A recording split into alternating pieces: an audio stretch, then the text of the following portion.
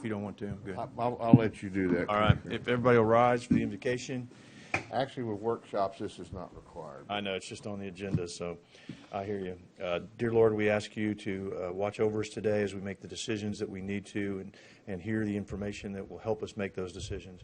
We thank you for all you've done for us, all you've given us. In your Son's name we pray. Amen. If you'll Amen. pledge of allegiance. I pledge allegiance to the flag Of the United States of America and to the republic for which it stands, one nation, under God, indivisible, liberty and justice for all. Honor the Texas flag. I pledge allegiance to thee, Texas, one state, under God, one and indivisible. All right, thank you very much. Is there any public comment? I don't have a sign-up sheet, but if there's any public comment, please let me know. Anybody? Public comment? Yes, sir. Yep, go ahead, sir. I'm Just going state to your keep name. it short and sweet because I know everybody loves doing budget meetings, but real quick, and I'm sorry I didn't prepare a traditional presentation, but basically our airport, as you know or may not know, was a department that was barely getting by, idling for many months, possibly many years. When I first assumed responsibilities, many aspects of the airport were in dire need of attention, and our airport's reputation wasn't a good one. Many of the issues that I was facing were the need for general repairs and all over the airport, and to fix a lot of the equipment that was not operating properly and not working in general. Many of these systems and equipments require regular preventative maintenance to run efficiently and to prevent catastrophic failures and high repair prices. Our airport is on the right track, but there are many areas of the airport that need our attention, such as hangar roofs, lighting, pavement repairs, painting, our towers for our rotating beacon and AWAS equipment, and also to purchase tools and equipment for maintenance that the airport has never had on hand. Many of the repairs or checks I have done there have required the use of my personal tools and equipment, which I do not mind at all, But our airport does have 2 storage rooms that could be utilized as tool and maintenance rooms for possible future employees to utilize. Many repairs and service maintenance agreements that we have are eligible for ramp grant reimbursement, but many things are also not eligible, such as tools, equipment, and supplies. But I am happy to report that our major equipment is up and running at this time, and we are on track to have our 23-year-old AWAS replaced at the latter half of the year for our first project with Texas Aviation, with myself as the airport manager. And I wish to continue to get a project done every fiscal year if possible. We have received many compliments and praises from many people for the progress that we are making, and they express their excitement to see what else is on the horizon for our airport. Thank you. Thank you, sir. Appreciate your time. Again, since it is public comment, we're not supposed to comment back, so we'll keep moving along. And the first up today is the district attorney. As he's coming to the dais there to make his presentation, that means that's your cue, Jimmy. Come on, I know it's going to take you. Do we have a schedule for today? Pardon? I don't have a schedule for today. It's in the middle of the book, Commissioner. It's at the. Oh, okay. Yep. They hid it from me. And just, again, for everybody's edification, Judge Scott and Commissioner Matas are online. Commissioner Pussley and I are here. This is a budget workshop. There's not the requirement for a quorum. The reason I am running the meeting and not Judge Scott is because she is still injured and is on home rest, and I'm Judge Pro Tem at the time, so just letting anyone know. So go ahead now that you've made it up there, and hope you're feeling better there. Mr. District Attorney, have at it. Thanks, sir. Doesn't seem like but a few minutes that we were here a year ago. Time flies when you're working hard. And we are working hard in the District Attorney's office. 2 young lawyers I have with me here have been a godsend to the office, to the citizens of Nueces County, and certainly to my mind that does not like numbers. So I'm going to largely turn this over to them. The main thing I want to point out is we have kept this as a net zero budget. We're not asking for anything that either isn't going to get paid out of my Chapter 59, y'all correct me if I'm wrong, or out of our very limited use pretrial diversion fund.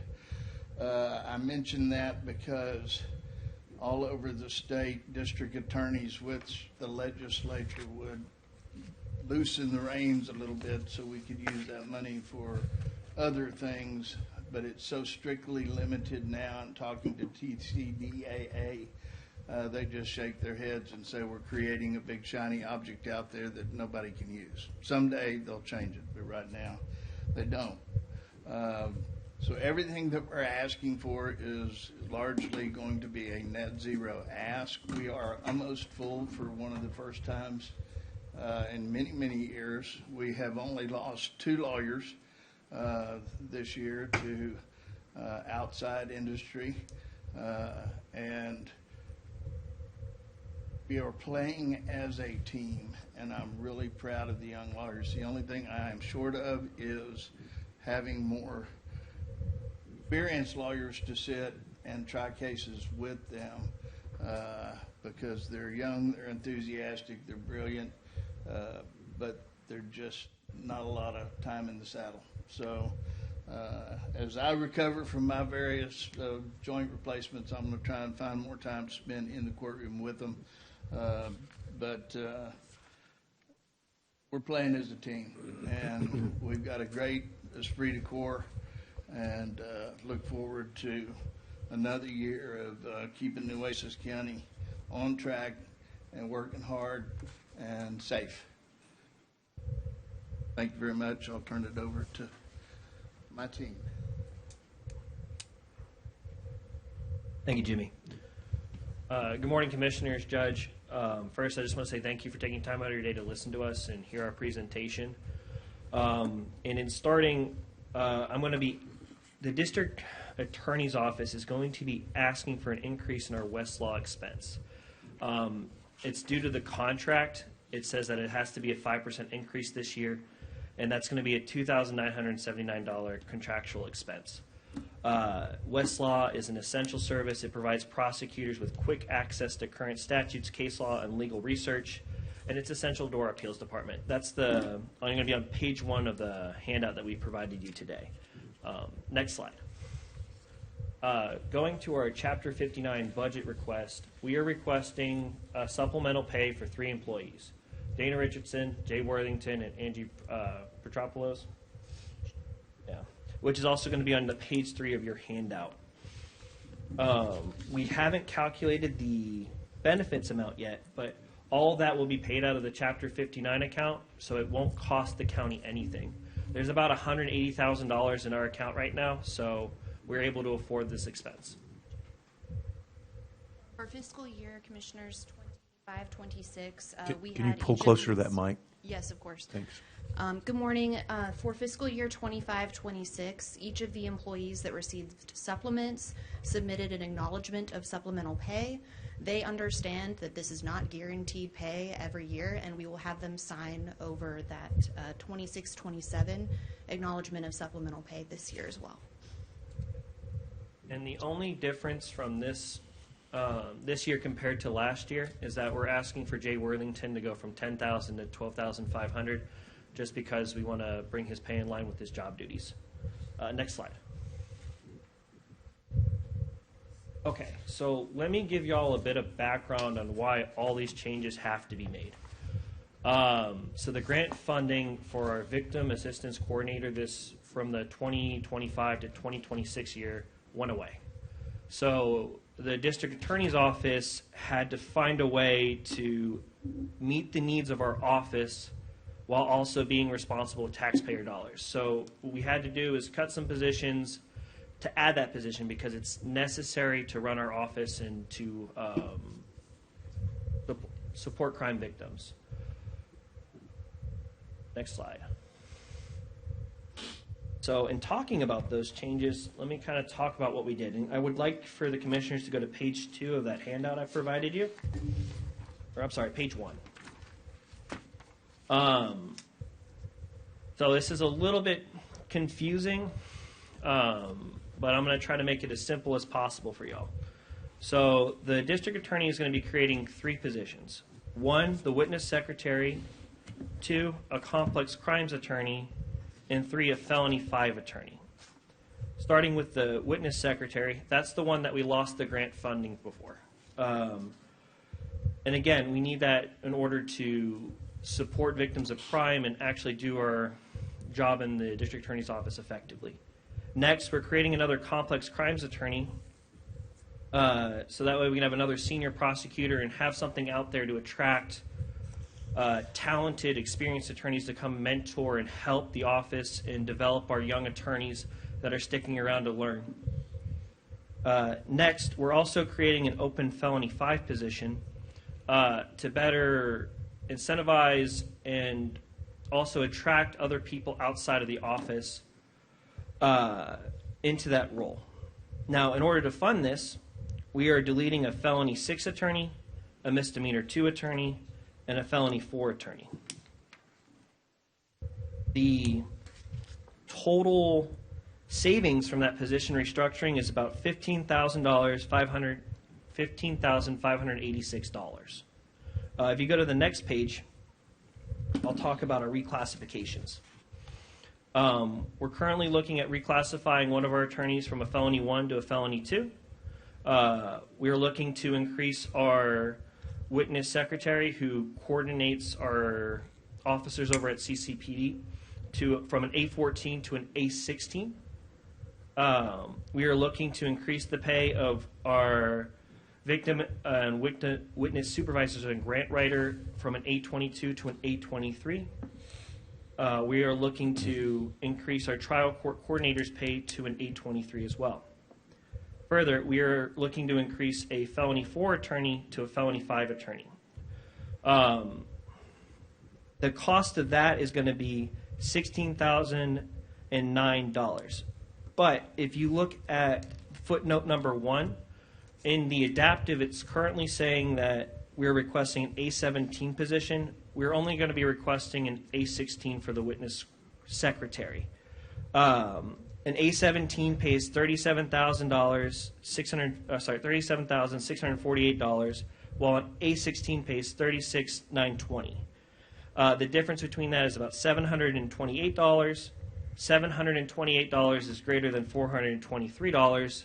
Therefore, it should save the county money in reference to that.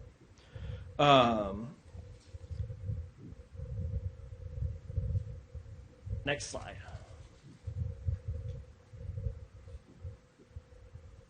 And Commissioners, we would just like to outline that all of the employment reclassifications and restructuring would amount to a net 0 based on that decrease of that position from A17 to an A16. There were some issues with adaptive, and we apologize for that discrepancy. Moving on to our pretrial diversion account, this is another special revenue fund. There are very, very few statutorily permissible expenditures that we can make out of this fund. We are requesting to increase our site and release coordinator's pay, who is paid out of this fund, and this is a permissible use of these funds from A21 to A23. The adjustment of this classification will better reflect everything that she does to support this intervention program. Our site and release program is very important to our office. We have sufficient funds in the account, more than enough funds to cover the increase in the salary plus the benefits for this position. She is the only employee paid out of this position or this fund right now. And the reason for that is, again, we are very limited on what we can use these funds for. Mr. Granberry does not look good in stripes, and so he is, of course, very concerned about fiscally and legally spending any money out of his special revenue accounts in a fiscally responsible way. Not that it matters, but how much of an increase is that?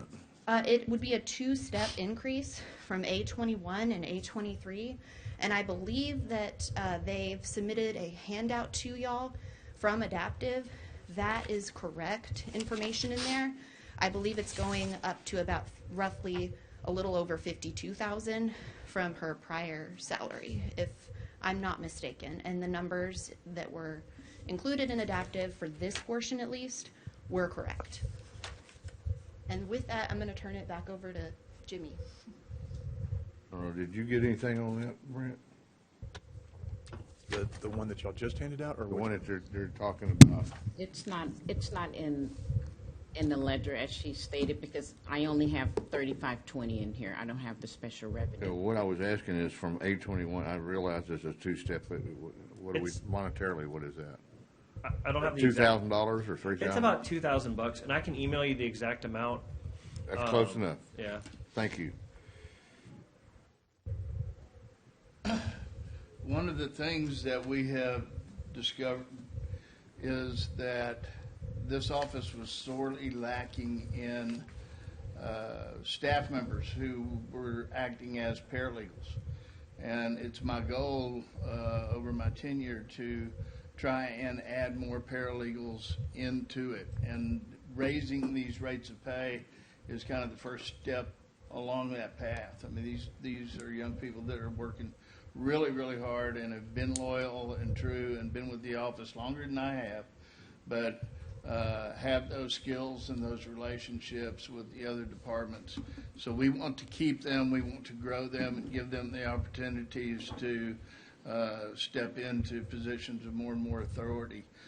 Because I think that in the long run, paralegals and assistants helping get people ready for trial is cheaper than paying the lawyers.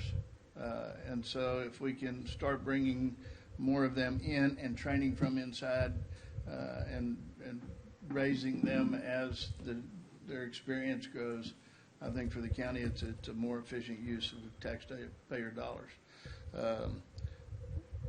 We're got a couple of the experienced prosecutors or complex crime prosecutors that are open, but we're being very selective about who we apply those to.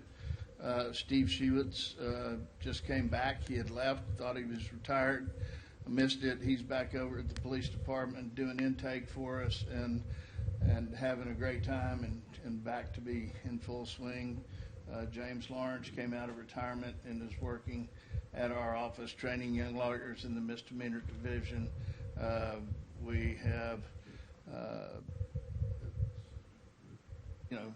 lawyers that quit to go raise their children that have come back, and is one in particular is running our forfeiture section and doing a fantastic job there.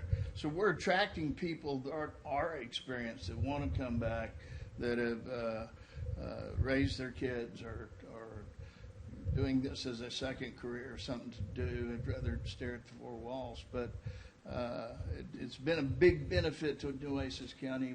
We're pushing it the same wheel. I couldn't be prouder of this office.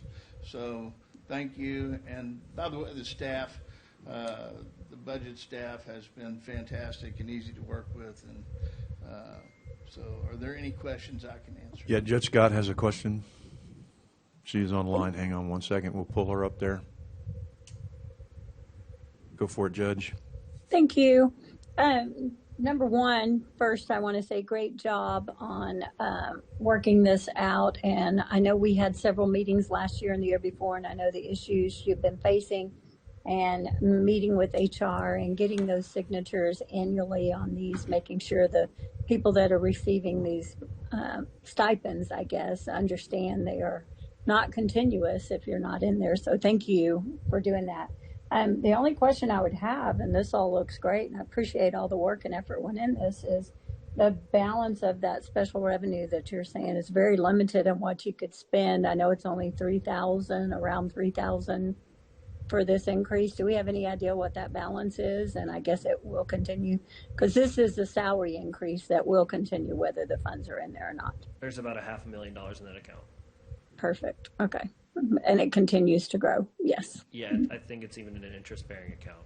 So. Oh, wow. Okay. That was my only question. So great job. I do have one quick. Yes, sir. Go ahead, Commissioner Pusley. Mr. Granberry, you mentioned someone working at the city.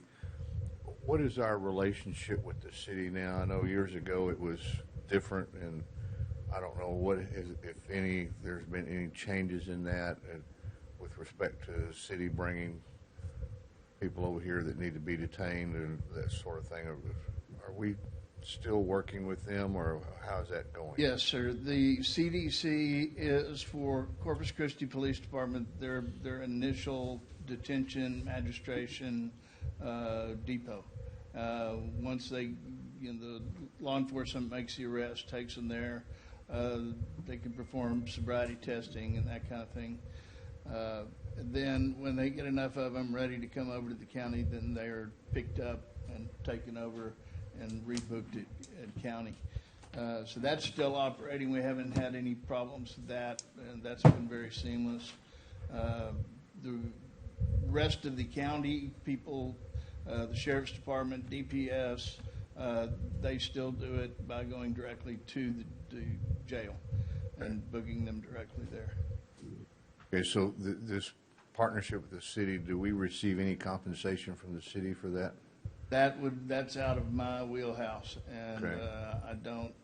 It's not something my office is directly involved in. Okay. All right, very good. Thank you very much. Great job, by the way. Thank you. Thank you. Thank you all very much. And it-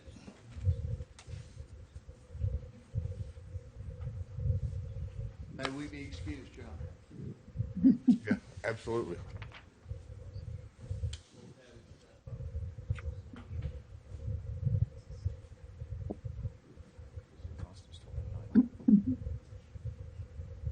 Okay. So it's Johnny, I don't know, who had Constance told you 9:30 somehow? Well, jump in because Judge Benavides isn't here, so get up there. I'm sure he'll walk in just a minute, but well, Teresa, when are we supposed to do the airport? they didn't get on the schedule. You didn't? Go ahead, Johnny, sorry. Good morning, Commissioners. Thank you all for the opportunity to talk to you about our probable budget for 27. First of all, let me just say that the numbers I want to talk to you about today have not been approved for our board, and they're strictly preliminary. But we have gone over with the board some of the main features of it. The two main features of our budget is, first of all, we're not going to be asking for a tax rate. We're going with the no new tax rate. We're waiting for the final numbers to come out on July 31st so that we can get the right number. But just want y'all to know that we're going with the no new tax rate. The second thing is that the hospital district would keep the same level of funding for county expenditures that we did last year. And we were kind of open listening to you all if there need to be any changes and stuff in there, but we continue to support that. Our operating budget will be at a deficit, but the deficit will be funded by fund balances that we're carrying over from the prior year.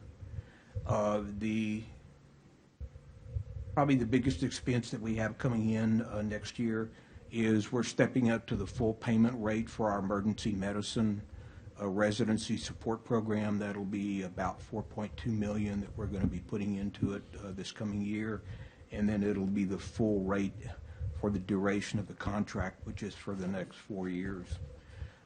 We have some additional considerations that are before the board, but that are no actions are taken. We're going to consider some new spending for expansion of mental health programs, and then consider some spending to start addressing the physician shortage that we have in the community. That would be work that we would have to do in conjunction with the hospitals. So the takeaway, Commissioners, here I want y'all to know is that we're going with the no new tax rate, continuing our level of funding for the county expenditures.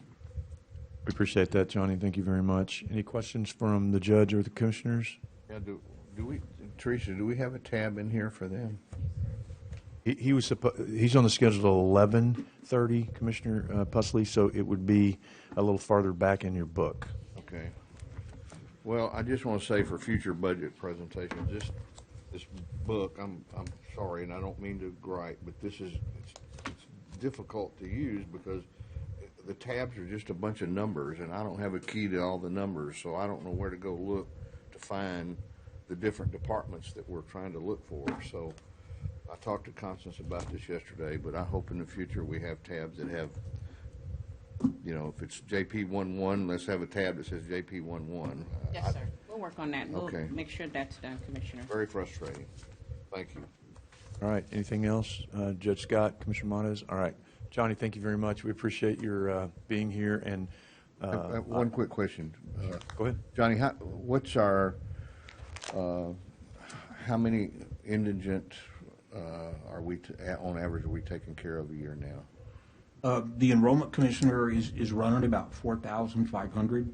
Okay. The enrollment in the indigent care program went down dramatically when the federal government added additional subsidies to the federal exchange.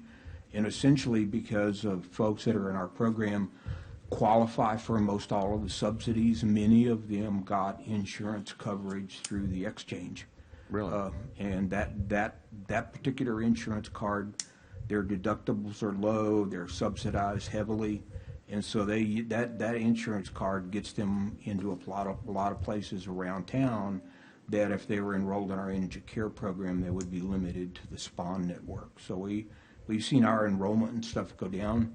We're working on trying to address that, but it's just a sort of a side effect, if you will, of the federal health insurance exchange and what it's done. Now, we do expect, because there are changes in what the subsidies are going to, not really changes, some of the subsidies are going to go away. We expect our enrollment to start creeping up, but we haven't seen that happen yet. So we're down to 4,500? Yes, sir. When I was here before, it was like 10,000. It was. And as the federal government added additional programs like Part D for the prescription program, many of our folks were in the program only for their prescriptions. And so the federal government, and they were Medicare qualified, Right. so they went with that program. The additional things is Medicaid expanded the number of prescriptions they cover from 3 to 6. That took some people away from the program. But probably the biggest hit, the recent hit, has been the federal health insurance exchange, because the folks that we take care of generally qualify for those programs. Not all of them, but many of them do. And so that's been, I guess, federal money at work, but it's affected the enrollment in our program. Okay, great. That's good information. Thank you, Johnny. But I think the money still goes out the same amount for covering, Yes. so SPON still gets the same amount of money for covering less people. Well, basically, Commissioner, the way it works is that under our current contract, the one we've been in for the last 12 years, SPON doesn't charge the hospital district for care of the indigent. And what we have agreed to do is to use the monies that we would have applied to indigent care to help draw down additional federal funds to benefit not just SPON, but all the hospitals in the community, which includes Doctors Regional and Driscoll. And just coincidentally, the main beneficiary of these, of us supplementing these federal payments has been Driscoll, not SPON and not Doctors Regional. So we rechanneled the money, and it's always good, Commissioner. I appreciate that statement so that I could kind of get that back out there. But the way we use the funds today is to benefit all the hospitals in the community. That's very encouraging to hear. That's great. And I know y'all have worked on some legislation in the past. I'm assuming y'all are still looking at something coming up, and maybe regards to some of the other areas we've discussed in the past as well. So We do, Commissioner. We're still, the physician shortage in graduate medical education is still out there. It's one of the two things that I mentioned that the board has in front of them, the other one being mental health program expansion. And so we're looking at those. It's the work we need to do with regard to the physicians of the community is work that we need to do through the hospitals, because they are the ones who sponsor the residency training programs and the fellowship programs. gotcha. Okay. Terrific. Thank you very much. I appreciate it. Thank you for letting us go over, Commissioners. You'll have a good sure. day. You got it. All right. I don't see Scott Cross. I do see the sheriff. Or you want to jump ahead, Sheriff? And Don't want to do that. if you're ready to roll, let's go. Someone needs to check with I Judge did have them Benavides. call JP11. Yeah, I don't know if he's planning on coming. Come on up. No, go ahead. I mean, Ours could be an hour. then let's get going, because you've only got 30 minutes on our book schedule, so you better get going. Or you may need it all. Just tell Judge Benavides that we'll catch him later, I guess. All right. Hey, so Commissioner Chesney, Commissioner Pusley, thank you all for being here. And Judge Scott's online, and Commissioner Modas is online, Good deal. just so you know. Good deal. And so anyway, first of all, the obligatory thank you for everything y'all do and for everything that we accomplished this last fiscal year with the support of the county. And and we do have our PowerPoint rolling.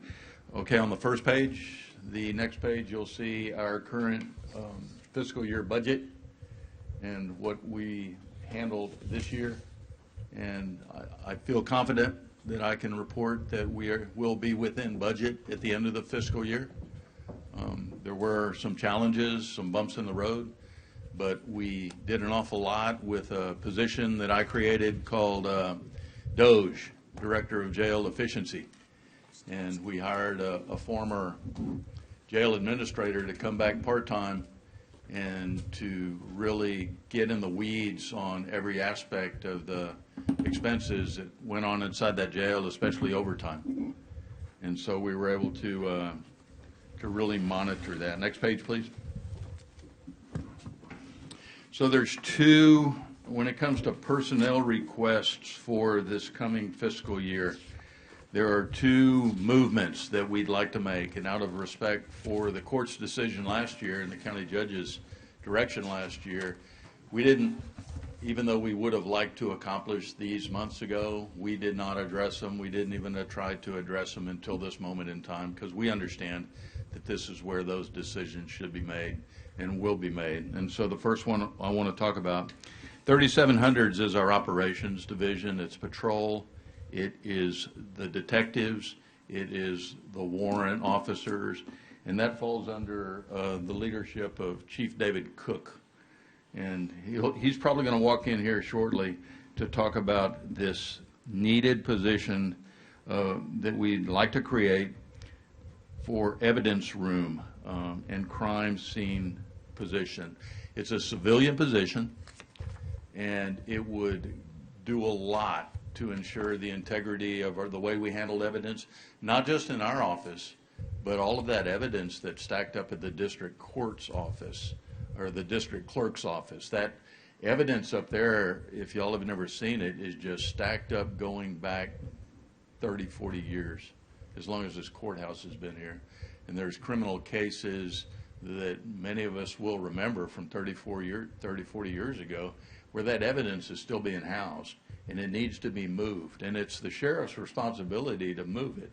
It's in the possession of the district clerk's office, but it's our obligation to move that stuff and to have it destroyed or permanently archived, like in capital murder cases. So, but it needs, there's a lot of work to be done up there, and we can't do that with our existing manpower in CID. It takes somebody with a skill set of the criminal justice system, the prosecution, and the court system to navigate every piece of evidence. And so between that workload, which is significant, and the workload that we've created for ourselves with a new evidence facility out at the annex, a secure evidence facility where the detectives and the patrol officers have a way to secure the critical evidence from crime scenes and from cases that they're working on. We have that now in place out at the McKenzie Annex.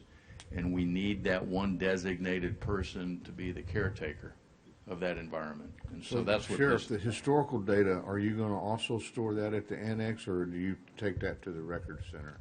No, this is all evidence we're talking about. This is all criminal evidence. So you will store it at the annex? Yes. If it's stored on our part, it'll be stored in our evidence facility. And how much space do you have to do that? I'll get that answered as soon as Chief Cook gets here or one of the detectives gets here. Okay, all right. But it should not be a burden at all on existing county storage facilities. This is ours.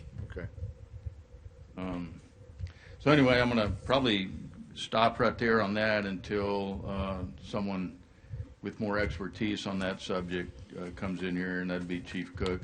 But next up, we're looking at reclassifying, or actually deleting, an ID clerk position that Lieutenant Cooper, who's in charge of our ID section, says can be accomplished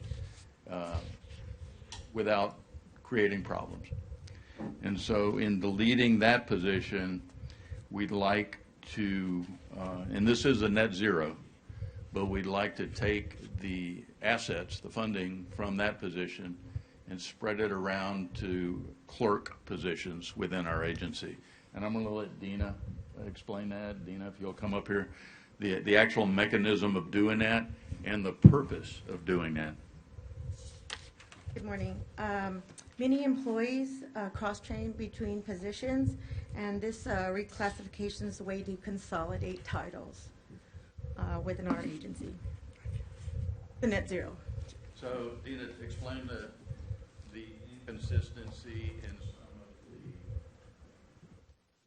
descriptions or some of the clerk positions. And how you bring that up. Some of the titles are, they just need to be updated, and that's what we've done with this reclassification.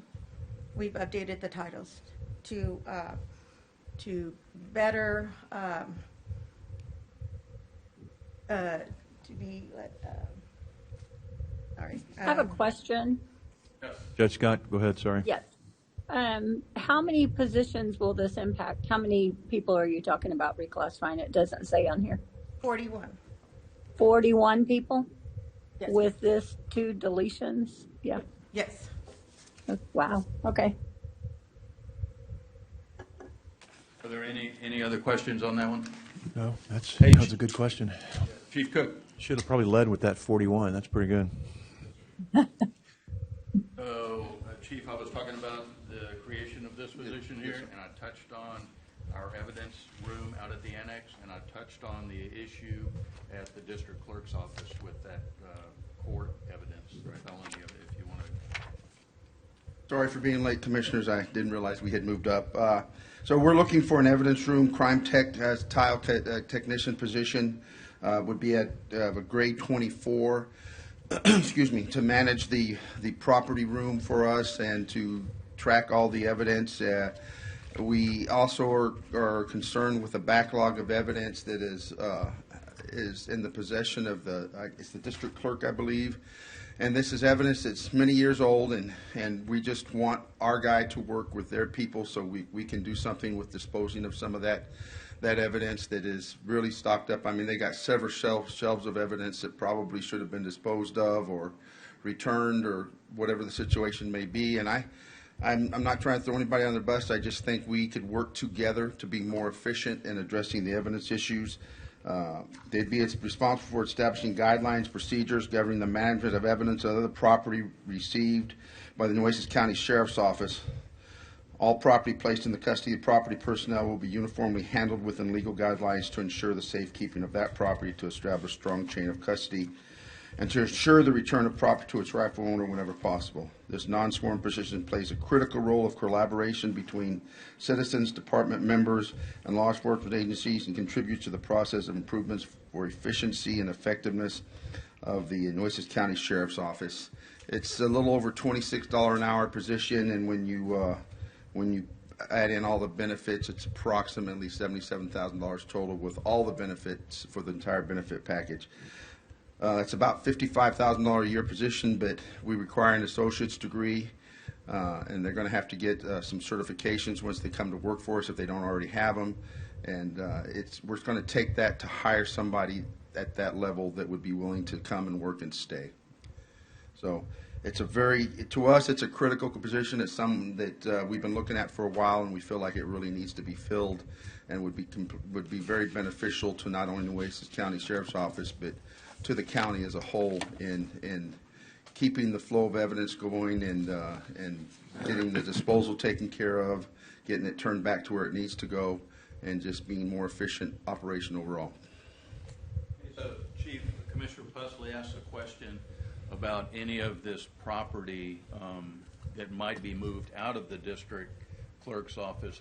Would any of it impact county storage facility or only our storage facility at the annex?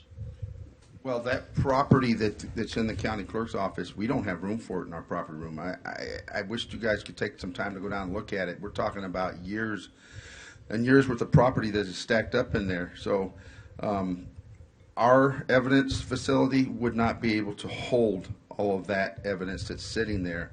I'm thinking that looking at it, a large amount of it over a period of time could probably be destroyed, and we wouldn't have to store it any longer. Well, here's the reason I asked the question, and I'm sure Judge Scott will chime in on this as well. As you all know, we've been moving from one record center to another, and we now have maxed out the new record center, and we still haven't emptied out the old record center.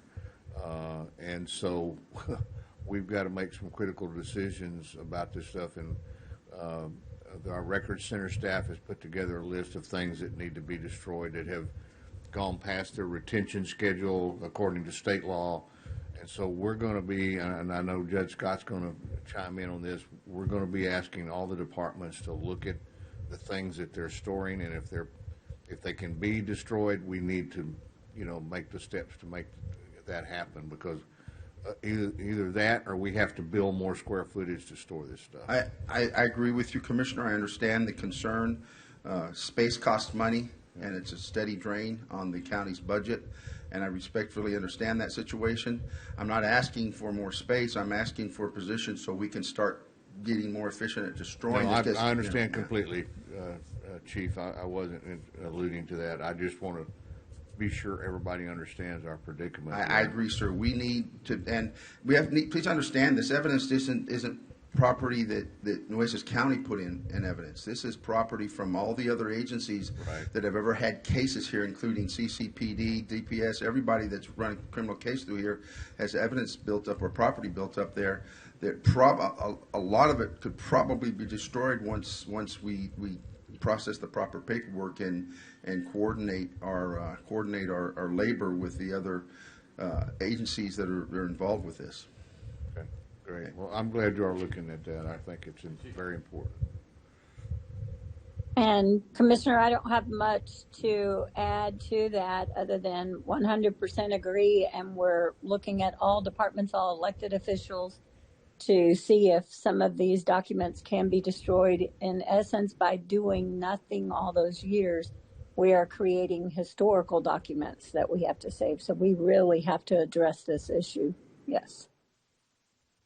Chief Pettis had a comment relating to storage. Okay. Mm-hmm. Because of the maximization in the current records warehouse, they weren't able to move over some of the jail records that are required to be held permanently. We have literally probably hundreds of books, ledger books, that are required to be maintained indefinitely. And we've already made arrangements with the records management officer to move those over to the annex. Okay. So, and then also we have other personnel files that have different varying records of retention as well. So we're taking those back. Okay. Well, we appreciate that very much. Thank you. Were there any other questions on this creation of an evidence room? Yes, sir. Technician. Thank you. Next slide, 3,700 requests.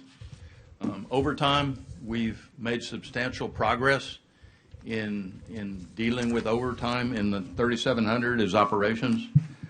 We anticipate a rise in overtime needs this coming year, and it's just something we're asking you all to be mindful of at this moment in time.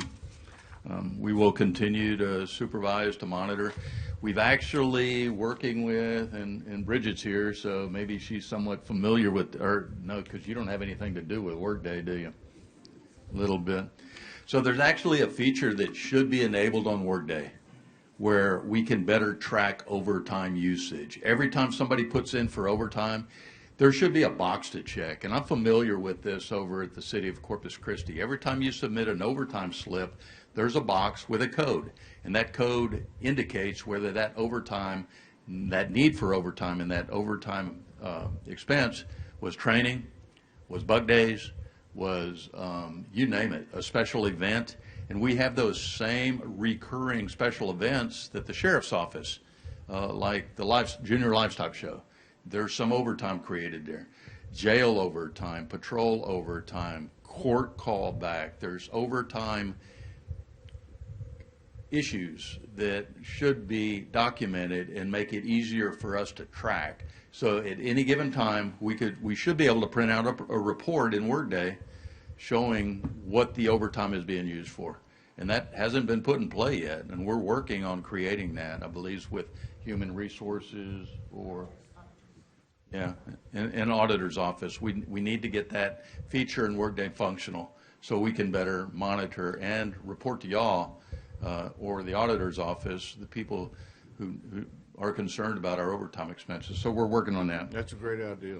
And it should have been implemented when we put the program in, but bottom line is we're working on it now. We anticipate an increase in vehicle and equipment expenses in our operations division. We anticipate other service charges, law enforcement, inmate supplies, an increase there. We anticipate an increase in the expense of ammo and the use of ammo now that we are fully staffed close to fully staffed in warrants and fully staffed in patrol. We've got every uniform position filled.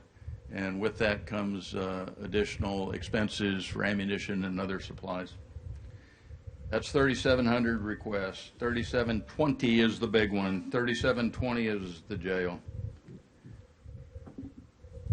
Again, we're looking at the potential liability of additional overtime this coming year to the tune of $300,000. $150,000 janitorial supplies and contractual increases for those services. In our food service contract with Aramark is scheduled a 5% increase in that expense. Vehicle and equipment, other service, LE, law enforcement equipment, professional services, new contracts for Guard 1. Guard 1 is the inmate tracking system that our correctional officers use for head counts and for other inmate movement, and that's a new system we put in place. CTO, correctional officer training pay. As of today, we have 11 vacancies in the jail. So along with being close to fully staffed, out of 220 employees that work in that jail, along with fully staffed, every time a new employee comes in, there is a need for them to be trained up by a correctional CTO, a correctional training officer. So more new employees means more employees, correctional officers acting as training officers, and that's an expense. And then some technology with a cable increase. Next slide. Capital outlays. We do need to purchase 15 more patrol rifles to see to it that our patrol and warrants, each of them, have the short barrel patrol rifles, and that's an expense of about $28,000. So a lot of these that in 3720, when it comes to capital outlay, are not needs at this moment in time. These are doing our best to forecast financial liabilities this next fiscal year, like the storage servers, and these are the components that store the video feed from all of the cameras, over 200 cameras, and we just using IBF, using the commissary account, we just embarked in an upgrade for even more cameras. There were still some blind spots after all these years, even in the old jail. And we finally, to the tune, and I've got that later, like $240,000 out of ramen noodle commissary money that we purchased video camera or closed circuit camera upgrades inside that jail. And then these are all stored in servers. And at this moment in time, the servers are just fine. But that's all subject to change tomorrow, right? End of life and just wear and tear on this technology. We could have a liability, of up to $864,000 if those servers crashed on us anytime soon. Sheriff, can I ask a question Yes, about sir. that real quick? So, with the advancements in technology, is there any state law that governs where you store that? So, and my question is, could that be stored in the cloud? So I'm under the impression that cloud storage is problematic, and I'm going to have to get back with you. We've had this discussion before. Yeah. Yes. Any information that is stored at this service is criminal justice information, and I looked into that course of action to have it stored also in the cloud. The problem the companies we approach are not CGIS compliant. Okay. And I couldn't find anybody at this time that could store that material and still maintain the compliance with CGIS. Okay. That's the reason why you have to opt for servers Okay. at this time. Well, I looked at your list of IT stuff here, and I mentioned this to Constance yesterday. With respect to all of our departments that are going to be, requesting IT upgrades, if we can consolidate that in and work with the IT department, they get major discounts when we buy in large quantities, and we get to a certain point and it's eligible for, purchasing through, where we get major discounts on the equipment. So I would just ask that you work with our IT director when you get to that point. Absolutely, and like the chief was saying, unless there's specific restrictions placed on us by DPS and CGIS about like storage or other things, it makes all the sense in the world that we share that purchasing power with the county as a whole.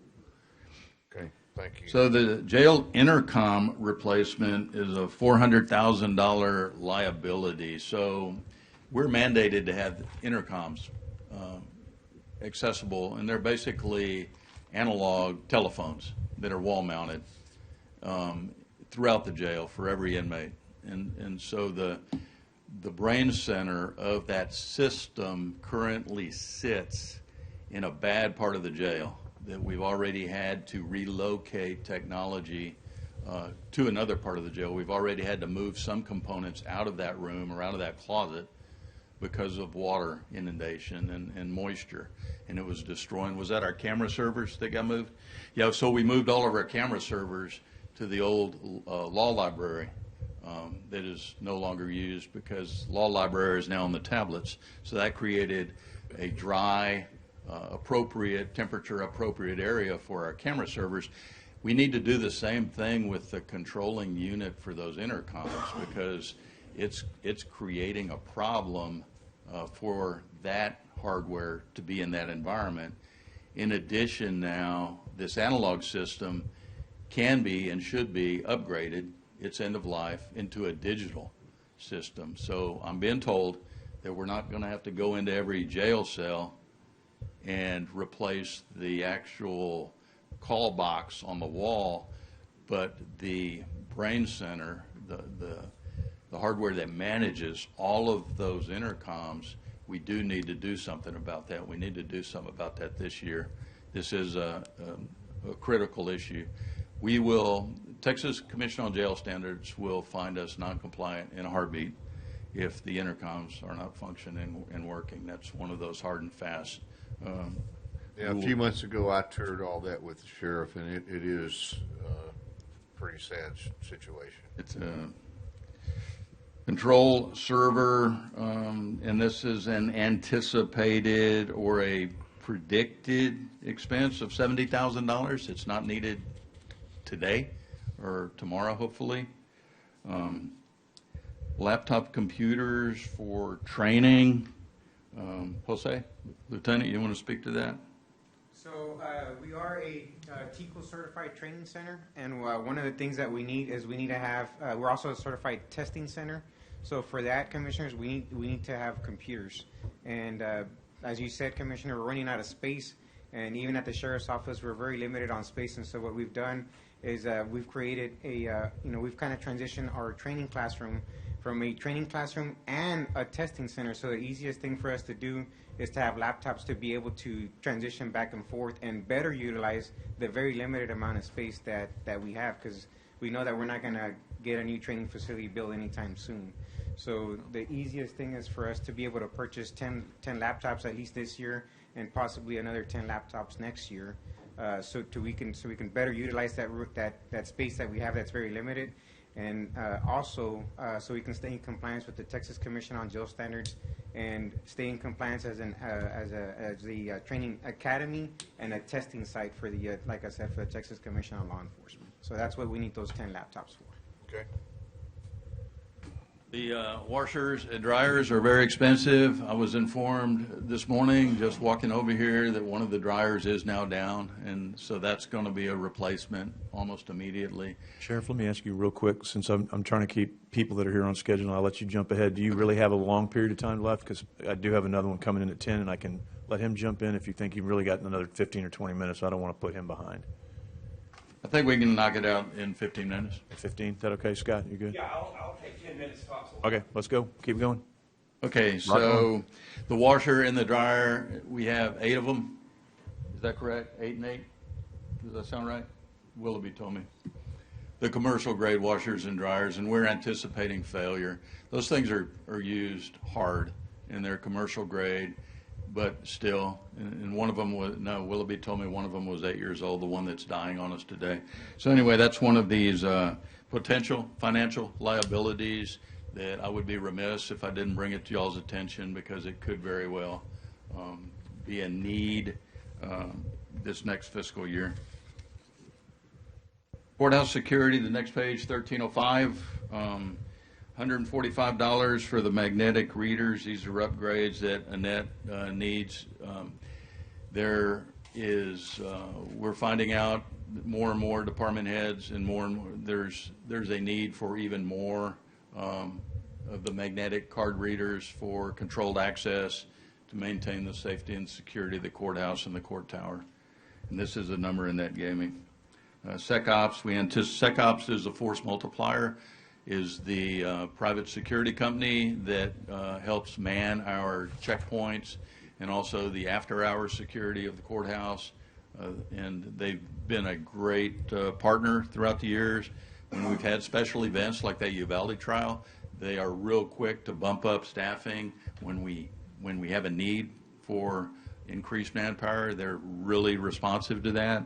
And we understand by the current contract that there's a scheduled 5% increase in that contract. And then the magnetic cards that go along with the magnetic readers. And those are all courthouse security issues that Annette could probably better explain the need if you want more. So, public works requests. This is, I watched the county engineer do his presentation the other day, and a significant part, as y'all remember, a significant part of his presentation was his work and his responsibilities in the county jail facilities. And what is on this page here is our needs this coming fiscal year that fall under his responsibility. Next page. So anyway, I'll tell you what, go back to that page there and let me kind of break that down a little bit. So at this moment in time, there are over 300 work orders pending that my jail staff has created pertaining to the issues you see on this page right here. Over 300. 237 of them relate to plumbing issues, most of those inside the main jail, the old jail. 24 of them relate to electrical issues. About 9 are welding. Dina, did you pass out the images? I did. Good. So y'all have some images in front of you. That rust damage and that metal decay didn't occur overnight. It's been there longer than I've been the sheriff. And so this is an issue that we have brought to y'all, brought to the Commissioner's Court before, and we most certainly have brought it to the Public Works Department. And it's not getting fixed. And so it's going to be an expensive repair as you work your way through that jail, correcting all the corroded bars, and some of the sheet metal is deteriorated to a point where it can actually be bent. It's lost that much substance to it. 9 of the pending work orders relate to that rust damage or breakage. So we have, and then 45 pending work orders have to do with doors.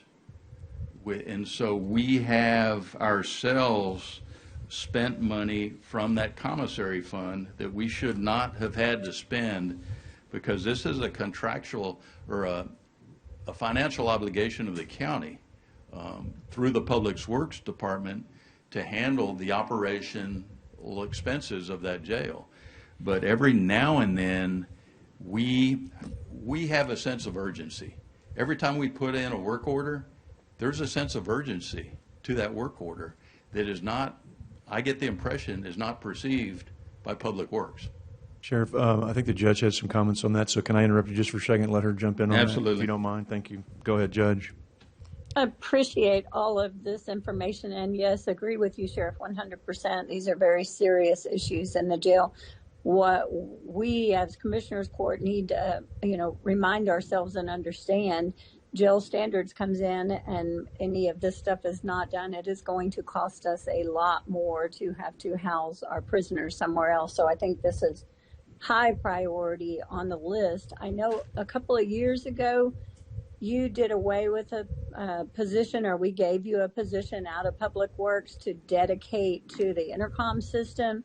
I'm kind of thinking, and I know this is just throwing something out there, that we dedicate a couple of additional maintenance employees to just work in the jail, to work on these kind of things every day or something. I don't know what the court's going to feel like, but I do feel like these are very important and very necessary maintenance issues that need to continue.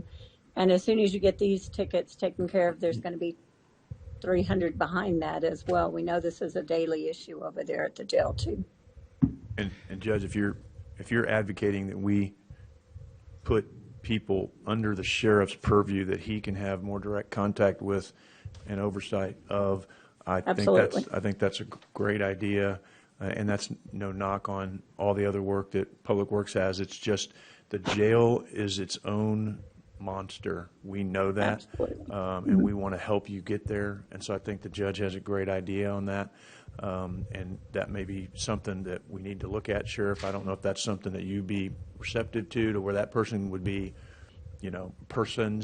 I don't know how we do it yet, but that would be like under your direction. So if it's not getting done, you can hold them a little more accountable? I'd like to think so. Accountability is a big part of it because we've had contentious interaction with the Public Works people about some of these issues, and it doesn't always resolve the problem.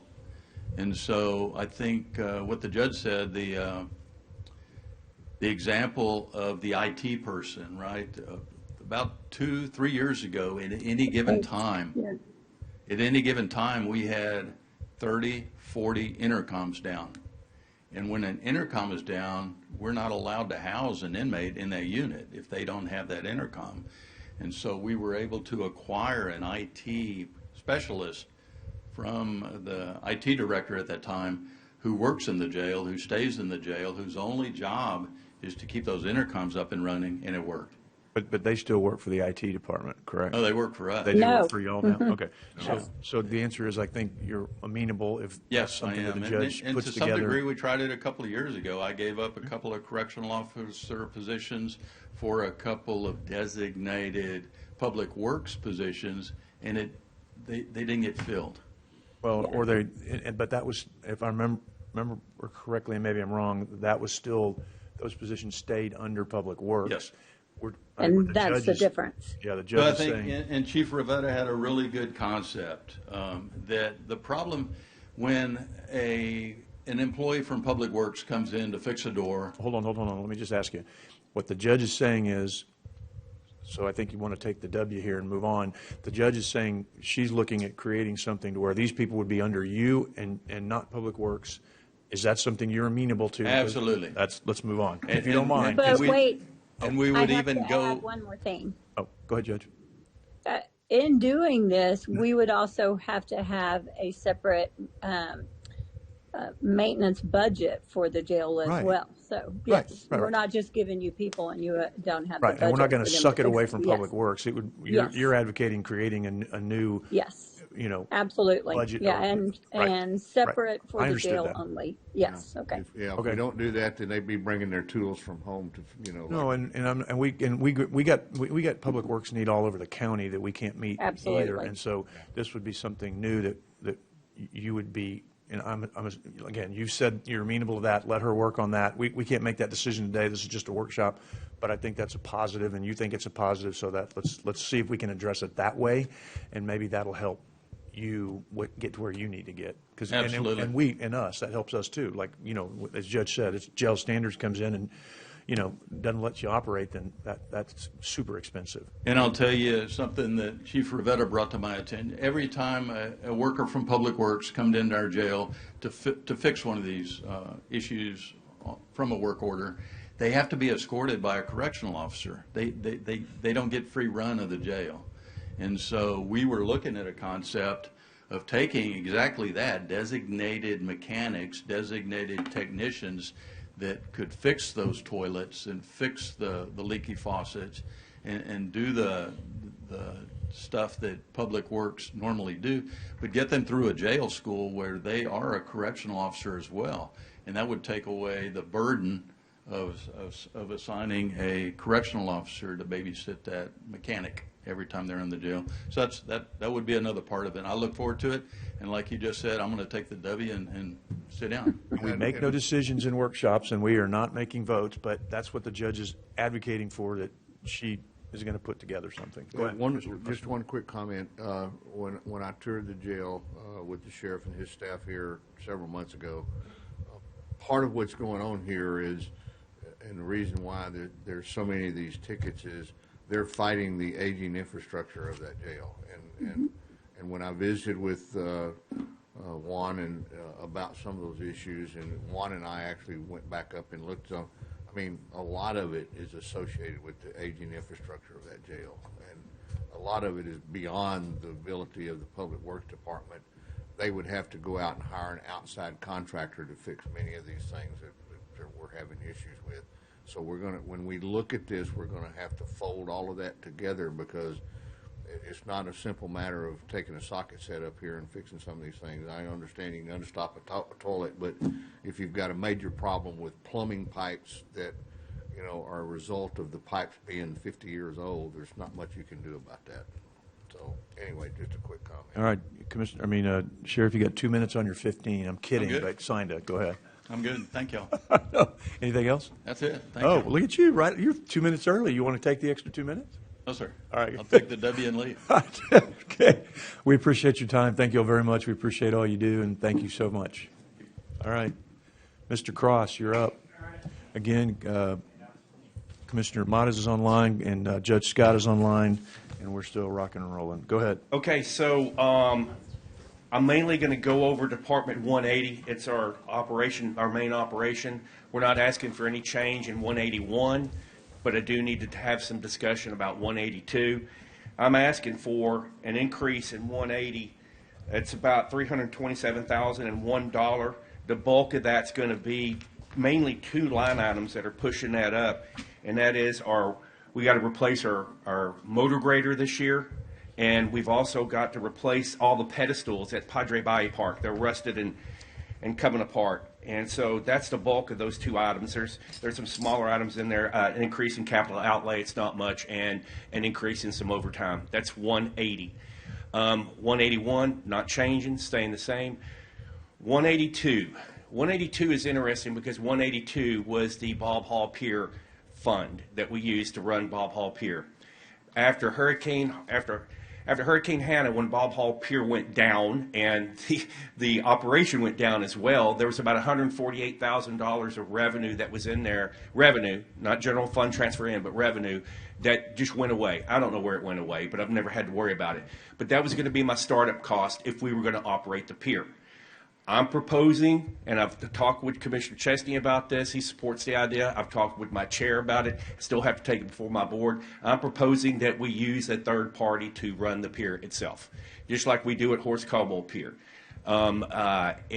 We don't have any of the upfront overhead cost with cost of goods sold, staffing. You know, a lot of times those are seasonal staff. They're hard to find. We get rid of all those headaches, and then we just negotiate a percentage of the profit for the pier, like we do over at a Horse Caldwell Pier. And it's typically 60-40. We get 60% of the gate. They get 40 because they're manning it, and 7% of all gross sales. So that's what we're looking at, but still have to run that by the board as a whole and see how they feel about that. No, it's not going to be as profitable, but we will not have the overhead. So that's what I'm proposing for 182, and I'll let you know the outcome of that by this month's board meeting. And then I was asked to provide revenue projections. I think I put them in that handout. Based on the fact that right now the Restore Act grant has hit, we have already started breaking ground up in Port Aransas for that expansion project. We're going to probably be starting Padre sometime next month. At Padre, we have a big issue with contracting crews, finding laydown yard areas to work around each other because we got Briscoe King coming online, or the pavilion, and the old Briscoe getting a little touch-up work coming online.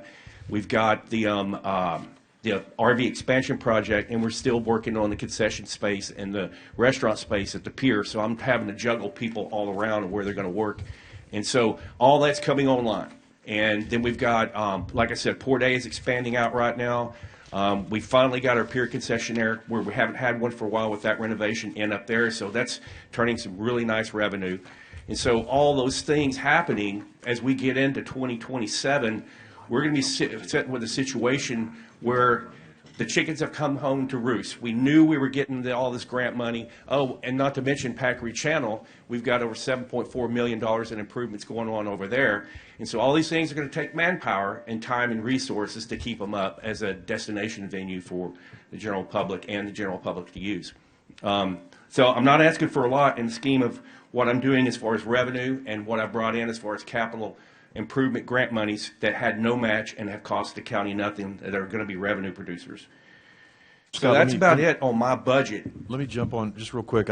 You're correct. In fact, you and I talked about privatization of the pier for many years, and I appreciate coming to this conclusion. Obviously, the devil's in the details, so I support the concept, and I'm only one person, and the board has to obviously approve.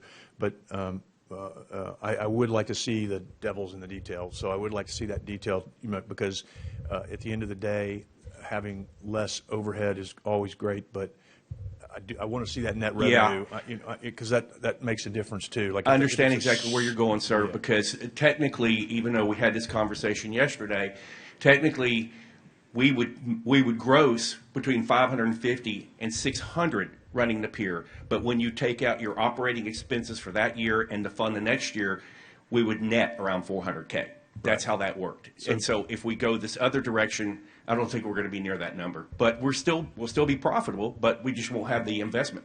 Right. But I'll get that for you. Yeah, I would. So Yeah, I'm very interested in that as well. Yeah. Because I'm not necessarily sold on that being the best direction. And not only in your case, Scott, but some other places where we're doing the same thing. Yeah, I offered it up as an offering plate kind of a thing, because the money's not there to reinvest in startup cost, and so find a way to do it without asking you for the funding. And that's what you need to. But that's what you need to put the entire thing, because that startup cost is significant, and therefore that has to be put into the details. So that's what I'm saying. So okay. I support the concept. I haven't seen the detail. Yeah. So I mean, you'd make it back probably within 6 months. Have you seen the traffic on that pier? It's incredible. That's what I'm saying. So it may not be the best thing until we see the numbers. So I like the concept, but I don't necessarily know what the detail's going to say, because I'm not interested in. If it's $50,000 a year, it's one thing. If it's $200,000 a year, yes, sir. We can't give up the revenue. So yes, sir. I agree. So I'll get that for you. It's very easy to work out. Now I have to work on numbers pre-Hannah, because I haven't had any activity up there, since Hurricane Hannah. But that's easy to do for you. The only other thing is that wasn't an option for me when I was plugging things into the budget, is what we're going to do with the grants. We had $250,000 in savings originally. The MSA was awarded for not to exceed $200,000 amount. We're only obligating $50,000 to get us through this fiscal year, and we need to decide what we're going to put on that MSA going forward. We've had a tremendous amount of success when I didn't think we were going to have any about 6 months ago. I'll be straight up honest with you. I mean, we've been doing great work with the Sheriff's Office, with the SCAP program. We got that going on, working with Dana and Victoria, working with Family Drug Court, Veterans Drug Court, Veterans, the library, and who else? I'm sure I'm missing a bunch of them. Office of Governor grants, all those. We got your SAM.gov number back in line where nobody had access to that at one point. It was guarded by the previous people. So I made sure I give everybody roles that they need that. So nobody's inhibited from doing what they got to do with their grants, and they're keeping me in the loop. So that's going really well. I'm shocked that we were able to accomplish what we've been able to accomplish. And so outside of figuring out what we're going to do under that MSA, I'm not asking for any additional resources. I know I had a meeting with Commissioner Modis at one time. He says, I want you to be successful in this. Let us know what you need for help. I think the biggest thing we do is I keep her in her position with what she's doing with grants, and take that stipend and make it a part of her salary, which is part of the reclassification request, which only total up to $29K of all the reclasses I'm asking for. That's a small investment in people, but those are key people to what we're doing, and we just keep moving on, and we keep pressing on, and finding more ways to get y'all more money.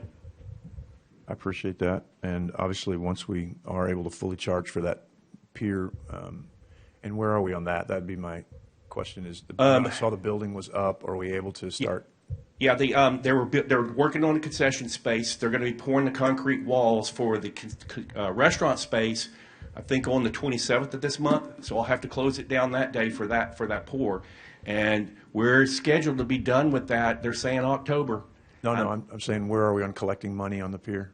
Are we collecting? Oh, no. Thank you very much for the Morgan building. It's up. Everything's there right now. We're just getting electricity running to it. As soon as we get electricity run to it, I've got the pier, the third-party concession, or I'll call them concessionaire, that ran Horace Caldwell Pier while we were doing the remodel. Since we've awarded that through an RFP process, or the board has, that person is ready to go and move their operations right in there, and the board has already approved and voted on them to do that on a month-to-month basis. Okay, let's get. You know my feeling on that. We're Yes, sir. behind on that, so let's get it going, because we've given more than our 90 days. So yeah. So, right. I mean, somebody said to speak something about your previous year budget. I mean, this past budget. I mean, we did that 15 to 20% cut per line item 2 budget cycles ago. This past budget, y'all asked me to cut another $395,000, or the judge did, and we did. And this has been a tough year trying to make those numbers work. I mean, I've got many line items that are completely zeroed out that I'm having to say, hey, where can we do a line item transfer to get us through to October 1st? You definitely did more than your share on cutting when everybody was being asked to cut, and hopefully, as you're sitting down with the judge and the auditor, they'll remember that when they're putting together this budget. So. Yep. Okay. That's it. I told you 10 minutes. Did I make it? Yep. You're good. Actually 8. Good job. Okay. Any questions for any else? Judge, any questions? Commissioner Modis, Commissioner Pusley? No, we're good. Thank you. Okay. Bye. Thank you. Thank you all very much. Bridget, if you're ready, we'll just keep it rolling. Yeah. Thanks, Scott. Yep. Neither have I. Good to see you. Hello. Hello. How are y'all doing today? Good Jump in morning, there. Judge and Commissioners. Thank you for the opportunity to present the IT budget for the next fiscal year, 26-27. I have my assistant director here today. I don't know if y'all have had a chance to meet him, Joey Perry. He worked with me on getting this presentation ready for y'all and to address our budget and personnel needs for this next fiscal year. Today I'm going to focus mostly on the investments necessary to maintain a secure and reliable and modern technology environment that supports every department across Nueces County. Over the past several years, we've made significant progress through technology initiatives, including an infrastructure modernization, cybersecurity enhancements, and improvements to our data center. I was asked to bring up, since my first slide here is going to be on software services and maintenance budget, which is I'm going to be asking for an increase for the next fiscal year. I was asked to present to the court that my current software services and maintenance budget is currently in a deficit at this current fiscal year. It was requested $95,000 last year by the previous director to accommodate the increased costs, because it can be anywhere between 5, 10, 20% every year for these software services and licenses, and it was denied. But my understanding, it was denied across the board, that we were given a static budget going forward. So I just wanted to put it or present to the court that I will be coming to next Commissioner's Court to ask that $116K be moved from our general fund budget to bring my software service and maintenance budget to a positive for this fiscal year. So moving on. Bridget, can I Yes, interrupt you real quick? Yes, ma'am. Because I want to make a statement too. Well, let's all keep in mind with this whole entire budget with IT, she came in January. I know we extended a lot of the changes for the auditor and the IT department. She was just hired, so she didn't really get to get in and get her feet on the ground and really see where everything was. So there's going to be a lot of changes on this. But we gave them the authority last year. We just didn't fill this position until too late for her to do it last year. She has been very accommodating and is presenting this now since she has had a chance to get in there and look at everything and what she wants to do with the department. So thank you for that, Bridget. And yes, ma'am. We appreciate you very much stepping into that role.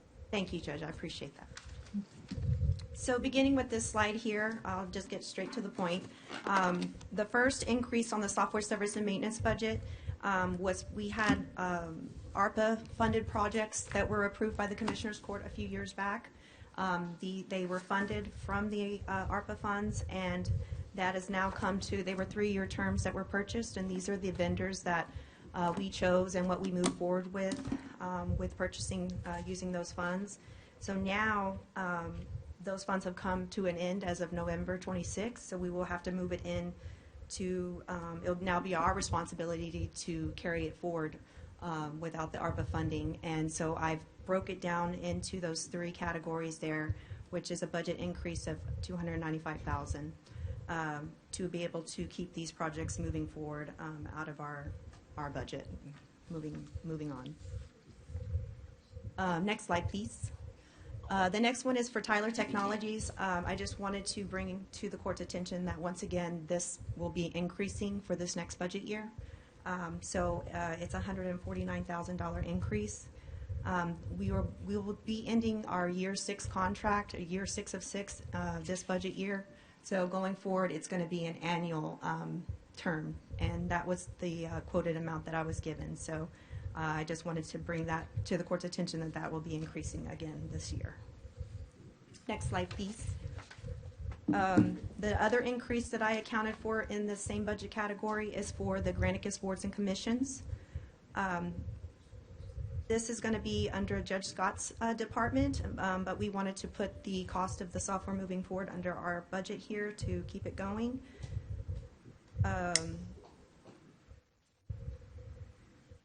So that was included in the total cost of the software services and maintenance budget. So the total there that I put there is the $461,500. So that is the total amount that this particular budget category will be increasing next fiscal year. Next slide, please. Moving on, so we've been looking at the reorg of our department. We are short-staffed on one side of our house, which is the infrastructure side. Technology has evolved significantly over these past several years, so we have demands that have been placed on our department. So as our infrastructure has become more advanced, we've taken a close look at how our team is organized to ensure that we're aligning our staffing needs and operational needs. So what we're doing is we're taking our 2 system analyst positions that are vacant right now and changing them into a network operations manager and also a network engineer. This would allow our networking team to be strengthened and allow, like, for our top performers to have room for advancement, and also bring in some top talent to help us get up to par with the technology standards. Next slide, please. The first reclassification that I'm asking for is to change our data center specialist to a data center specialist 2, but there would be no pay group change or any increase in salary. It would just be a 0 change. But this position title would allow us to up the responsibility, like as far as the virtual server environments, the critical infrastructure, high tier, more technical issues that direct our county operations, but it would be a zero impact change to the county. Next, please. This slide kind of breaks down what I talked about as far as the 2 senior system analyst positions that I have vacant. I would delete those positions and create those 2 networking positions, which would increase $11,000 on one for the networks operation manager for the next fiscal year. For the network engineer, it would be a 0, it would be a lateral move, or it would actually be a decrease because there's some steps involved in that. And then I'm asking for 2 additional positions, which would be a data center 1 specialist, which would break off with the data center 2, but this would be more tier 1, tier 2, and cybersecurity duties. We currently don't have anybody that is just basic cybersecurity, and we really need that structure in our department right now. And then I'm also asking for an additional microcomputer specialist. Desktop support and endpoint security is so important. We need somebody to hit the ground running and be able to run to these different departments and assist when needed. So the total personnel recommendations that I'm asking for is a total budget increase of $140,878 for next fiscal year. Okay, next slide. Lastly, I'm going to be requesting funding for a capital improvement project at the Richard Orchard Fairgrounds. It's a proposed audio-video modernization project for the fairgrounds. I know y'all know this, but the fairgrounds hosts a variety of community events, livestock shows, public meetings, large gatherings, and the existing audio system has reached a point where they're no longer adequately supporting the size, the complexity, the safety requirements of these facilities to be able to host these events. So what I have attached to for y'all's viewing is the proposals for the upgrades to the equestrian center, which is the horses stable area, the Berry Pavilion, and the exhibit hall B. And they're broke up. You should have a copy of each of the proposals, and I broke them up by costs, which the approximate cost is $352,000. It's much more than just replacing the speakers. There's new audio infrastructure, improved control systems, upgraded wireless microphones, and the equipment is specifically designed to withstand the challenging South Texas environment, which that's what currently we're having struggles with because the environment's killing our equipment. Just real quickly. Yes, sir. For the court's information, Mm-hmm. Commissioner Mars and I met with Bridget and the board members from the Nueces County Junior Livestock Show Association here at the courthouse and our representative from the people who manage our fairgrounds facility, and discussed all of this at length and went into it. And these systems, the audio and video equipment at the fairgrounds is absolutely collapsed. I mean, it's just not working. So if we're going to continue to have events out there, we've got to do something about this. So thank you. And then the next slide. This is just a budget request summary, just finalizing all the different categories that I asked for an increase in: the software services and maintenance budget, the salary personnel budget change, and the fairgrounds audio video upgrade project. So the total budget increase would be $9,062,867.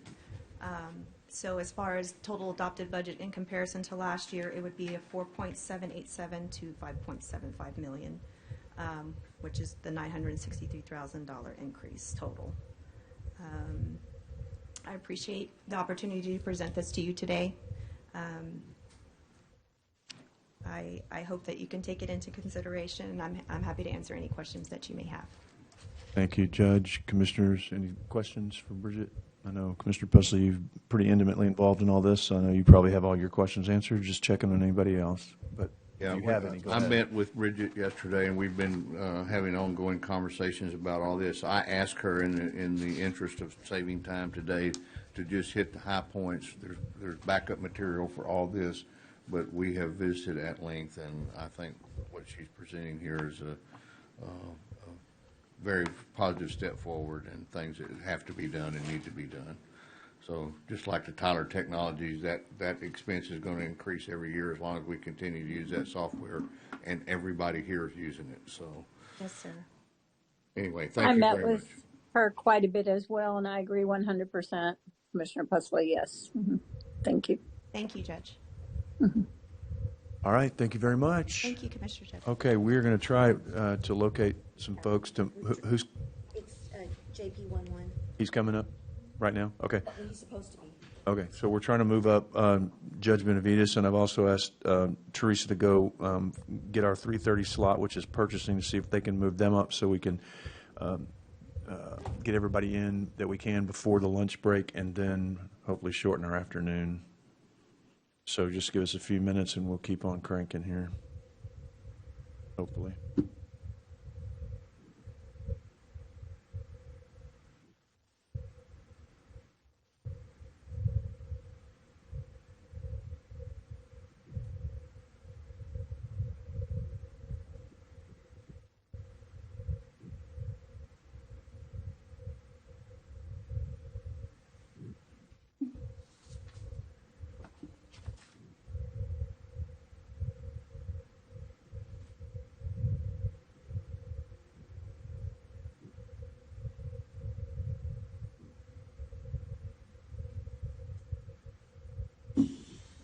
Well, making progress. I'm going to try to keep these people running in here so we can maybe shorten the afternoon.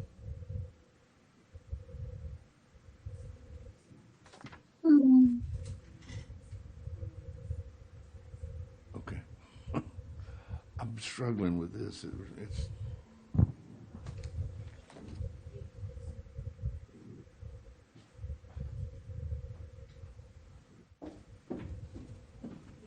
Take this. I guess we should have put this up. We have to take this, and then that's that. No, no,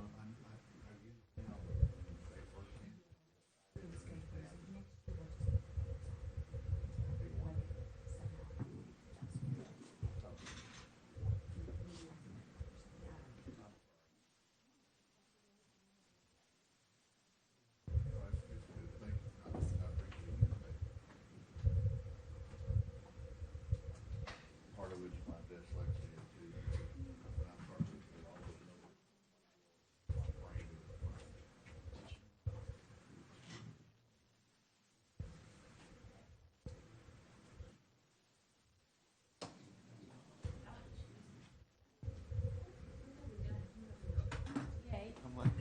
We've done everyone on the, here at L, IT, Johnny Hitt. Yes, so we We've just not need done JP. 1-1. Because they switched. That's it. Okay, and then we haven't done anybody after lunch yet. But then. But he just asked for Commissioner- purchasing. Yes. They're not answering. Yeah, Jason is gonna get a hold of them, but They may not be here yet. I thought she was already gonna stay in town. Okay. Remember she said Oh, that, yeah. but I don't know for sure. That sandwiches.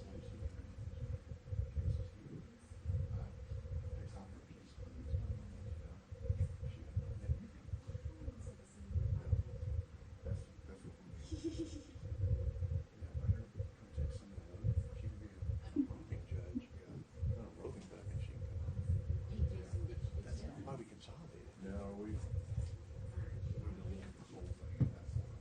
Yeah. I think that's why I asked the question.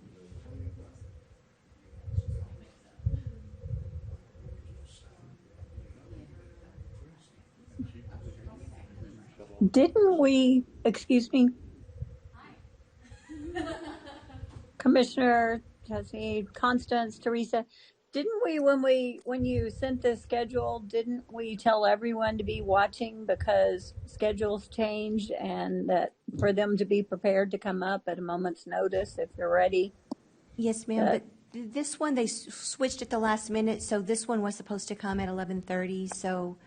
But if anybody else is watching, someone else could be running in as well. I mean, Oh, that was true. the whole Good point. point. Good It's point. just like Good point. Commissioner's Court, a lot of times we're done in just a few short minutes. They're supposed to be paying attention as well. Yeah, I mean, I've been trying to give them notice, Judge, and ask them to come up. We so- have, yes. Yeah, I mean, uh-huh. all right, come on, Judge. You're up. Judge Benavides is here. We'll get it going. Perfect. All right, go for it, Judge. Thanks for being here. Have number It's the 3,600. 3,600. Even if they're not here, we could go ahead and just.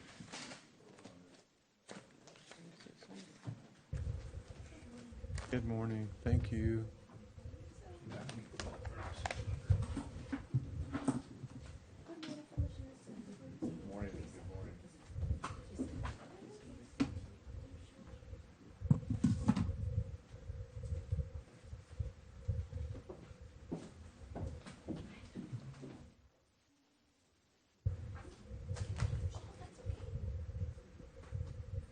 All right. Go ahead, Judge. Okay. Judge Scott is online, and so is and Commissioner Modas is online. Okay, thank you so much. Good morning, Honorable Judge of the County Nueces Commissioners. Today's presentation will provide an overview of the Justice of the Court's Precinct 1, Place 1 current operations, including case activity and revenue trends. I will discuss personnel requests for reclassification and new positions, our operational consolidation efforts, and proposals to establish the Justice Courts of Precinct 1, Place 1 special fund. These items are intended to support continued efficiency and long-term needs. We, as Justice of the Peace, serve the public in a different capacity. We are the most accessible point of contact within judicial system. We are the only Justice of the Peace that is open from 8 a.m. to 5 p.m. My constituents have the opportunity during their lunchtime to pay their citations and or conduct business. What I will talk about is the overview of the case activity and revenue. 2, personnel requests, the reclassifications. 3, the operational consolidations. And 4, personnel requests, new positions, and establish of the Justice of the Peace 1-1 Special Fund. The overview cases plus revenue. To begin, I'd like to provide an overview of the court activities, revenue generations, and the operations demands facing JP11. As case filings continue to increase across the state and within our county, it is important to evaluate workload, staffing needs, and available resources to ensure we continue providing timely and effective service to the public. Next slide. I'm going to briefly detail the duties of the Justice of the Peace, Precinct 1, criminal, civil, magistrate functions, and administrative.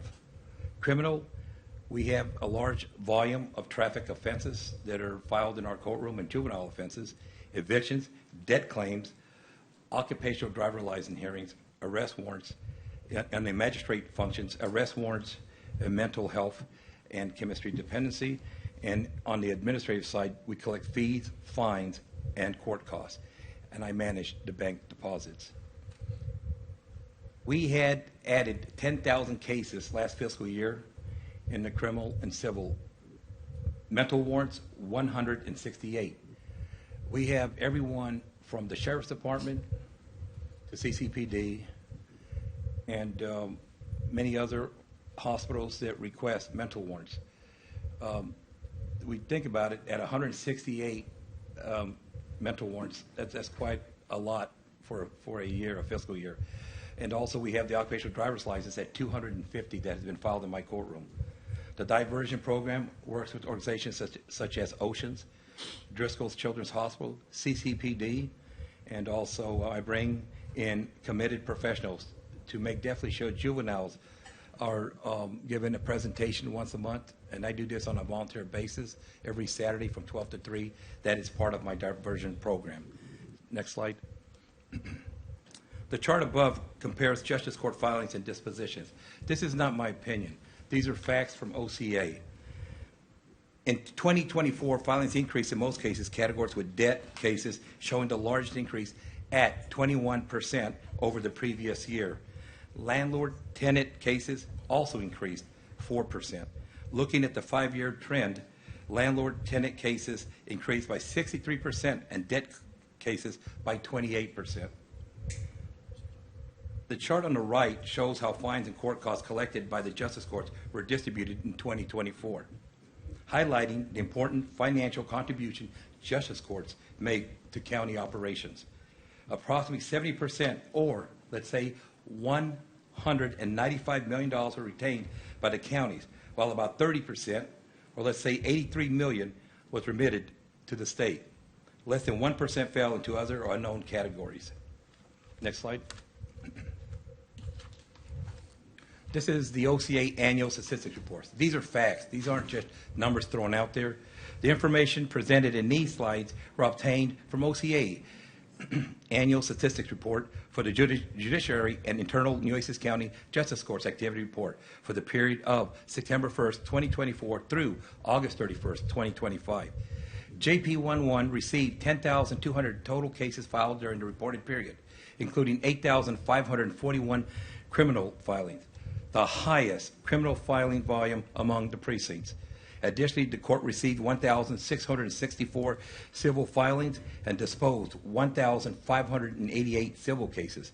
The high volume docket of JP11 highlights its critical role in providing access to justices, efficient managing a substantial caseload, and continuing significant to county operations. Next slide. This is an OCA summary activity from September the 1st, 2024 to August 31st, 2025. Civil, 1,664 cases filing opened and received by mail. And we must understand, make it very clear, this is manually entered and then receipted, plus all filings and motions added to each case. We process everything manually. I have requested e-file for the past 2 years. We eventually went live yesterday. Criminal cases, 8,541 entered manually in Odyssey. Next slide. These are pictures of how a Thursday and Friday looks like at the Justice Courts halls. A youth diversion program, cases 425 in 2025. The juvenile offenses, 125 in 2025. This year, we have a total of YDP, Youth Diversion Program, 225, and the juvenile offenses at 121 for 2026. It's a large volume of juveniles, and most cases or on juvenile offenses are done in my courtroom. And next slide, please. We talk about the revenue summary for fiscal year 24-25. The Justice of the Peace revenue summary for fiscal year 24-25 demonstrate that the significant financial contributions in Nueces County Justice Courts.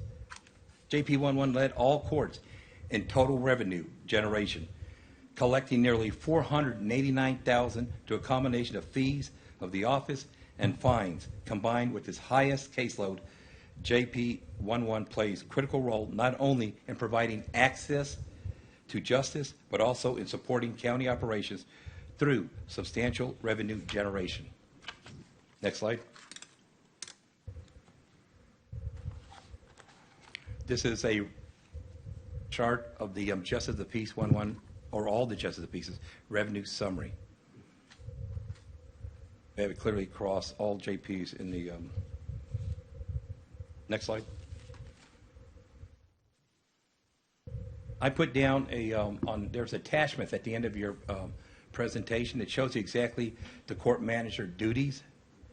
And I'm not going to read them all, but it really absolutely shows everything that they call it now, the title is administrative secretary, she does. But as a court manager, which I truly believe should be done. I also, on the second page, on attachment 1 at the end of your presentation, shows the definition of my court clerks in the courtroom. And also the next page shows exactly the success of any judicial office is rooted not only in the legal responsibilities, but in the character, unity, and dedication of the team that supports its mission. And that's what we do in the Justice of the Court Precinct 1, Place 1. Personnel requests, reclassification.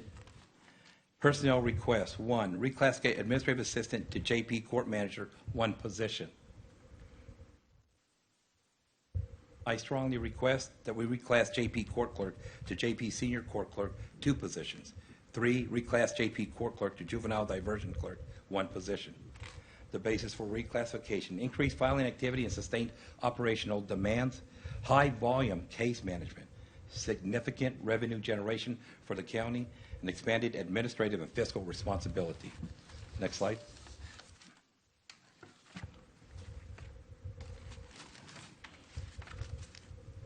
Consolidation. Each department is tasked with preparation of financial requirements necessary to support their departments. This fiscal year presents unique challenges and opportunities due to the consolidation of JP11 and JP12. My commitment to this Commissioners Court and the county judge, my staff, and the people we serve is to ensure a smooth and effective transition while continuing to provide efficient administrative of justice. I now formally request from the Commissioners Court your commitment to provide the necessary personnel, equipment, and operational funding resources to successfully achieve these objectives. Together, we can provide a strong foundation for this new consolidation department to ensure its continued success long after we have all left office. Judge, hang on one second. Yes, sir. So, unless I've forgotten something, when you say consolidation, we didn't consolidate anything, we just eliminated. So I'm not sure where the term consolidation is coming from. Okay, the term of consolidation, Commissioner, is that we're eventually going to consolidate because JP12, we're going to be taking all their by jurisdiction and venue, we're going to be taking all their cases no matter what. And it is what it is. I don't know if you want to call it consolidation or just a transfer all the cases from. Well, we have 3 JPs in JP1, or we did, and we knocked it down to 2. So I just don't want to confuse the conversation because we didn't. Okay. I didn't. I'm not going to speak for everybody else. Yes, sir. I don't remember making it as a motion to consolidate. I remember making it a motion to eliminate. So we need to have some discussions on that. I'm not trying to get caught in semantics, but that's the first I've seen of this. You just got handed this. So, yes, sir. And so I just want to make sure we're not. I don't know that the expectation is exactly for you to take all those cases. And we've also got another JP in place 1 that doesn't have the caseload that you do, that we may need to look at. And the only some thing, of that too, because that wasn't my expectation for you to just take everything anyway. It was yes, more. Sir, Commissioner. Yes, sir. But the way I look at it is 2 that JPs in that area, and still even with the elimination. So. Yes, sir. And the way I look at it, Commissioner, is that we are centralized here, and every litigant, every customer is self-service, and they will come down to that courtroom and file their petitions. We have no right by law to refuse any petition that's submitted to the court. So however the reorganization is going to be, I mean, that's up to the Commissioner's Court and to the county judge. But I'm just stating that I do believe that we're going to double our load. We need help from the Commissioner's Court. We really do. And that may be where we have to bring in Judge Rubio because, I mean, her caseload is far less than your caseload. Yes, sir. And we acknowledge that, or I acknowledge that. And yes, sir. That may be what we have to look at too. I'm not suggesting I'm not trying to freak anybody out that she shut that office down, but it may be more that she takes on some responsibility for that load too. To be fair, because you've got a heavy load, and Judge Rodriguez has a heavy load, and everybody else's load is far less. If I remember right, Mike, if that's right. Everybody else's loads are far less than your loads, and except for Judge Woolsey. Judge Woolsey probably. Judge Woolsey has more of a workload than Judge Rodriguez. Yeah. So there's some. That's the problems that we have. Is we have some really small JPs and some really big JPs. And we've got to figure out how to equalize that. And I don't know how to do that. And maybe that would be super helpful if we could figure that out because, and we were this close. And a quick question, too, in light of that, Commissioner. Sorry to interrupt. That's okay. But it's not required that they have to file with you. You can file in any JP office in Nueces County. I believe y'all told us before in these meetings. Yes, ma'am. Are you able to send them out? No, sir. We're not allowed to do that. If they want to file in whatever courtroom they want in that jurisdiction, that is the courtroom that's going to see that case. Right. And I thought it wasn't the jurisdiction that any place in Nueces County, if you walked into a JP court in Nueces County, they could accept the filing. No, ma'am. In different types of cases, ma'am. Different types of cases, because I've been told that you could before. I thought, yeah, like, tell me what that is, Judge, because I thought Okay. I could go downstairs and file, or I could go to Judge Woolsey and file, I could go to Yes. Judge Neblett and file. Is that Correct. not correct? Let's say like for evictions. For evictions? They're, that's a jurisdiction of the court. So they can't go to my courtroom and say, I want to file this eviction, knowing that the location of the home is in precinct 2. Okay. So some you can Yes. send around. Evictions would be one example. They have to be Correct. done in the Correct. precinct that they're in. Yes, sir. And on with, let's say, truancy. Okay, so I knew for a fact I never refused truancy, but it is the ISD's responsibility, because we can't dictate to the schools or market to schools and tell the schools, hey, you're coming to my courtroom. It doesn't work that way. That's against the law, against the statute, the education code. Then maybe we need to look at the statute, because here's where I've always come from. Yes, sir. We have district courts and county court at law courtrooms up here who specialize in different things. They've got one where they do all the trial diversions. They have one where they do all of the domestic violence cases. I don't know why we couldn't say, okay, in Nueces County, if CCISD wants to file a truancy case, it's going to be over here, and we could instruct them to do that. And so I don't understand why we can't specialize our JP courts like we do our district and county court at law Yes, sir. courts. And I think that is Even if we have to go the get state legislation legislators. introduced Yes, sir. to make those changes. Exactly. Because it's just like Commissioner Chesney is saying, we've got JP courts over here in this county who are twiddling their thumbs on a daily basis. And we've got courts like yours and Judge Woolsey and Judge Rodriguez who are carrying the brunt of all of these cases. And we've got to figure out some way to spread that. I think also the key component to this here is that my office, the only JP office, is open from 8 to 5, even during lunch. I use a shift type system where 2 clerks go to eat and 2 stay at the window. And it's the only JP courtroom that does that. No one else does it. Okay. And they give our constituents an opportunity to go to that window during lunchtime, pay their citations, and do their business at the JP 11 courtroom. Okay. Thank you. We're very I accessible. have another question. Yes, ma'am. Before Yes, we go ahead, get too Judge. far, because I know we met several times on this, Judge, and I appreciate you coming up and meeting with me on this. Thank you. You had a lot of open cases, and we Yes. talked about doing a program to somewhat like the city does with Yes, a ma'am. warrant arrest or something, because yours was Roundup. from previous JPs and a lot of outstanding cases and stuff. Has any of that been implemented in your office? I'm still also collaborating with the DA, and we're going to try to work something out, but try to do some type of warrant roundup for those cases that are like 10 years past. Are you ever going to collect that money? Out of the $1 million, we could probably collect 500,000, of revenue. Mm-hmm. But I'm open to that, and I have to see what the DA brings to the table. Yeah, for some reason I remember, and I may be wrong on this, so don't quote me on it, but I thought the DA had said it was up to you because you're the judge of that court. Well, we did this during COVID, and I had to have a letter signed by the DA that tells me, yes, you could do it, Judge. I remember you saying that now too. Yes, ma'am. Yeah, okay. Yes, ma'am. Okay, so Go ahead, we go Judge. back to the upgrade of Tyler Technologies. Now we have e-file. We went live yesterday, finally, after 2 years of pushing for this. All tickets are currently present, mailed in, then manually input to Odyssey. All 8,000 were done this way, manually. And what we need to do is have some type of citation issuance electronically. DPS troopers have always asked, why don't you have the, and I just recently found out that Constable Dorr has this, and it's not being utilized to a full effect. It's, I looked at the numbers, and I believe that instead of manually putting the citations into the system, takes a lot of time. I believe that if we had the electronic citation app, the system, that it would alleviate what we're going through right now. And you talk about the why aren't we haven't disposed some of these cases? It's because of lack of and everyone says you have 5 clerks, but the bottom line is that they're not. What happens is that we lose clerks.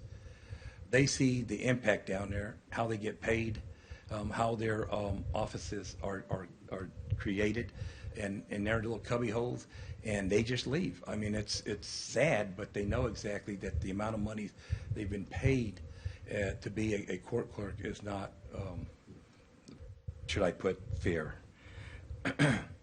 On the credit card, we need 2 credit card machines. We have one, and you got to do it one by one. And when you have that atrium packed with customers, they get irate, they get upset, and but we have to go one by one on that credit card machine. If we had 2, 3, if we could at least get 2 credit card machines, we'd be happy campers. We could do our job, and the necessity is very important when working with multiple people at the window to enable expedite processing payments. Not only do they have to do that, they got to answer phones. They have to answer the questions that the constituents have, the customers. It's a long process. It's not like you just have one person come in and they pay their citations. Okay, and I'm going to go ahead and refer. I'm not going to refer this to consolidation, but the strategic priorities that we have. Collaborate with IT, human resources, audit, and other departments to support a smooth process with this JP12 and JP11. Align processes, technology, daily operation to improve efficiency to better serve our customers, our constituents. Support employee onboarding, training, and development to reduce impact on the constituents. The establishment of JP11 special fund. I need a special fund created to utilize revenue to effectively supplement and maintain personnel costs and training. We go to the diversion plan, the JOs. I have, next slide. Next slide. No, wait, I think it's prior to that. Oh, there it is.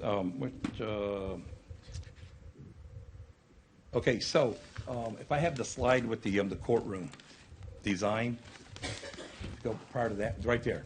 Okay, so this is what it is. We will not have no reconstruction needed whatsoever. We just need the office that is next door to facilitate clerks. There is no way that I could visualize that we have 1 or 2 clerks assigned to the, while we do this transfer of cases. There's no way, because we're going to end up in the square one. The snowball effect. Wait, hang on again. Now, when you say transfer of cases, from JP12 to 11, it's going to have to happen, or 13. Yeah, But I'm not, again, or someone else, because I am not. We did not do this to give you more. I don't want. That's not the. Like, in other words, I don't want you to think we're piling on you without trying to get help. Oh, absolutely not, sir. Okay, well, I want to make sure you thought that, because my thought was those would be dished out to Judge Rubio, to whoever. Because the loads in these other, I get it's going to be somewhat inconvenient, but the loads to some of these JPs are just, they don't have cases. I mean, I don't mean that rudely. Yes, I absolutely. mean, it just is what it is. Yes, sir. So we're not piling on you and expecting you to take all these. Yes, so I hope you didn't think that's what we were trying to do. No, sir. No, absolutely not. No, no. I respect make sure the that wasn't what, court, the county judge. None of us. I don't. Yeah. No. This is being very positive and try to do the right thing for our constituents. And then I know for a fact that once this we approach this time on January the 1st, that the revenues are going to go up. I know that. I've looked at all these numbers, and it's going to go up. And the workload's going to double. I know it's going to double. And it's not that we can't do it. It's all doable as long as we have the tools in the toolbox. Give us the tools we need in the toolbox, and everything will go very smoothly. So I did the proposed floor plan, and I know that Commissioner Pusley, County Judge Connie Scott, JAG, and Commissioner John Modis have been down in that office. I had a person that wanted a warrant signed from the fire department. He told me, God, this is a safety code violation. He said, this is a fire hazard. And I said, this is what we have, and we have to work with it. And until we have funding or something that tells us that we need more room to make sure that we are not in that situation. Next slide. Next slide. So this is the entrance to the courtroom, and that is the clerk's snack area. Once you open that door, and that's my office. It's Niagara Falls. Every time it rains or drizzles, the ceilings leak. They leak, but I still in there. I'm comfortable. I'm happy. I'm not moving anywhere. I'll stay right there. We just got to make sure that we focus on our constituents and those constituents that come to that courtroom, because I'm telling you, it's central. They're going to walk straight to that office and put their petitions in. Okay, next slide. This is our workload. This is a daily thing that happens at the Justice of Peace Precinct. This is the work area. And our storage, we have no more storage area. We need room, commissioners and county judge, and with all due respect, I mean it in a very professional way. We need your help. We really do need your help. So, Judge, I want to, I've been down and visited with you numerous times and gone through your court. There's obviously, with the caseload that you're carrying, you need more working space. There's no doubt about that. And, with the space we're going to have available, we try to work something out. Again, I just want to say, from 2009 to now, I've always been confused about why we have 3 JP courts for one precinct. And somehow or another, we have to figure out how to spread that workload out to where you're not being overburdened with cases that are being brought in here that could just as well be filed out in Judge Rubio's court. Yes, sir. And so somehow or another, we have to figure out and sit down and come up with a way to but there's no doubt that your folks are working on top of their paperwork, essentially, in those offices, and I get that. So Thank you, there's Commissioner. no doubt that you need some additional space. Thank you. Those are photos of our work areas and our storage areas. We need more storage. We need more work area. Next slide, please. We talk about courtroom security. I've been fighting this since the day I got elected. I have letters on your attachments at the end of this presentation booklet. Security is essential to the safety and security of justice courts. Precinct 1, Place 1. The public access to judicial proceedings is guaranteed in the First and Sixth Amendment of the U.S. Constitution, and it's outlined in Chapter 1 of the Texas Code of Criminal Procedures. The current location of JP11 at the entrance of the courthouse places the court outside the secured area and before any weapon screening or law enforcement presence. This creates potential risk for court personnel and members of the public. In emergency situations where seconds can make a critical difference, the absence of immediate security increases risk and highlights need for enhanced courtroom security protections. And I'm so blessed that we have the Sheriff's Department. We can't find a constable. We have someone in front of the windows just verbally attacking my clerks. Our last resort, we reach out to the Sheriff's Department. Captain Garcia has done a great job of sending her deputies to the justice courts to make sure that they take care of the problem we have in our front windows. And that's why it's so important that, back 3 years ago, we requested to have a permanent bailiff in that area because of the courtroom access to people that just walk in, because our Constitution says those courtrooms have to be opened. You can't keep them secured from the public. So next slide, please. If you could play that. Isn't the question, though, Yes, sir. on your bailiff, Judge, Yes, isn't ma'am. that the number one duty of the constable down there? Yes, but like I just stated, ma'am, with all due respect, that it's so hard to find a constable, because I've been going for the past 90 days, because I passed by that from the garage, passed by the constable's office, and you have just like, I don't know, I think they're serving papers for I don't know who, or doing the funeral detail. I don't know. But the bottom line is that when we need them at times where we're just don't know what else to do, if we can't find a constable, then we go straight to the Sheriff's Department to get a deputy to control But what's do going you on. work with him on your schedule? Because you have to have one Yes, in court absolutely. when you have Yes, court. ma'am. Yes, But I'm yes, just okay. talking about the security of the courthouse, ma'am. The regular, just Yes, ma'am. day-to-day Yes, security ma'am. And if we- outside of the yes, courtroom. ma'am. And that was the request I submitted. I think it was like 3 or 4 years ago, and it was approved. But then I could never get a hold of the constable. I think it was Bobby Cisneros. So Rosas took over, and whoever Rosie's or whatever, Rosas, or he took over and said that he was going to have the bailiff in his office.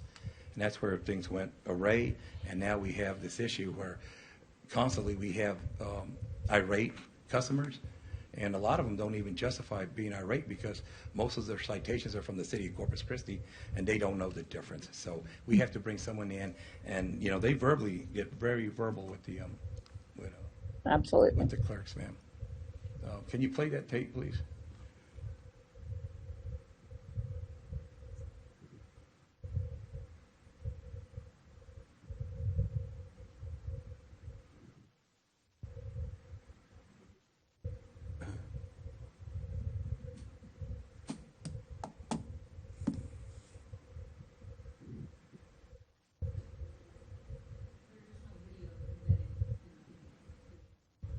Okay, so this happened back in when Commissioner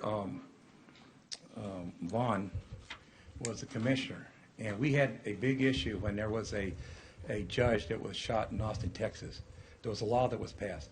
So I had Officer Gomez from OCA Security. They hired him to do a walkthrough, and the walkthrough of all the courtrooms. And he, in my chambers, told me that this is not right. He says, you are really, something bad is going to happen, and I want to make a difference out of it. Well, nothing occurred. All this stuff that we did, nothing occurred. Nothing was, we didn't have, Commissioner Vaughn, former Commissioner Vaughn said we should have the screening machines in front of those sliding doors, not in the middle of the atrium of the courthouse. Next slide, please. We can't show the video, so it's pretty much. Continued initiatives, the operational efficiency, standardized processes, shared administrative support, centralized intake and scheduling of court cases, cross-trained staff. The technology integration of e-file and e-citations, workforce development, service enhancement, strengthen staff capabilities, improve service through training and reclassification opportunities. Let me go back to the, everyone brings up the truancy. Right? It's a decrease in truancy. You know why? Because the ISDs have their own programs. When they ended up getting, one ISD was sued for what occurred, what's happening now is they have programs within the schools, campuses, to combat the truancy issues. The justice courts is the last resort now for truancy. That's case in point. Those are facts. It's not the fact that we're going to, file on this child, on this student. No, the schools are doing a great job of having their own programs within their campuses. And so when they do submit a case for truancy, it's up to the ISDs. But it's not submitted to the JPs. It's submitted to the county attorney or district attorney. From there, they make definitely sure everything is locked in, all questions are answered properly, and if it's legit, it's sent down to the JP courtroom. That's the process. On the diversion program that I have, I'm the only one that has a plan when it first started in 2025, and there's a copy on your booklet. And what I say to the diversion program, if they complete the diversion program, it's a probational period of 60 days, and they do exactly what the agreement between the child, the parent, and the judge, then it doesn't just go away. It doesn't. I know the case manager said something about it gets dismissed. No, it doesn't. You see, to make sure that we definitely sure that these kids don't get in trouble because they're 12, 13, 14 years old. The system is really good if you know exactly what you're doing. The bottom line is that this thing will all expunge at the age of 18 years old. So keep a track record if these kids have been through the YDP, the Youth Diversion Program. So it's not like they're dismissed and they're out of, no. That's how you supervise these kids to make sure, because the justice courts is the first line of defense. We don't want them to go to county court. We don't want them to go to district court. And that's the way it works with the diversion program. Now, going back to truancy, the case manager, he was negligent in not submitting. I was the one that drafted the first grant, and there's a lot of grant money out there. And the presiding judge and the case manager, he had the grant manager from here, when we used to have her here, told the case manager, you need to fill this out with the demographics. He refused. And that's why it got denied. That was half his pay. And I just don't understand why he didn't do it. And I forget the name of the, I had the notes here, of the grant manager. She's no longer there. But she stressed out to me, tell the case manager to submit the application to the governor's office on grants. And he didn't do it. And that's why we lost the grant money for the case manager. And it was a supplement to his pay. So all those incidental expenses or whatever that's what the money was for. And it went good for like 2 years. But when he didn't do that application, because every year you have to apply, and he didn't do it, and that's how they lost it. Judge, I want to go back to your proposed floor plan here for just a moment, if we could. Yes, sir. Connie, if you could back that up. Yeah. So when I visited with you originally, I thought the plan was we were going to have one courtroom in here, and it's still showing 2 courtrooms. Yes, that was the, so if you look at the end of your presentation, there's a, Can I the hold on to layout. this? The layout should be in there, and I made a mark. All I wanted now is that if you're going to put and spend all the money to reconstruct that courtroom, to have a constable's office, that's fine. You have room 117 that's never used. I walk by there. Can I hang on for a second? But it's okay. Can I do a timeout here? This is really supposed to be budget workshop. I'm not sure why we're getting into I don't know anything about any of this. Yes, sir. And I've got several other people waiting to get in today. I don't mean to cut you off, Commissioner, but It's okay. I don't know what the drawings and all this is, and if is this a budget item, or is this just a request It's for? a budget item. I mean, it's a, I don't, okay, I thought this, okay, I mean, we can keep going, but this is more of a planning and. okay. So we could bypass this, and I could talk to you later on in a meeting, because we're supposed to have a coordinated meeting with all the commissioners on how we're going to do this, and, just do it. This probably needs to be an agenda item on our agenda, because I don't know anything about this. Yes, sir. I've never seen this. I don't know what we're talking about Yes, sir. doing down there. Exactly. I think you're the only one that hasn't been down there, but I know that Nobody asked me. Commissioner Gonzalez, the county judge, Connie Scott's been there, John Modis has been down there, Commissioner John Modis, and Commissioner Mike Puzley. And I appreciate y'all coming down there and looking at what we have, but, I just want to make definitely sure that. Yeah, have we made decisions on what's going on down there? I don't know anything about it. No. No. Okay, so that We've to had me is. discussions about what Yes, we discussions. might do, but we haven't ironed anything out in.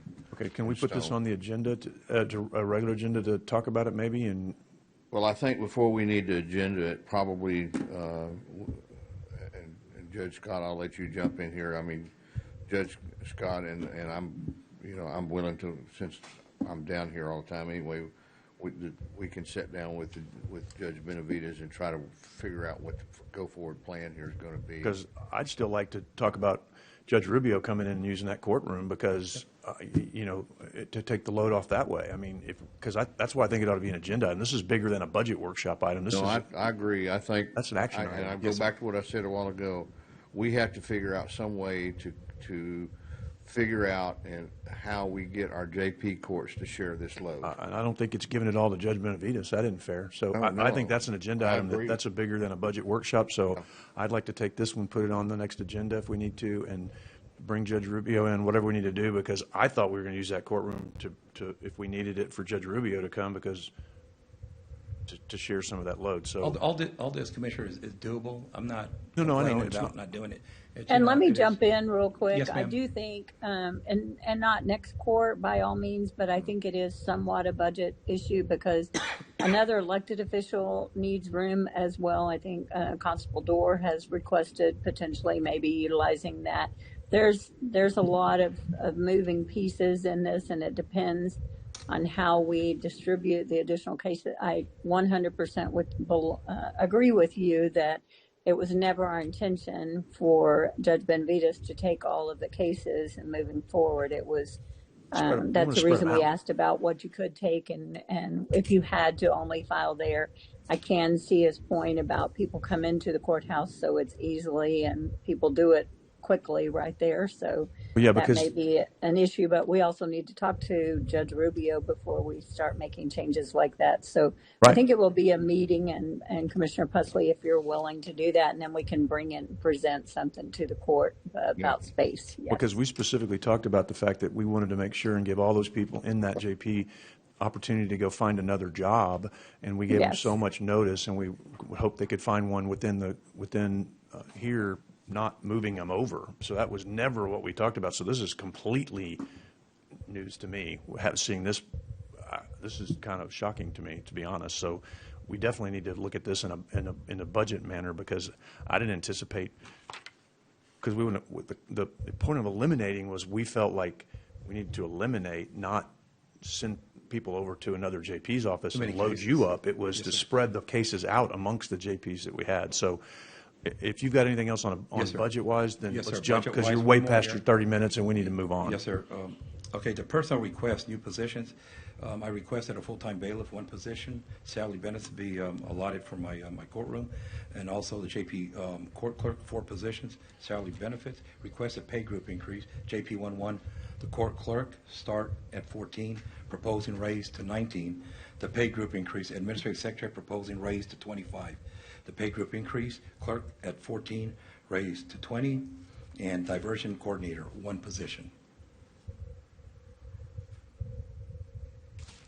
Okay, any other questions?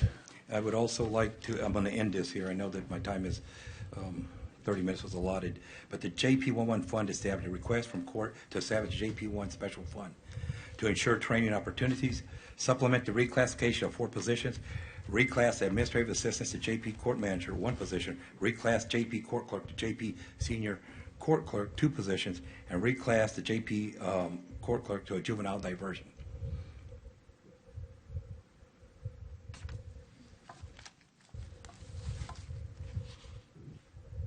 And everything that we could utilize in the toolbox. We need your support. We need your assistance. These are our constituents, and I think we had to make definitely sure that they're taken care of. And all I got to say about I do this on a monthly basis, where I do my diversion presentations on a Saturday from 12 to 3 on my own, and bring in all the speakers from different entities, organizations, nonprofits from the county of Nueces. I thank you so much. And, Judge, we appreciate the job you do, and your staff is here, and we appreciate what they do. I know they all work very hard, so thank you. And again, Judge, we did not mean to make you think we were going to overload you. That was not the case. No, that's okay. I could deal with it. I've just served 21 and a half years in the Marine Corps. I think I could handle it. Yeah, no, I know you can handle it, but that was that was not what we were trying to do to you. So, but thank you so much, County Judge Connie Scott, and the Commissioners Court. I thank you so much for listening to me. You're very welcome. Thank you. Thank you, sir. Appreciate it. Thank you all for your time. Thanks for the great presentation. All right. Are the Enterprise folks here? Yeah? No? Yes? No? Okay. Then, Dennis, if you want to get up, let's go. If you're ready.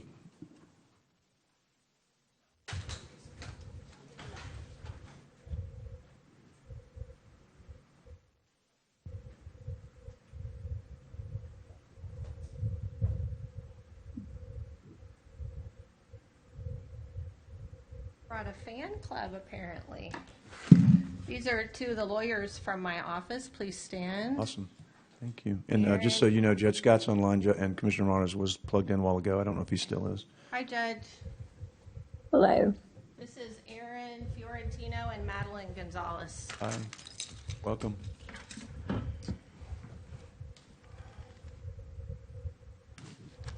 And we are moving this one up, Commissioner Pusley. It's 25,300 is the tab number. Okay.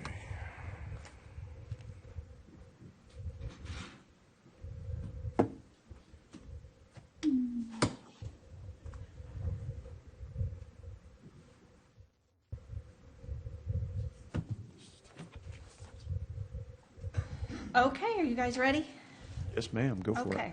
I did not have a handout for you. I just have the PowerPoint. I have plenty of things I can supplement later if we have questions, and I'm sure we'll be talking again. So first of all, just what we're going to go through is our grant update, the value to date, the potential 2027 value, our innovations this year, and then budget summary. So first of all, the next slide, I'm sorry, Connie. Okay, there we go. The total annual budget has remained the same at the beginning of each year. This was the original amount that TIDC awarded for the yearly expenses. So you have the $1,779,779. The very first year, there was an additional $81,900, I believe, for the startup expenses, like computers and furniture and whatnot. And I grouped the first 3 years under 23 to 25 because that was the fully funded portion. As you recall, it was initially meant to last for 2 years, and we stretched it for 3. For 2026, the year we're in now, same bottom line budget, not asking for any increase, of course, so 2027 is the same. So over a 5-year period, the total budgeted amount is the $8.9 million number to the right.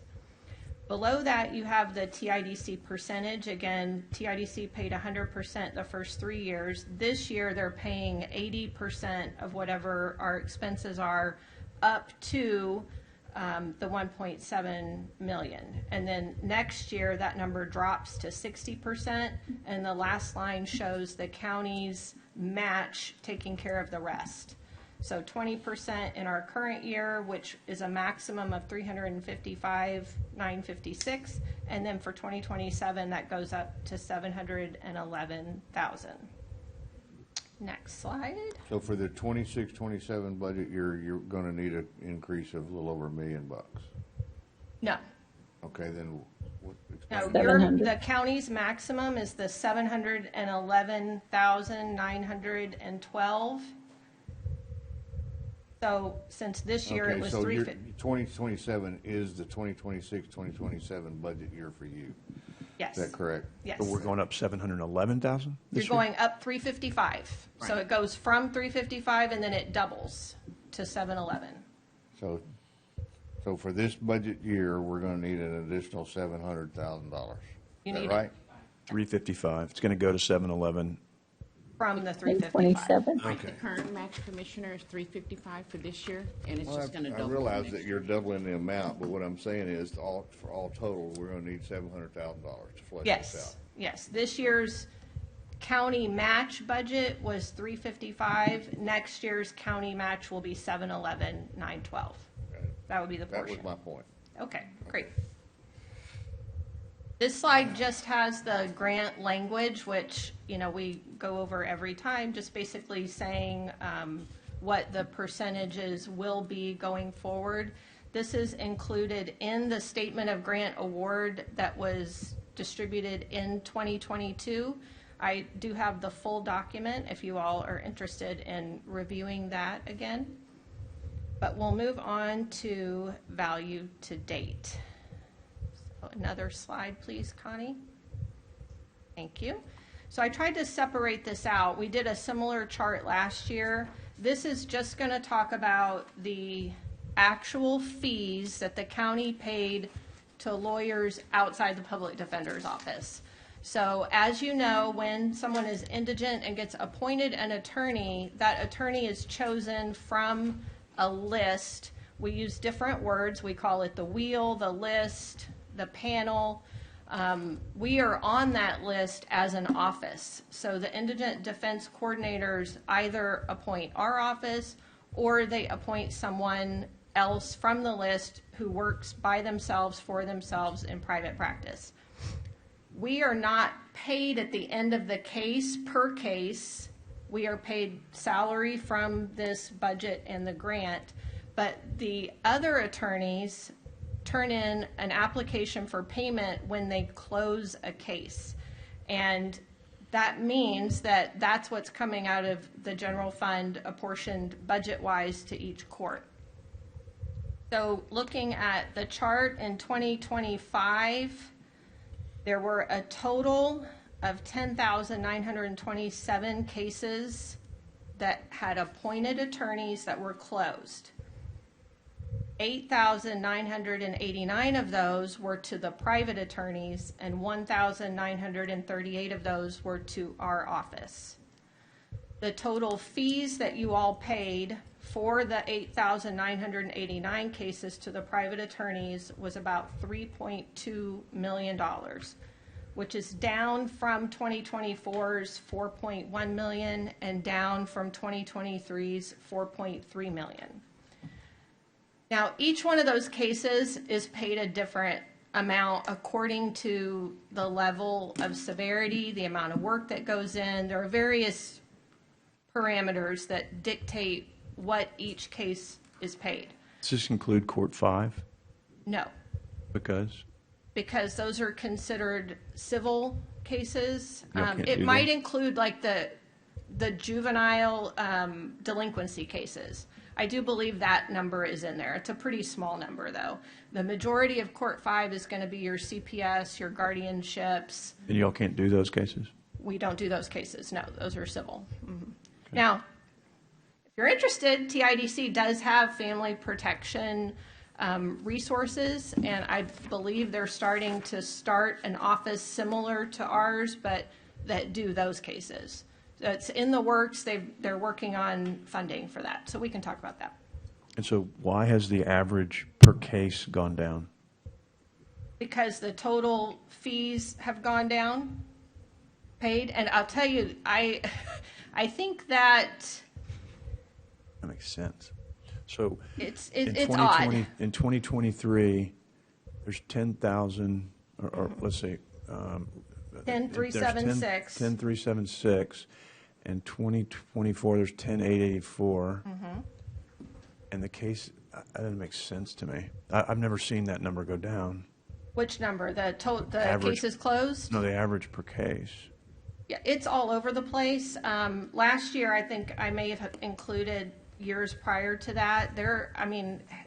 It's hard to predict because part of it is the level of the cases, because attorneys can ask for a flat fee based on the level of the case, or they can itemize.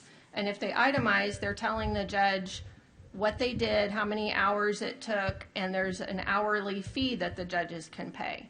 So, we're talking about 8,989 cases, so I can't tell you why each one of those came out to this average, but I do think my math is right. If you just take the 3.2 million and divide it by the 8989, it comes out to 359.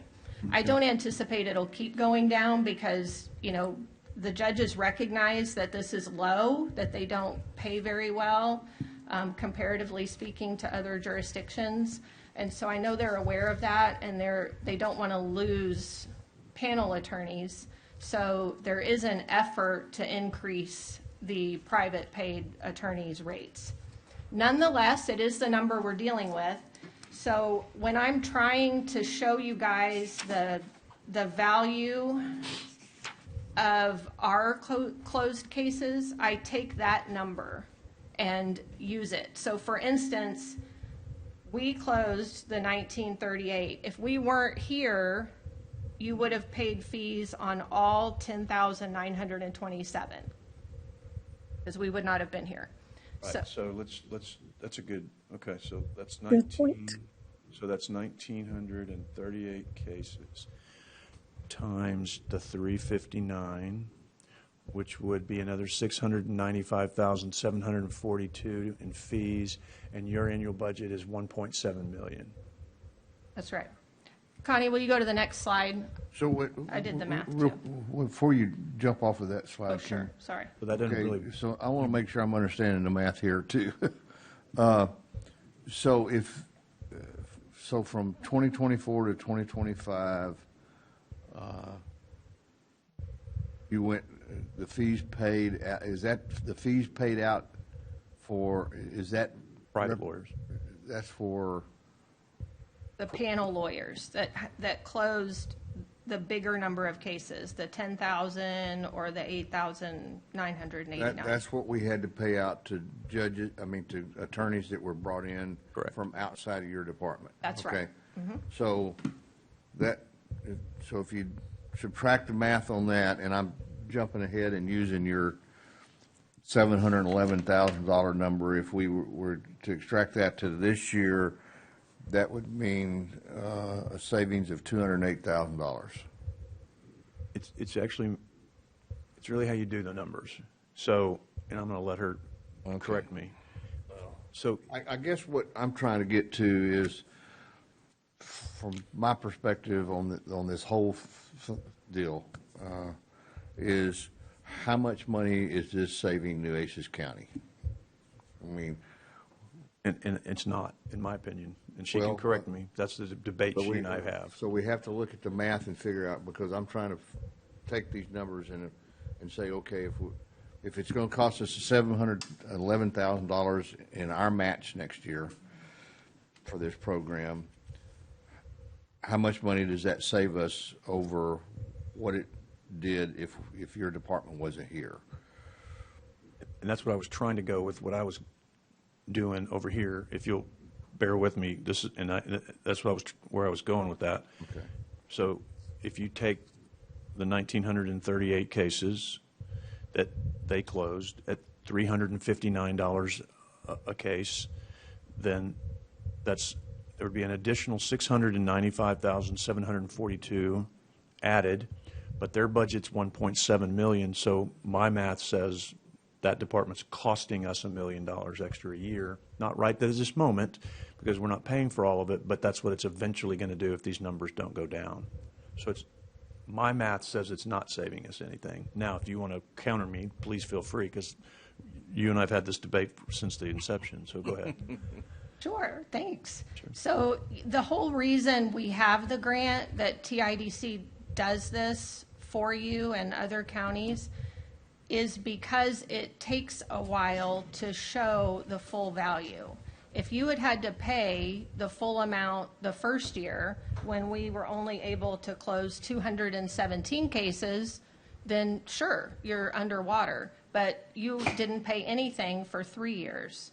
So during that ramp-up time, we were able to establish our infrastructure, increase our case capacity, and close more cases.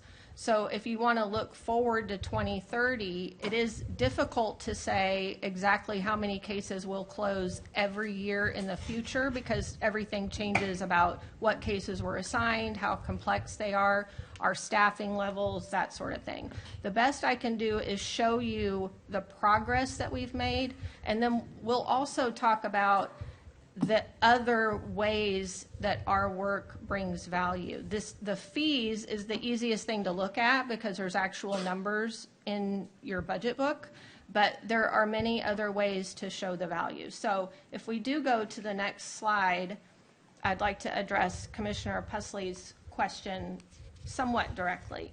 Okay. You see, this chart shows in 2023, again, the total cases and then our cases. We only closed 217. We started in May of that fiscal year, and we only had about 3 lawyers. And then off to the right, the average fee paid that year to the panel lawyers was $422 per case. So our 217 cases would have cost you $91,574, and you got all those for free because it was fully funded by the grant. In 2024, same calculation, but that came up to $545,878 that this county saved because TIDC paid it.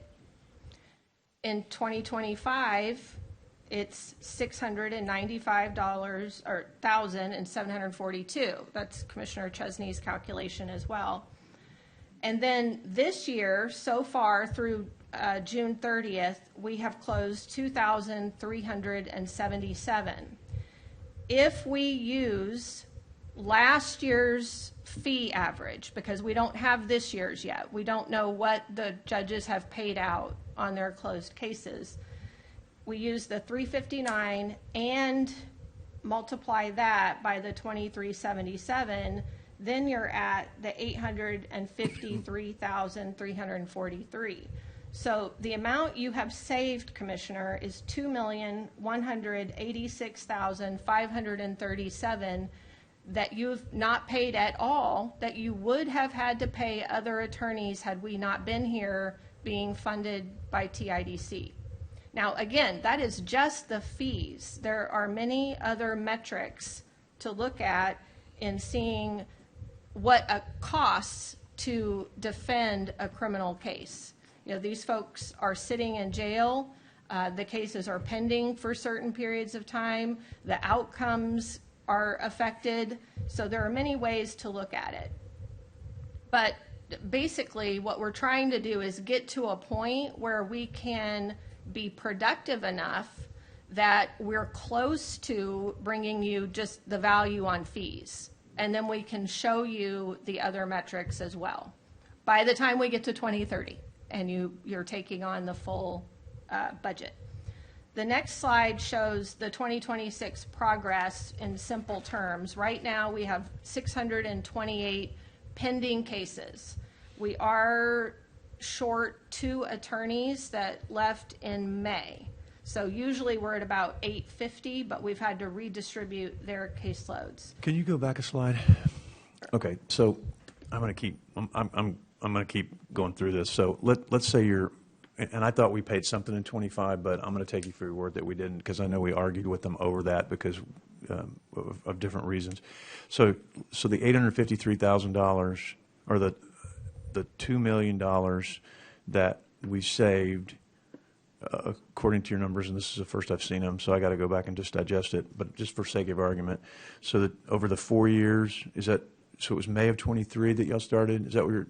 Yes. So 23 to 24, 24 to 25, 25 to 26, so over the three years, the $2 million, right, is the savings that for sake of today's argument, and I haven't had a chance to look at these other than right now, you're correct.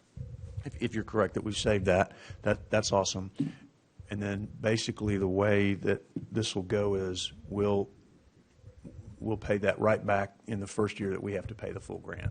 So because we'll have to pay the whole grant, and then any years going forward, the county will have to pay. You'll have to pay for the indigent defense yourself, $2 yes. million a year. Rather than grant's gonna go away. TIDC paying for it. Grant goes away after 5 years. It's a scale down grant. Right. 180, 60, 40, 20, right? Am I right? 180, 60, 40, 20. Yes, but Right, it was after 100 for 3 years. So if the grant were gone right now, But it was, then you went up and running. what's it going to cost us to fund, to save this 2.1 million or 2.2 million, if you round it up? What's it going to cost us to save that? That's already done. That's in the past. It's going to That be the was- going forward cost. Those are the Commissioner cases we've already closed that you did not have to pay for. But if I could interject here just a second too. The other thing with this is, and sadly, when the grant goes away and we're paying 100%, I mean, we're paying at the rate we're paying the other attorneys, our cases aren't going away. We still have to provide lawyers for these people. So this cost would have already been on the county's budget and would still continue, is the way I look at it. Is that correct or incorrect? I mean, Yes, you are statutorily required to provide attorneys for all indigent people that the state charges with a crime. So yes. whether you have us or not, you're paying for lawyers. One of the benefits of having a public defender's office is the certainty of the budget. Unless you make us much, much bigger, we can't handle all the cases. There's only 9 lawyers in this office when we're fully Are you staffed. doing only indigent care? Yes, That's all y'all handling? yes. Okay. That's right. That's our mandate. And Is that statutorily required, or can public defender's office do more cases? I think you do mental health, basically, right? yes, Can you ma'am, do other that's cases within as well? that's within the indigent defense. If you're talking about the only other criminal defense representation other than appointed indigent is people who can afford to hire an attorney. So if you Okay. can't Well, afford you can to do hire, everything. and we don't do Yes. that. We don't take Okay. fees from people who come in and want to hire us. You could make the public defender's office the only vehicle in the county if you so chose, and eliminated the private wheel. If you so chose, yes. Right, meaning. Yes. Mm-hmm. But if the judges don't go along with that, then there's nothing we can do about it. Well, Or is there? no, I mean, you could do it. You're the body that makes those decisions. And as we talked about last year, we would need a conflict panel. You know, there are cases where we would have a conflict of interest. But yes, there are definite models for that. And you can apply for grants to even get help to do that. I would say that the struggle would be staffing that office, because I think it would probably take 4 times what we have, maybe 5, and that's a lot of lawyers. But And we've got $4 million of attorney's fees that Yes. are, surely we could save something. I don't know, maybe not. yeah, I mean, it's something you could definitely look at. Well, the good part about you all being in the building and you being there is you have close proximity and you're there every day to walk over and see the people in the jail and sometimes face to face and handle these cases quicker, better, more efficient. Yeah. Absolutely, yes. And that has really been a game changer for the way that my practice is done. I was in private practice doing the same work for 17 years before coming to this office. And, when you're in private practice, you're responsible for all your own overhead expenses, your infrastructure, and many of those lawyers also work for other counties. So you're paying these fees to lawyers who do work in your county, but they're also going to Sampat, Aransas, Clayburgh, Bee, Goliad, and doing court appointments, maybe even retained cases over there. You have us embedded, so to speak. We are not working for any other county in any other courts other than your courts, and we are visiting one jail and one annex, so 1.5. How much more do you have, Dennis? I'm not trying to cut you off, but I do want to let the constable sneak in for his 5 minutes too. But if Okay. if- Let me, and I'll let try to everybody go break for fast. lunch, too. I No, have no, a, I'm not saying that. I'm just asking because I don't want him to have to come back after lunch because he says he's only got about 5 minutes that he wants to get in, and so. I can finish in 15, probably. Okay. Well, we need to leave by noon, or I do, so they can keep going. But Okay. So next slide, 2026, we've got the 628 pending cases. We have closed the 2377 you heard about. We're also helping Judge McCoy with his new weapons court. I participated in the steering committee that we started last year. And then beginning in January, they're meeting every 2 weeks. The judge and I estimated what he would have paid a private attorney, and that's the number I included there. And then Veterans Court, we have been assisting Judge Pulcher with that specialty court since October of 2025, and that is the estimated number that we have saved them so far. Moving on to 2027, I believe we will surpass 2,500 cases in 27 because I think we'll surpass that this year. We're very close to it now. We'll continue working on our vets and weapons court assistance, and we have the, excuse me, the competency docket, which is my own personal favorite. So that brings me to one of our innovations that this is something where the value we have not shown you yet, but we're in the midst of creating it. And I do think it's going to be, it is a game changer. I think it's going to get even better. So first I have to take you to school a little bit. And this is very interesting, and it's important for you to understand because this is a significant chunk of the cases that come through this courthouse that you are paying for. So first we have on, in competency cases, we're talking about the legal standard for competency. So keep in mind someone is arrested, charged with a crime, put in our jail. If that person doesn't meet the legal standard, which for simplicity's sake is can they rationally communicate with their attorney about their case? If they can't do that, then that case gets paused. And they have to go through proceedings directed by the judge to try to restore their competency so they can go to court and face the accountability or dispute their case. So on that competency timeline, the first step is they're arrested and booked into jail. Next, their attorney visits with them, and hopefully pretty soon after that first visit, the attorney realizes there's a competency issue here. I need to raise this with a court. And you'll see on my graphic, I put a pin in it because we're going to go back to that issue. But next slide. Then the court takes action. Oh, not that far. Thank you, Connie. The court's actions in a competency case include ordering a psychiatric or psychological evaluation to determine whether the person is incompetent. They pause the criminal case.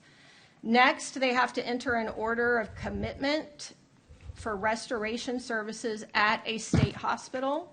Next, they submit paperwork to place the client on the hospital wait list. Then they can, while the person is waiting, order a jail-based or outpatient program if the client is appropriate for that program. And finally, they would order that the person is restored to competency if that happens. So the court has a lot of things to do, and again, there's a pin in that. Okay, so you're kind of going over a lot of stuff. This is a budget request hearing. Yeah. So I'm going to get you to that too. I'm doing the same with other people. We know what you do. We need to know what you need. Sure. Okay. So let's cut through some of that, please. You got it. And even more important than that, I think overall, for me, and this is a numbers game as far as I'm concerned, at the end of the day, what we have to determine as Commissioners Court is whether or not this program is going to be justified to continue when this grant runs out. For me, that's it.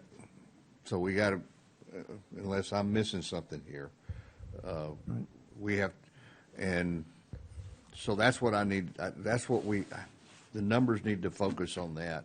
I mean, what are we doing? How's it saving us money? What's it going to cost us when the grant goes away? And whatever that number is that less than what we're paying now by using a wheel of lawyers coming in here? Now, I have to, and I'm not an attorney like Commissioner Chesney, so I don't know. Thank gosh. Yeah, thank God. and I thank God every day I'm not. Don't need more of those. Yeah. It's like I tell everybody, I'm glad I'm not a CPA. I minored in business administration, and they forced me to take 12 hours of accounting, and I'm glad that's all I had to take. But anyway, we, at the end of the day, have to figure out where this takes us in 3 years or whatever it is when the grant runs out. Yeah, I got to tell you that for me, and I hope it saves us money, because I sit here from 2009 to 2018 and would read those reports every month. We'd get about how much money we were paying to outside attorneys, and it's astronomical. I mean, it's a big number. it's expensive. It's not nearly as expensive as the other side, the law enforcement So side. I'm hoping this is going to work. I really. All right, let's go back to the numbers and let's Okay, zip through the yes. ones. We all know what you do. We just need to know what the budget needs are. So that's kind of it right there is what it boils down Right, the to. number is 711, that's what we need. But what I'm showing you with the competency is the difference you have with having us is that we're now in the building as defense lawyers, and knowing what the problems are, we can help you make things better from inside. And that is the competency issue. So if you look at, go to the uncontrollables, I think it's slide 15. And this is going to be quick, but this is big for you guys, for your budget. The uncontrollables in competency cases are the length of time it takes a psychologist to do that evaluation. You pay the psychologist through the judges to do it, and we only have 2 in town, so it sometimes takes months for them to do that. The whole time you have a person sitting in jail costing you a minimum of $56 a day. You also can't control the length of the state hospital wait list. It can take a person 4 months to 2 years to get a bed in a state hospital. They are then sitting in your jail, and you are paying $56 a day for them to wait for that bed.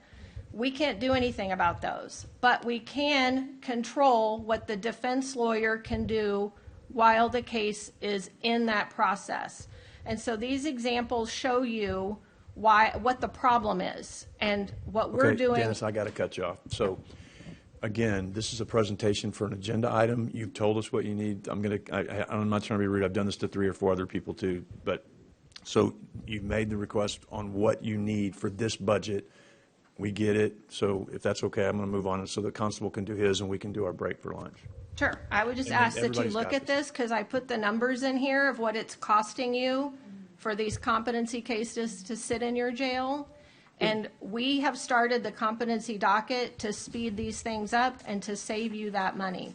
So what's the savings right now? What's that? What is the savings right now? So far, a little over $2 million over the first 4 years.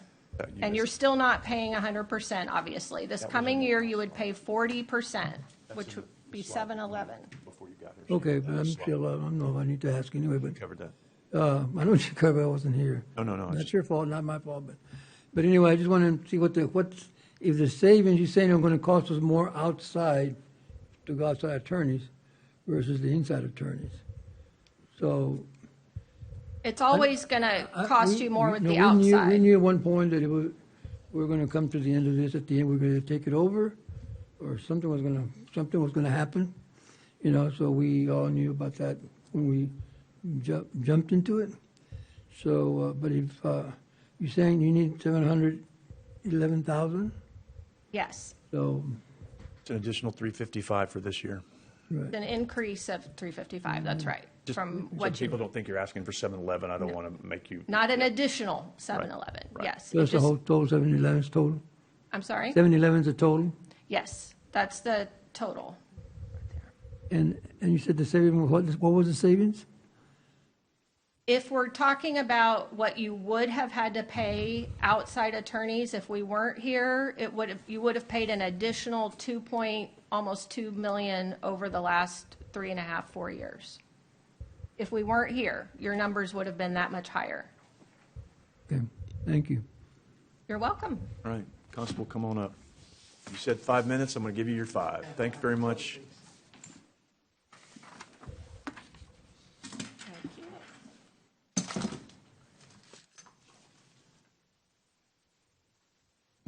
Chief Deputy Sada from Precinct 4 Constable Office.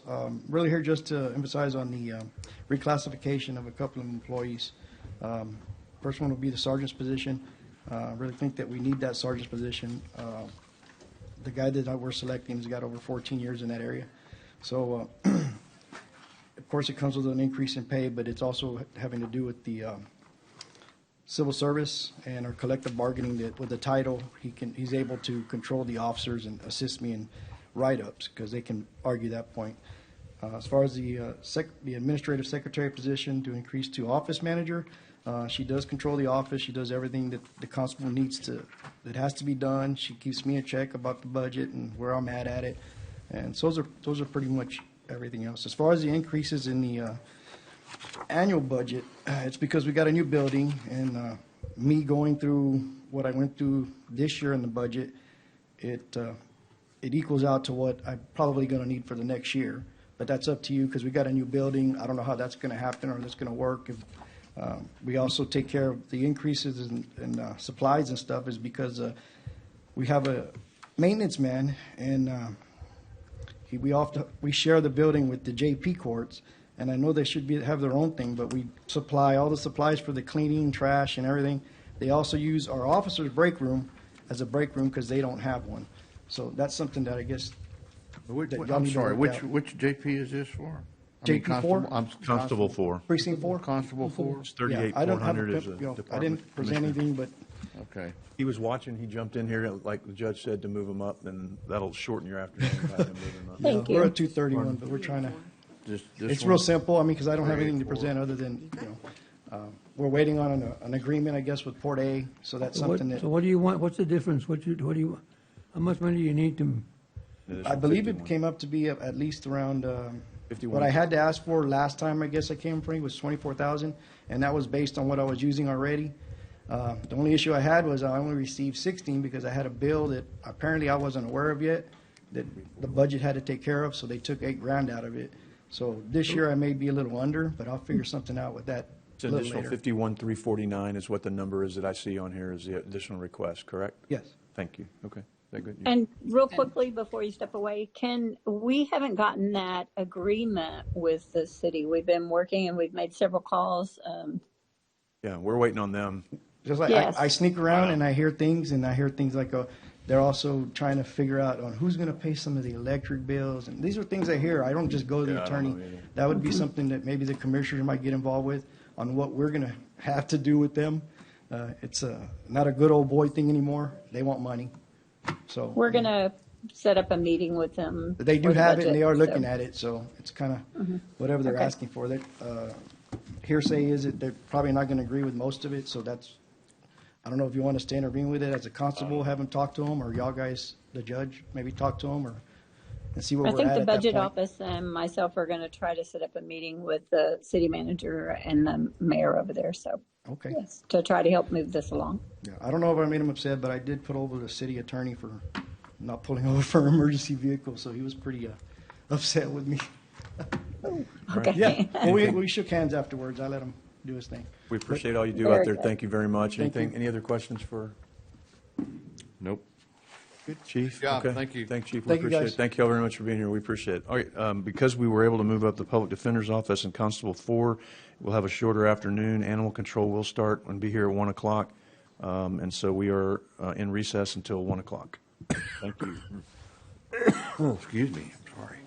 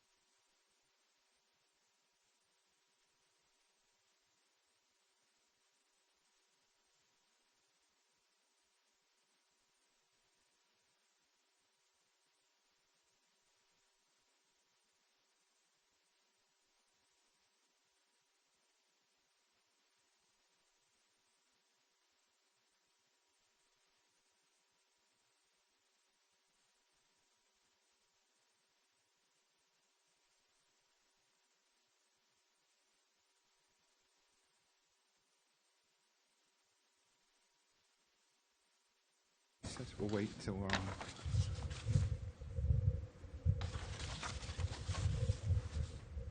All right, coming out of recess, the time is 1:05, and we have in the courtroom Commissioner Pusley and myself, and online I believe we have the judge, or she will be joining us shortly. And so our first group after our recess is going to be presented by Animal Control. John, take it away.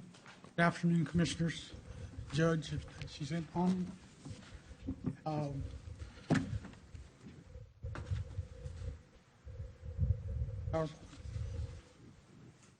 I'm going to try to go through this. John Ritter with Nueces County Animal Services.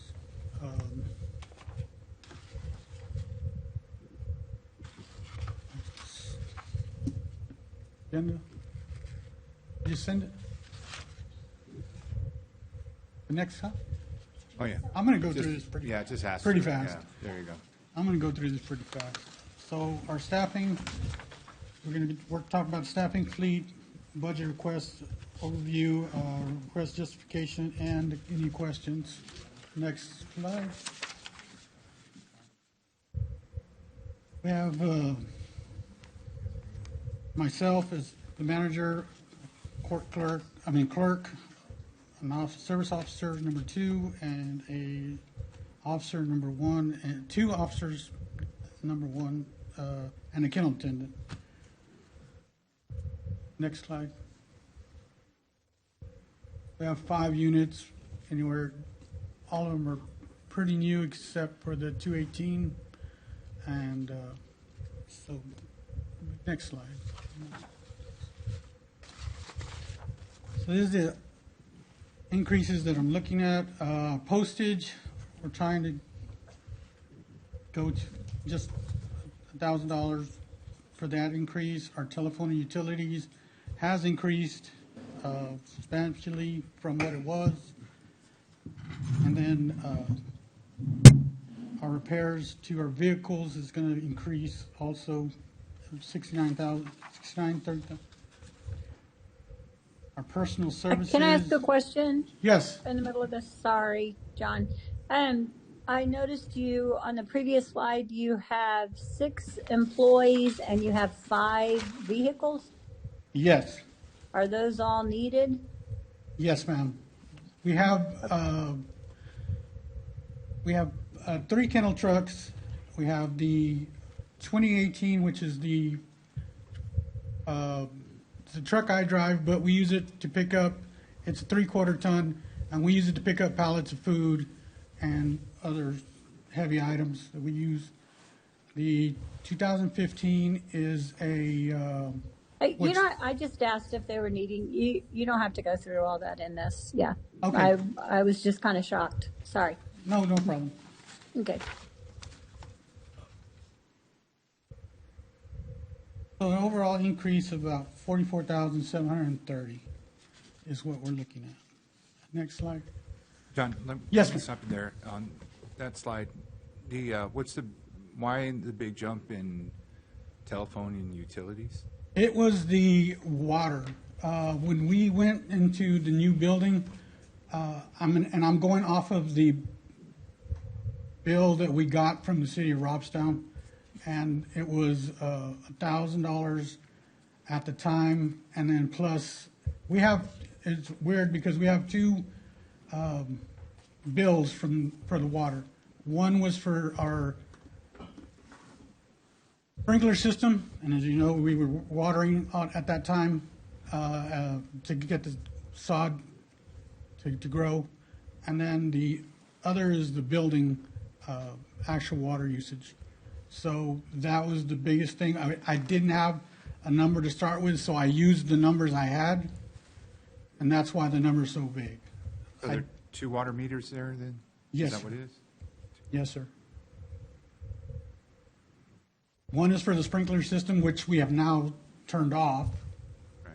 So, but it was if we ever turn it back on, it is going to be substantial amount of water. I know we had it running for some time to, like you said, get it. Yes, sir. To catch. And then we set it to every 2 days for so many hours, so yes. So it's more limited. Yes. So but you still expect that number to stay I at do, that level? truthfully, no, sir. It's just that was the numbers I had, and that's what the numbers I used. And I still, to this, the last billing cycle was around $830 or $840 total.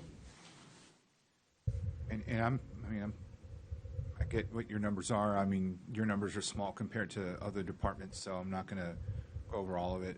Just another question. Professional services, does that include training? Okay, so the professional service, it's $1,200 that we use just for the office managing system for our animals. So anything it's $50 is left over, and yes, out of the training, that's where it would come from. So we don't really have any training. That's why I increased it that much.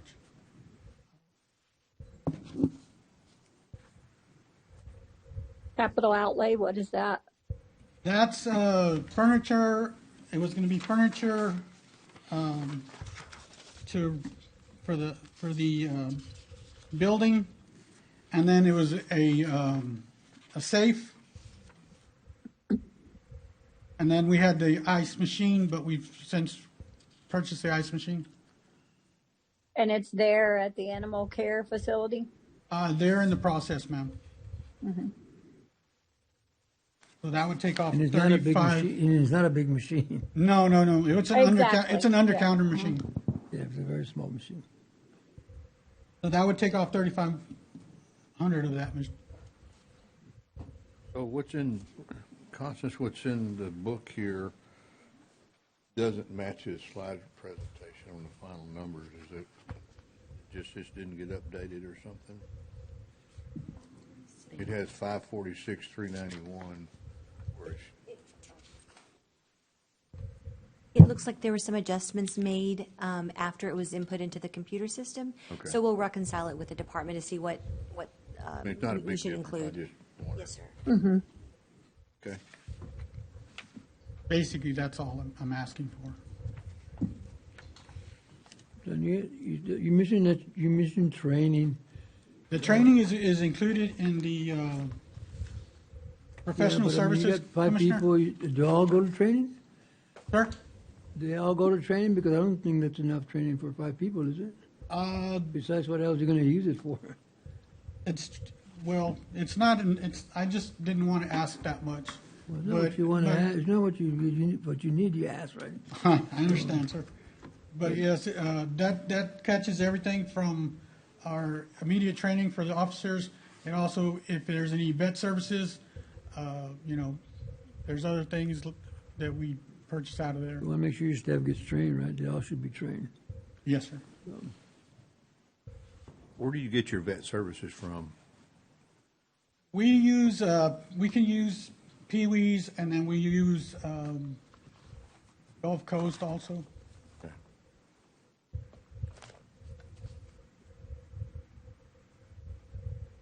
We don't want you to shortchange yourself. We I appreciate could you ask trying for to a be lot more. conservative. Believe me, I but- could ask for a lot more. Well, this is your chance. I mean, it doesn't mean you're going to get it, but I you understand. should make the court aware of what your needs are. And I know you've Yes, worked sir. with Constance and Teresa on that, but we need to make sure, like Commissioner Gonzalez said, I mean, especially the training, we pride in that. Yes, we've lost our numbers, but we rebuild, and Right. we've always been able to maintain our needs, and then we're even asked from other Our training areas is- to help support them. So we got to make sure our people are trained fully. Yes, sir. And have every opportunity. Our training is within 3 years, so we budget, for 3 years, in increments of 3 years. That's all I have. Any other questions, or? Good job, John. Thank you very much. Yes, sir. All right. Good, thank you. Thank you, John. Appreciate it. All right, moving ahead. Did we already do TIDC, right? We did? All right, so then we're going to move up to Constable Precinct 5. I don't know if precinct 1 wanted to go first. Oh, okay. My schedule's showing 5, 4, 1, but we can go 1. Okay. Whatever. Chief, your Constable Door.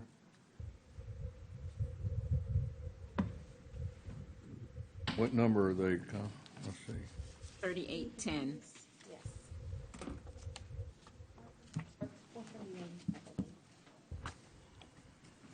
All right. I've got 38,500.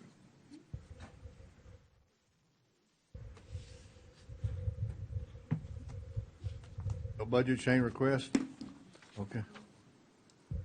That right?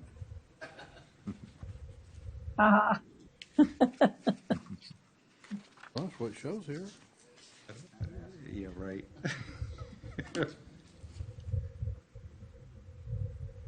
Whenever you're ready, Constable. All right. Good afternoon, Commissioners and Judge. Precinct 1 is requesting 2 additional deputies for critical operation necessity. Current staffing cannot meet the demands created by rapid increase for calls of service, subdivision growth, rising civil and criminal enforcement, and courtroom obligations that will permanently remove 2 deputies from patrol to, that we cut the courts from 1 court. We're going to have to assign the deputies because those caseloads are going to go on to those courts.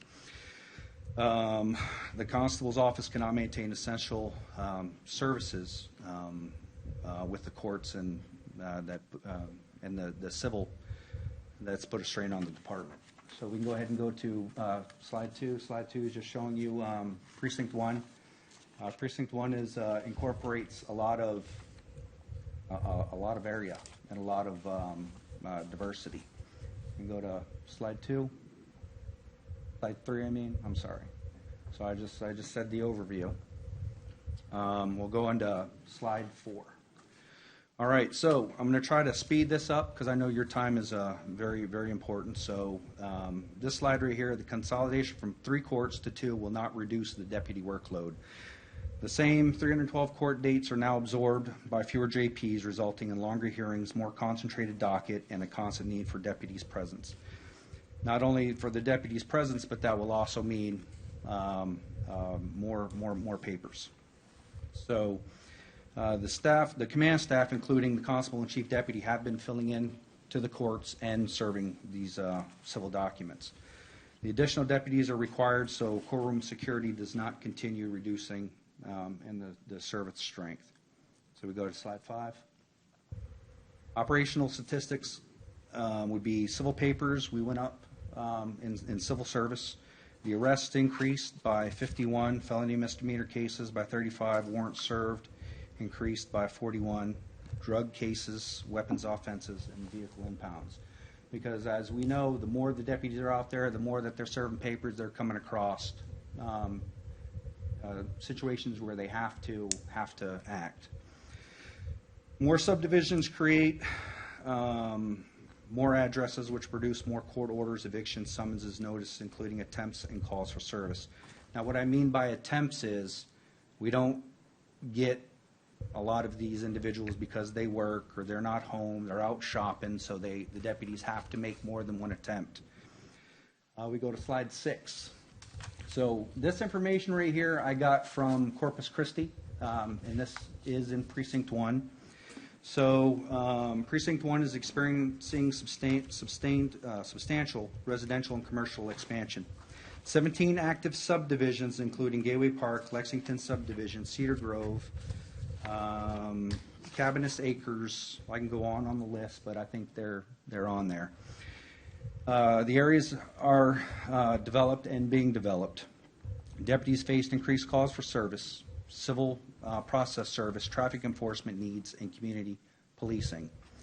Precinct 1 responded to 9,690 calls for service in 2024, and the deputies have already, in 2025, up until June, January to June, 5,328. So they got a lot more calls, a lot more months, and the calls are just going to increase.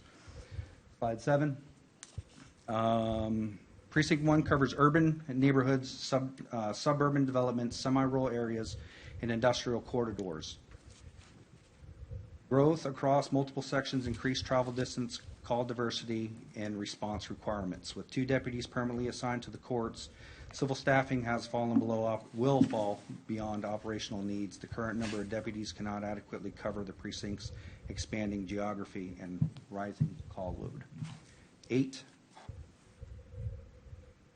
So the final justification is just like I said, with the courts, with the amount of calls that we get, more service, that's the reason why we're requesting 2 more deputies. So I guess the one last one that I have, and I'm going to let Chief take over real quick, is we're still asking for the environmental enforcement, and I believe we put that on there also. Constable, can I have a question yes, before yes. you transfer that? Yes. Is this your whole staff there? How many employees do you have? We have 12 employees with the 2 administrative secretaries, and then myself, Yes. and then Chief, And- and then eight deputies. I know I've already been down there with you because you are way cramped. Where would you put any additional staff? Well, we have our area where we try to. Right now, we're trying to split the deputies up so they're not cramped. So if the deputies are working in Zone 2, they're out at the Hilltop, or JP3, I should say, and then the ones that are in 1 are here at the office, but they're mainly working out of their vehicles right now. And then, can you answer another question? I found this out the other day when we had a meeting with all of y'all and everything. Is there a statute, or is there a reason why some of you work Monday through Friday and some of you work 24/7? Well, the reason being is because we do serve a lot of civil process. Civil process can only be served on like Saturday. They can't be served on Sunday. So there's no sense in having Precinct 1 deputies, since they serve a large amount of civil service, to be working on Sunday. And they can't be served But you only after work Monday through Friday. Monday you through said. Friday, correct? Yes. Yeah. And you have 12 employees, and like one of the other constable units has 12. I'm trying to compare apples to apples to see where we need to help. And we understand there's definitely a need in some of those, but we have to know all facts too to see where the greatest need is and where the most activity is. So, Yeah. So Precinct. To make sure we can put them somewhere once we give them to you as well, because then you can't turn around and ask us for more space too. Yes, Yes. and I understand that. And the reason being is, and I can't speak for the other precincts, but Precinct 1 does serve a lot of civil process. And that civil process can only be served at a certain amount of times and During the week, Monday during the through week. Friday is the only time those can be served or something. And So how, Go ahead. No. so how late do y'all work? What's the hour? You say Monday through Friday, but what hours? Monday through Friday, we have our shift split, so we'll work from 7 till, I want to say, like 3, and then the other shift comes in from 11 to 8, 11 to 9, in between there. And then sometimes we flex the shifts because we know that individuals will call us and say, hey, I can't, I'm not going to be home until, a certain time, and try to adjust accordingly to get the papers served. Have you seen the courtroom for Santana's courtroom to see maybe there'd be a space there for y'all to get in? I've heard a little bit about it, and that would be, a good idea to kind of get us from, the problems that we've been having in that office to a little more space. You also have the leak in the back sometimes? Oh, no, quite a few times. Yeah, but it'd be something, I'm just asking because that'd be something that Yes, sir. you're across the hallway and you can utilize maybe that courtroom and then still have your administrative staff there and your clerical staff at the window, right? Yes, sir. And Yes, sir. The other space for That would also for provide the a officers to lot work more, out and bailiff up. yeah, a lot more security. That would be a lot more security Yeah. instead of having us down the between the double doors and down at the atrium. So, Constable, what is your Because I wasn't kidding a while ago, the form I have for his department shows no increase in budget, so is that not correct? I guess that would Personnel, That is the page correct. behind it. Put new personnel and salaries at the next page. Yes, personnel Yes. was the only increase. So it's 297,000. Well, how come that's not reflected on the budget sheet? Because that first sheet is The next operating, page, and then the salaries are separate. They're on the next sheet because we had to detail all those out, the individual employees, Okay. or positions, I mean. One of the things, when you showed us the map overview, we kind of, a couple of us, I think, started talking out loud on Tuesday when we had our first budget session, when we had some of the JPs here. And it was, Nueces County has not redrawn or redistrict our JP and constable maps in quite some time. So I don't know if that was just talking out loud. I don't know if that's something that that this court or the next court will take maybe in the new year. But that may be something to consider, because I get it. You have a very dense population that you serve, and then you're just so widespread. I don't know if the answer is to shrink you down, or how do we balance it out? Because some offices obviously could potentially have more deputies than others, and others that cover a much larger space that have maybe not the population, but you're talking the mileage that they have to cover. So there's kind of two different issues there, but I don't know. I don't know how serious we were, or sometimes we just kind of talk on an issue and then it doesn't go anywhere. But seeing that map is very helpful to kind of put in perspective of what you cover. And you do cover a very diverse population with industry and into neighborhoods, and then out into rural parts of the county, out towards Robstown and the Calallen area. So, yeah, a lot to consider. I'll tell you, Commissioner, the deputies in Precinct 1 are really good at what they do, and they can handle the job. It's just that they can only handle so much. One person can only deliver so much paper. So if we get more people, more papers, more service, more what we need to do. They're awfully good at what they do. And there's a lot of more apartment housing coming up in Precinct Yes, 1. a lot of A lot of them, 17. Saratoga, Old Brownsville Road, and Yep. Saratoga, so a lot of more apartments coming up.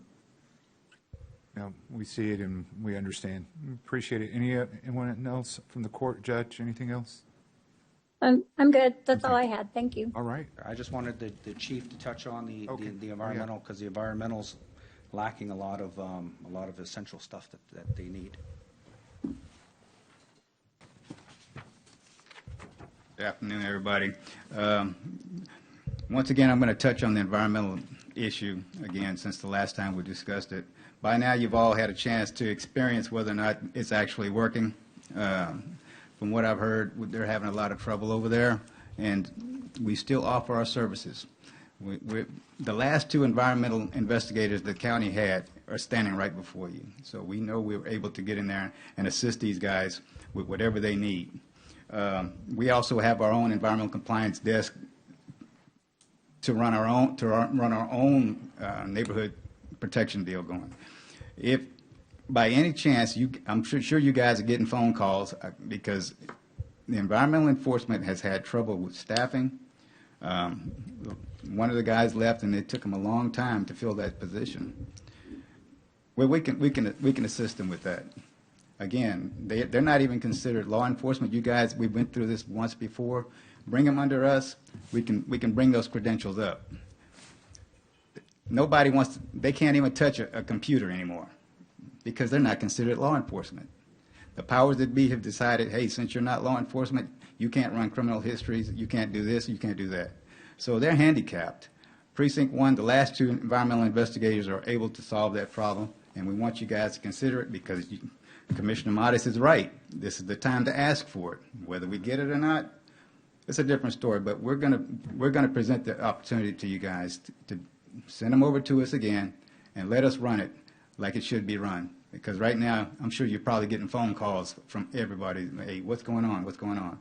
If you drive your precincts, and I'm sure you do. I know Commissioner Jag does. Where's the trash? you see the trash out there everywhere. Lack of oversight, lack of manpower, it's being affected. So send them over to us once again, guys, and we will handle that. We will handle it. And that's all I have to say.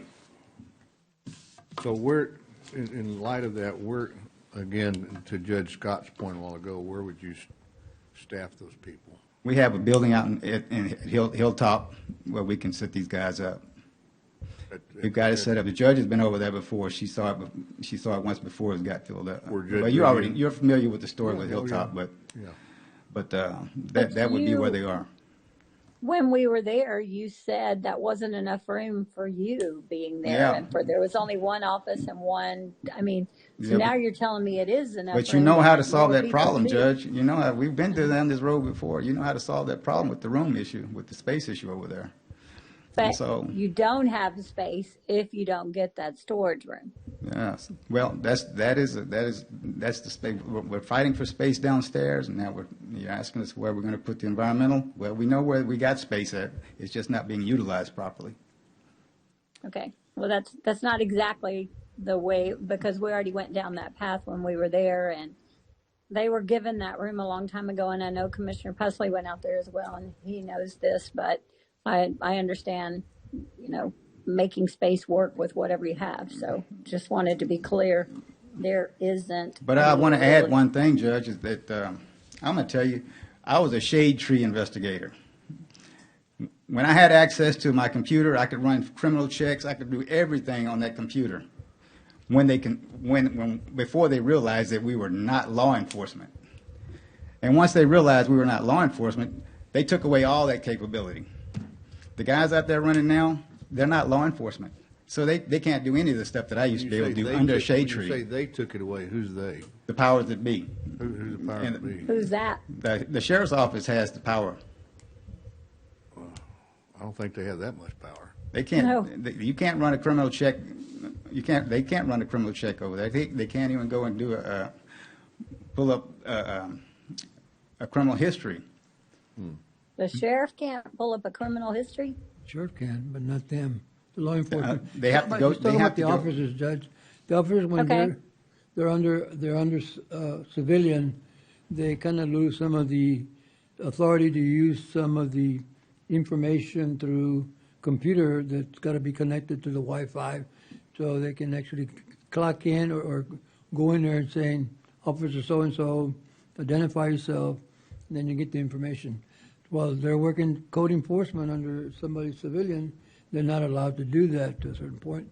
And this is why the other good point would be that these people, that to them, it needs to be under law enforcement so they can actually get the benefits too, that all the other law enforcement officers have, as far as the collective bargaining, as far as the same kind of pay and everything else, benefits that everybody else has.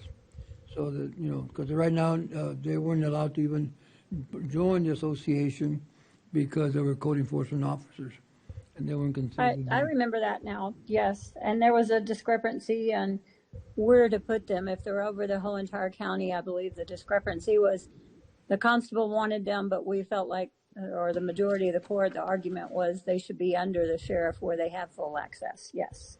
But I remember that now. Yes, Thank you. Mm-hmm. This is why I think that we need to probably, and I'm looking at this right now, which is new personnel. Correct me if I'm wrong. You got 4 people in new ones, but actually, the 2 code enforcement officers wouldn't be new because they're already been paid. They're under payroll. Yes. They got to be. So actually, you're not adding 72 and 72 for each one of them. I mean, they're already under payroll, so you only add the differences, right?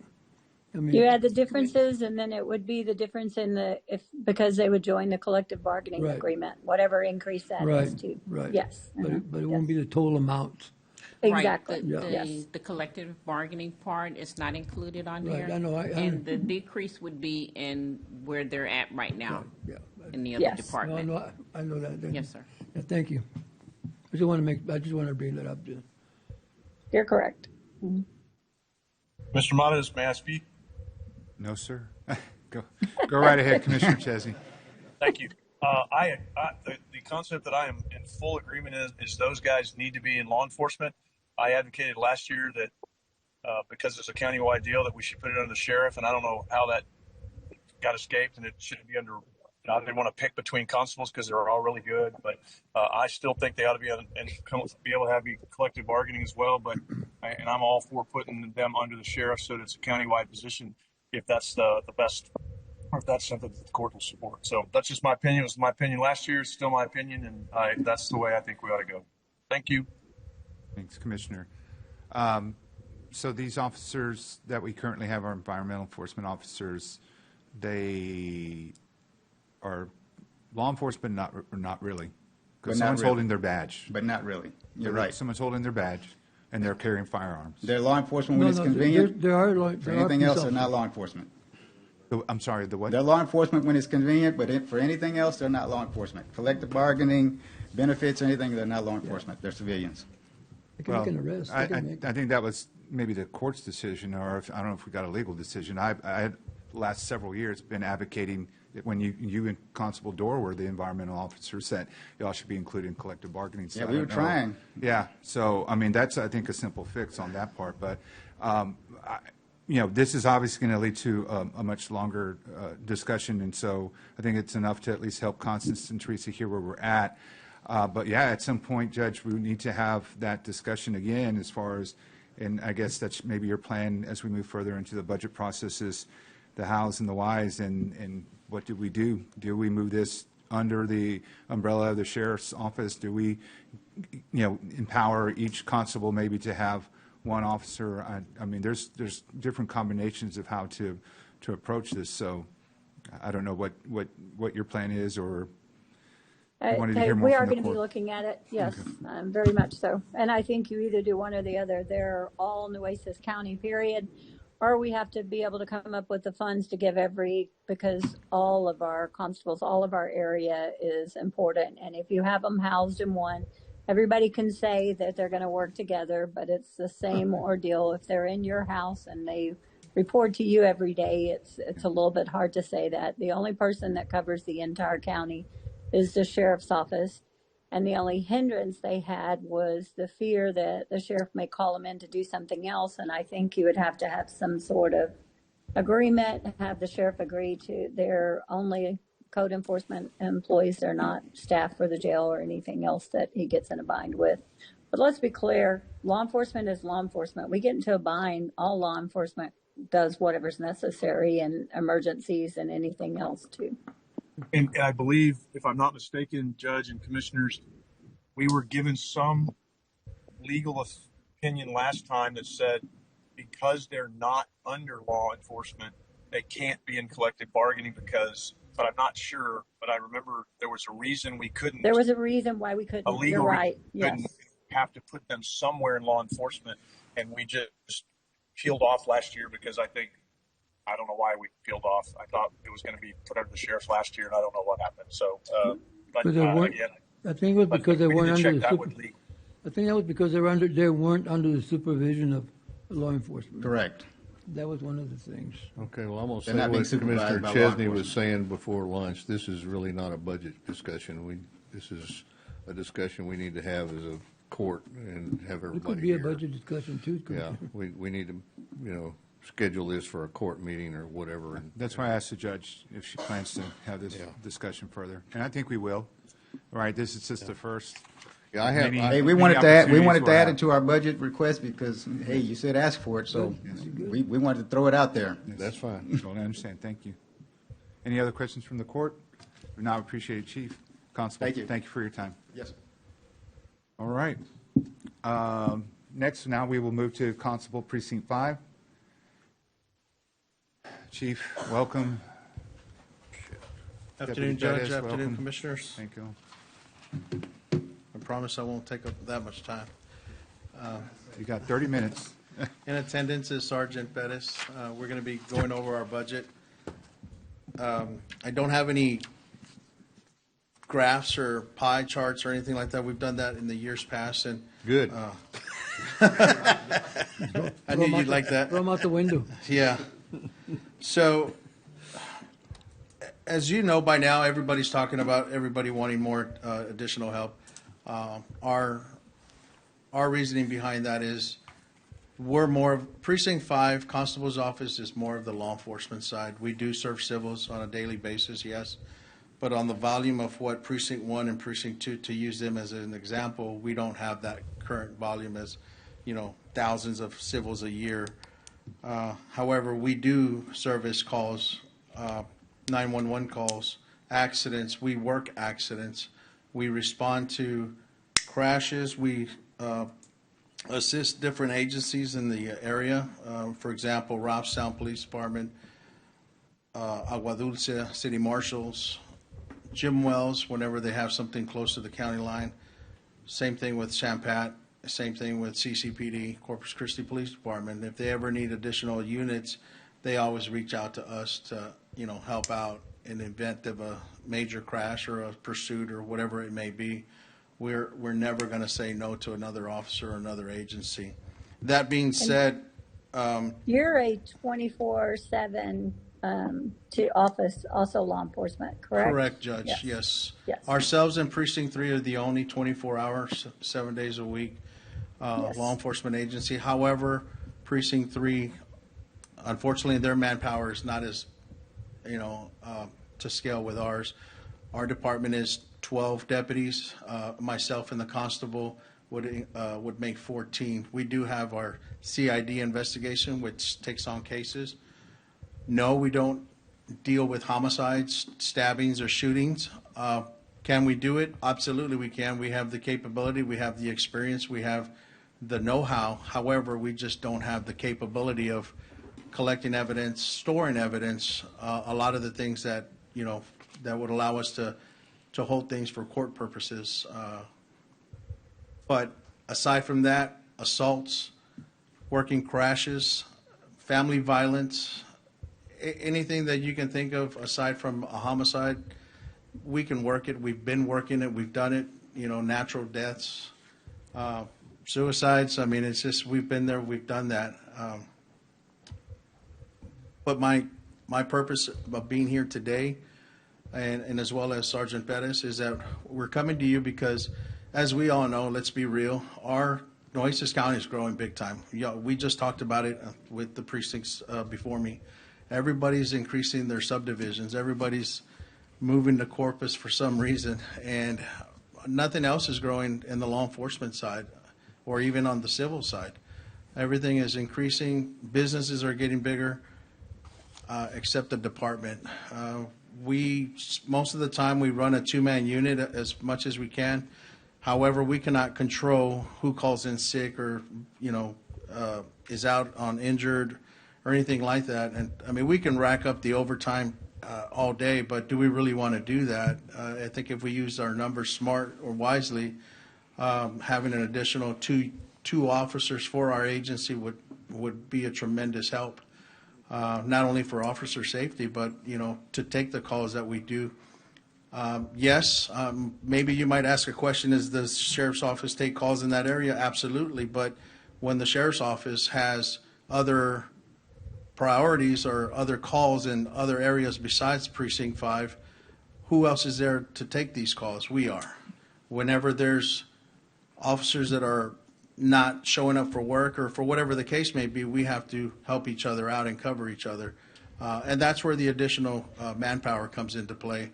At the end of the day, it's safety for the officers. We want to make sure they go home safe to their families, not knowing that if they're working a 12-hour shift all by themselves, is anything potentially going to happen? Yeah, the risk will increase percentage-wise.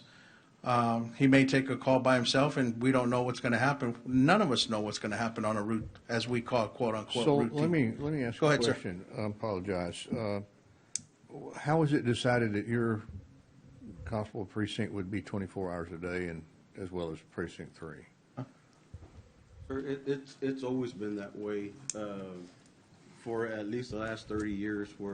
And it's actually the constable's the one that decides if his department's going to run 24/7 or shut down, at a certain time.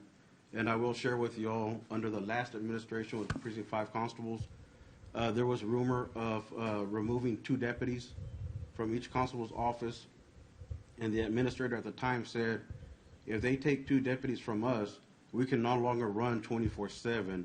We're going to have to shut down at a certain time because we don't have the manpower. And as of right now, let's say every other weekend, I'm actually working by myself. I'm a supervisor, but I have no deputy with me because we don't have the position there. A few weeks ago, I responded, like Chief said, the actual investigation of the murder or the shooting or aggravated assault, our detective will, because we only have one, he will not do the complete investigation, but we respond to it, and we hold the scene until other units arrive. A few weeks ago. So who has the primary responsibility for something like the sheriff's department? And that's one of the issues is that each or individual law enforcement agencies, they each have the same power, the same abilities. The only difference comes down to is manpower. If we were staffed fully, and what I mean by fully is if we had an additional 8 officers, then we can handle those kind of investigations. If we had a evidence room where we could actually meet suspects, where we can handle blood evidence and stuff like that, store it properly, we would be able to handle those calls. But since we don't have that infrastructure, we're not able to handle those. So on the 24-hour clock, let's say, you know, the majority of your staff is going to be on duty from 8 to 5, okay? After 5 o'clock, is there like one officer, 2 officers? No, sir. The way we work is we work 12-hour shifts. Okay. That maximizes our manpower. And for us, a fully staffed shift on, when we fully staff, our largest shift is on Wednesday, Thursday, Fridays, and every other Saturday at night, in which is 1 sergeant and 2 deputies. Okay. The other shift that works at night, it's only 2 deputies at night. If one of them calls in, then that deputy's working alone. Or one of them goes on vacation, that deputy's working alone, because we're not bringing in, and which we're going to have to start to, is use somebody to come in as an overtime deputy. So That way he's not alone. After hours duties, what are the primary things that you're taking responsibility for? Calls that come into our precinct. Patrol the highways, DWIs, accidents, stuff like that. Okay. Is there any overlap with the sheriff's department on that? To a degree, yes and no, because like I said, the sheriff's department,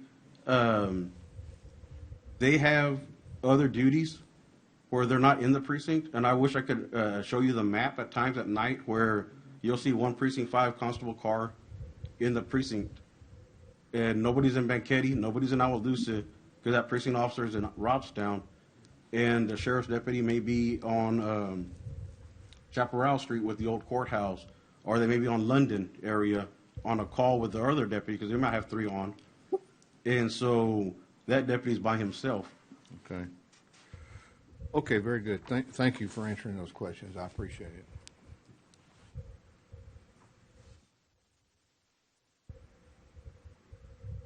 So going back to what I was saying is that the reason we're asking for 2 more deputies, obviously we know that, again, I'll touch or echo on that, is our communities are growing.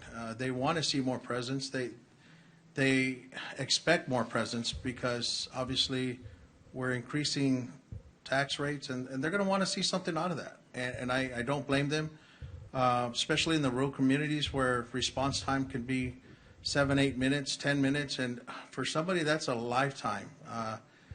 And for us to get out there as quickly and safely as possible, we'll do the best we can. But you know, at the same time, we're not going to jeopardize our deputies' safety or lack of their. You know, it's not right. It's not right to put that deputy in harm's way just to respond to a 911 call, and because there's nobody in the area. Having these extra deputies on the street will definitely have a major impact on the way our response time is.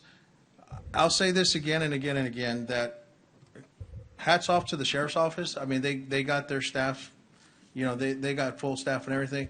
But we got to remember that no one backs up Precinct 5 when the sheriff's office is not around. No one.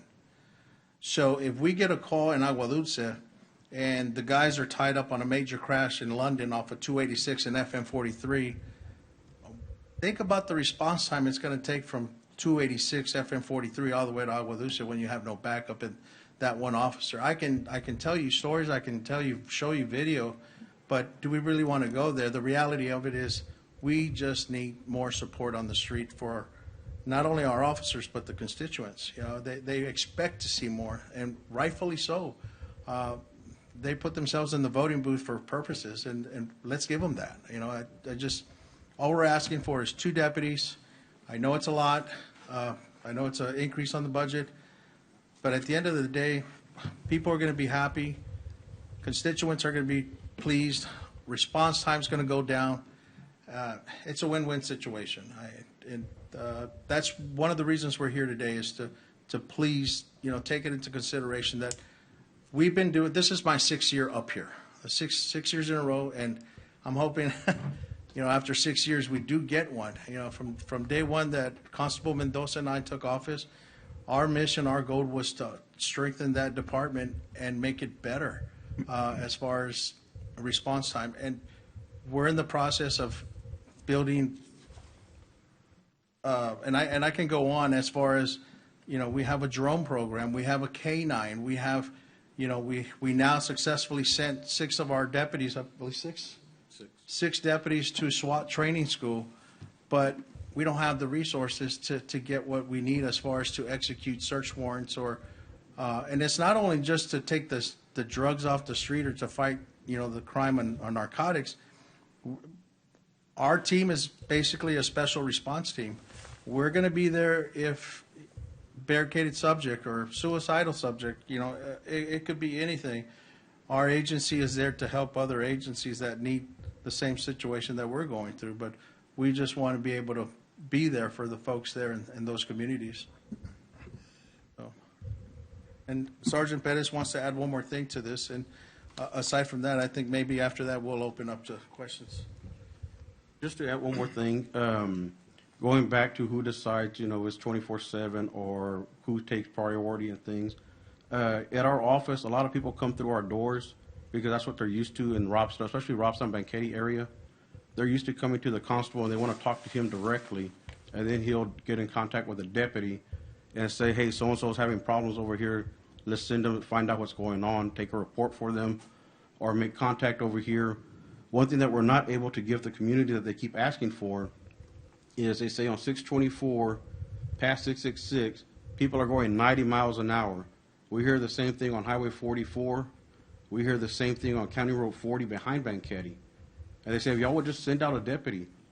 And I'll tell the folks, we want to send out a deputy, but right now I'm the only one working. There is no other deputy, Precinct 5 constable working. And the sheriff's office is in the London area right now on a call. So there's no more law enforcement. And going back to a case, Texas Supreme Court case, and it was over collective bargaining.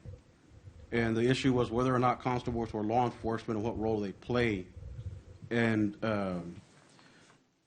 just to summarize real quick, the outcome of that was they said that the constable's office is the police department of a precinct. So to think of that, the constable is nothing more than an elected police chief of that precinct. So we are the police department of our precinct. We just don't have the resources to be as effective as we need to be. It's a real balancing act, and as Commissioner Morris said a while ago about the JPs, and I think this applies to the constables. It's been a long time since we've looked at the boundary layouts, and demographics have changed. I think 2010 was the last time we redistricted constables and JPs, and the demographics of this county has changed tremendously in that length of time. I don't think the JPs were included at that time with the constables. It was just the commissioner's court at that time. Well, that was in 21. The last time we drew maps was just for the commissioner's In court. 2010, Right? we did 2010. everything. We did constables, JPs, commissioner's court, everything.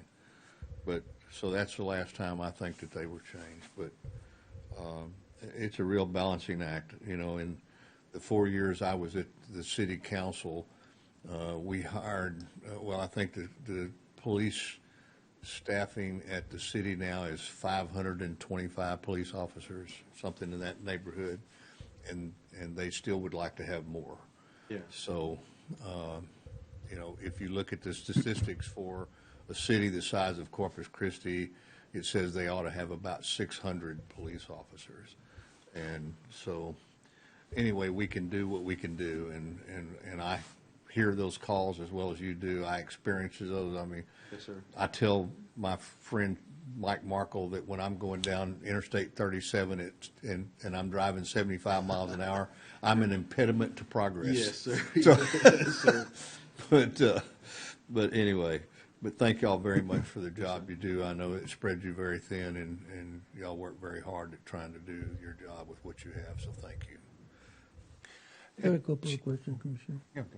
A couple of questions, and I think I might have heard the judge say something about, so everybody seems to think they need two people, and two deputies or whatever, but if everybody was to get one code enforcement and one deputy, would that help your department?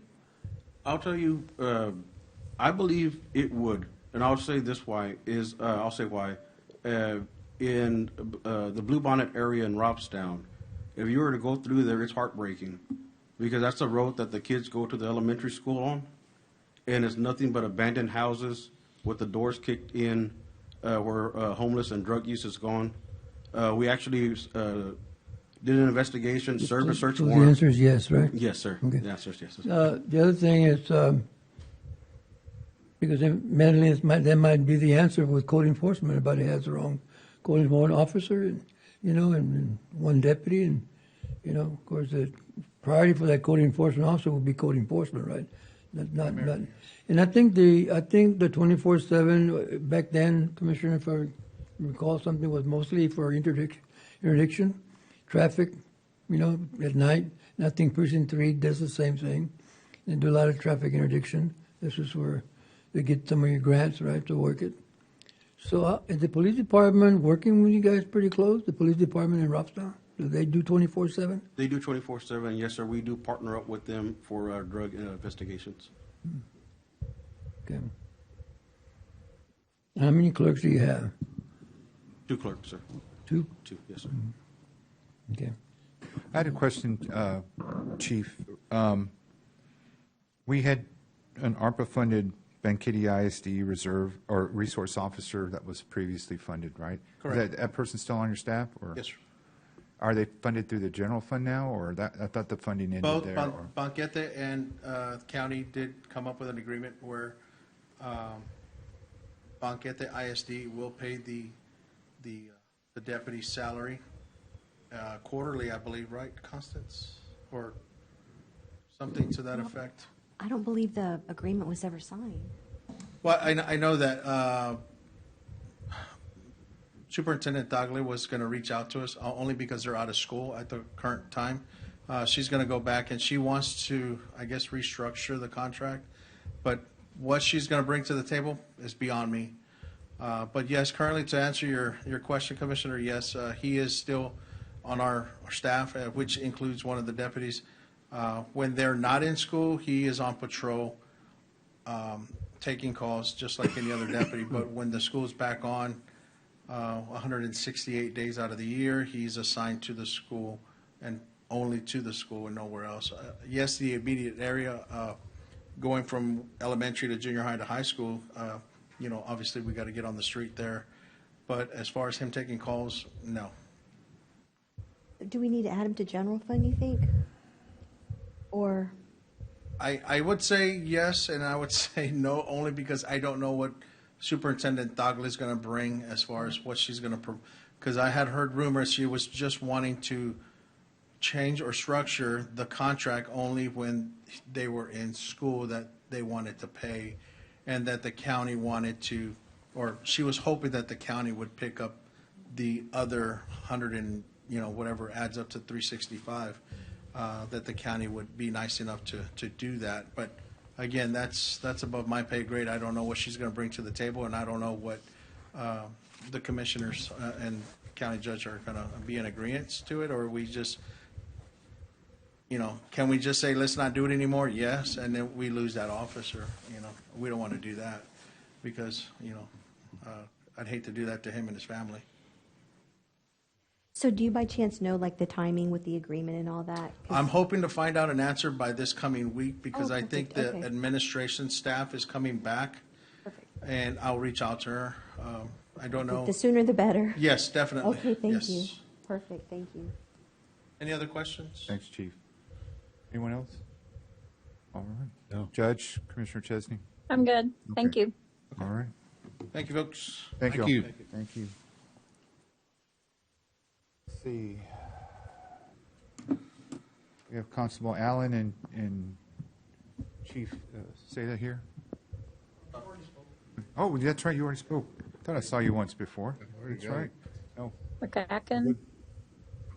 all right. And we already did Enterprise, didn't we? Well, we haven't No, done we got Enterprise. one more. Okay. Well, we talked a little bit about that previously, but all right. Stacy, I'm assuming Stacy? Yes, hello. Okay. Thank y'all for having me back. Hello, Judge Scott and commissioners. I know y'all have spent the last few days with people coming and asking of you, so I'm excited to come and tell you guys what I've been doing for you. And your departments have been exceptionally helpful in helping to paint the picture for me. This last fiscal year, we've made some really good improvements and some good strides towards giving the county control and visibility over their fleet expenses. So today I wanted to give you all kind of an update of what we talked about at our budget workshop last year, the work that we've put in fiscal 26, and then some of the things that I think we can implement in fiscal 27 that'll continue some of that good work. Can I get my first slide, please? So here is an image of all of the services that our fleet management company offers to our clients. So it's not just about the acquisition of the vehicles and making sure that they're coming in. It's also how is the county going to be paying for it? What fuel cost visibility can we provide? Maintenance programs. When the vehicle has reached the end of its life, being able to sell that unit and liquidate it so that we can give the county back some funds that might be able to offset future budgetary costs. Aftermarket vehicle customization is also something that we help with to ensure that you're getting the right equipment for your job, but also that it's all compatible and all arriving at the same time. We help with license, title, and registration when needed. And then there's some things on here. Everything in green is what we are currently doing for the county. Those items in yellow are everything that we've improved on from this time last year to today. So those will be the updates that I'm providing. There's two more instances that I believe we might be able to help with in the future, but I've very much been trying to eat the elephant one bite at a time, just to make sure that we're getting everything onboarded and implemented well, and then continuing to make those improvements. So if I can get my next slide, please. So here is what we discussed in August of 2025. Our next steps from that meeting were that we were going to take the county's current fuel program, which was through WEX, only it was on a Valero side, and we were going to transfer that over to ExxonMobil. We were going to start liquidating units that were currently sitting, and these were kind of all across the county in different parking lots and some of them still at your precincts or at your department's offices. So we started pulling those out and just starting to liquidate them because they weren't really serving any purpose for you. And I've got an update on what we've been able to get back on some of those resales. We started meeting with the departments directly. So rather than myself and the purchasing department sitting down and then them having to kind of disseminate that information, and it kind of has to go through this person and then to the next person, they gave me access to contact everybody. So most of the constables that are here today have had separate individual meetings to start hearing some of their needs and figure out where I can help streamline and meet those needs without y'all having to necessarily uncover it. And then we were working on our fiscal year 26 replacement orders, and we were able to get those placed in February of this year. So if we can get the next slide, this will be the first update. So when we created that fuel card transfer, two things happened. One, on the old program, your departments were only ever able to use Valero locations, which was a bit of a hindrance because they were only able to fuel where they could fuel. By making that transition over to ExxonMobil, they can now use every fueling location, but they are actually receiving 5 cents off per gallon at anything that is at ExxonMobil. In addition to being able to have visibility into what we're spending, we're now able to really dial in where those funds are going. So, thank you. So what I know from the data that we've gathered is I know that on average, the county is spending $3.58 per gallon. We've all known what's been going on in the news for the past year, and it's kind of been a lot of flux back and forth, right? What I use that data for with my other clients is to be able to tell them, hey, we were spending $3.58 the last 12 months. It just went up to 430. We need to now assess our budget for the rest of the year to ensure that we have enough money in our fuel budget to account for the fact that the market has now changed. It's also given us visibility into how many transactions each department has, how many gallons they're spending, and what that actual spend comes out to. And whenever y'all are going through your budget workshops this same time next year, every department will have a year's worth of data to be able to come to you and say, this is about how much I spend in fuel, and we know it to the penny. So the visibility there is going to be extremely helpful for all budgetary purposes going forward, but also in making sure that we are, for example, the sheriff's office has the most transactions. They also have the highest purchase. One of the things that can lead to that is idle hours. Are we taking into account how much fuel is burned when those vehicles aren't even driving? So we're able to use that visibility to make sure that when they are asking for money for budgets, we aren't having to go back halfway through the year and necessarily make a change, and we're able to kind of put those buffers in to encompass that price. From the entire county, y'all have 326 units currently. I have data on 261 of those. So for 80% of your county's fleet, we now know what their true fuel spend is, and going forward, this will be a tool that y'all can use for your budget purposes. Next slide, please. So unit liquidation. This one has been really interesting because there were some quirky units on here. In the past, when a unit was declared surplus, it was kind of just set aside, and nothing was really happening with it. And I've got some photos of it's just kind of parked over here. We mow around them in the field, and we didn't really know what the plan was. And so I started working with the purchasing department this year to actually anything that was on the ground that the county no longer needs, sell it, get rid of it. Now, some of these are 20 years old. One of them, you can see a 2006 F650 on there. We got 1 penny for. But Enterprise, on our end, we've actually been waiving any of the fees the county would have been charged to sell these assets. So if the vehicle had to be towed, or if the documents had to be changed, if we had to cut keys. I got approval from my powers that be that in this cleanup time, we're doing all of this for free for the county so that we can help to just move this metal. Like, we just need to get it out of there. So it's kind of a beautification project without necessarily intending to be, but we're very much working to make sure if you don't need it, let's get rid of it. And especially in y'all's coastal climate, the longer a vehicle sits in these conditions, it's exposed to South Texas sun, it's exposed to the salt, it's exposed to everything that happens down in this area. So they become worth less the longer they're sitting. So far, of the units that have been identified that were of no use to the county, we've liquidated 27 of those. We've gotten $20,000 back for the county. That's just, it was metal sitting in a field, and now it is $20,000 that goes back to y'all's departments. So we've been working with the budget office and the purchasing department to help determine the best route for those resale proceeds.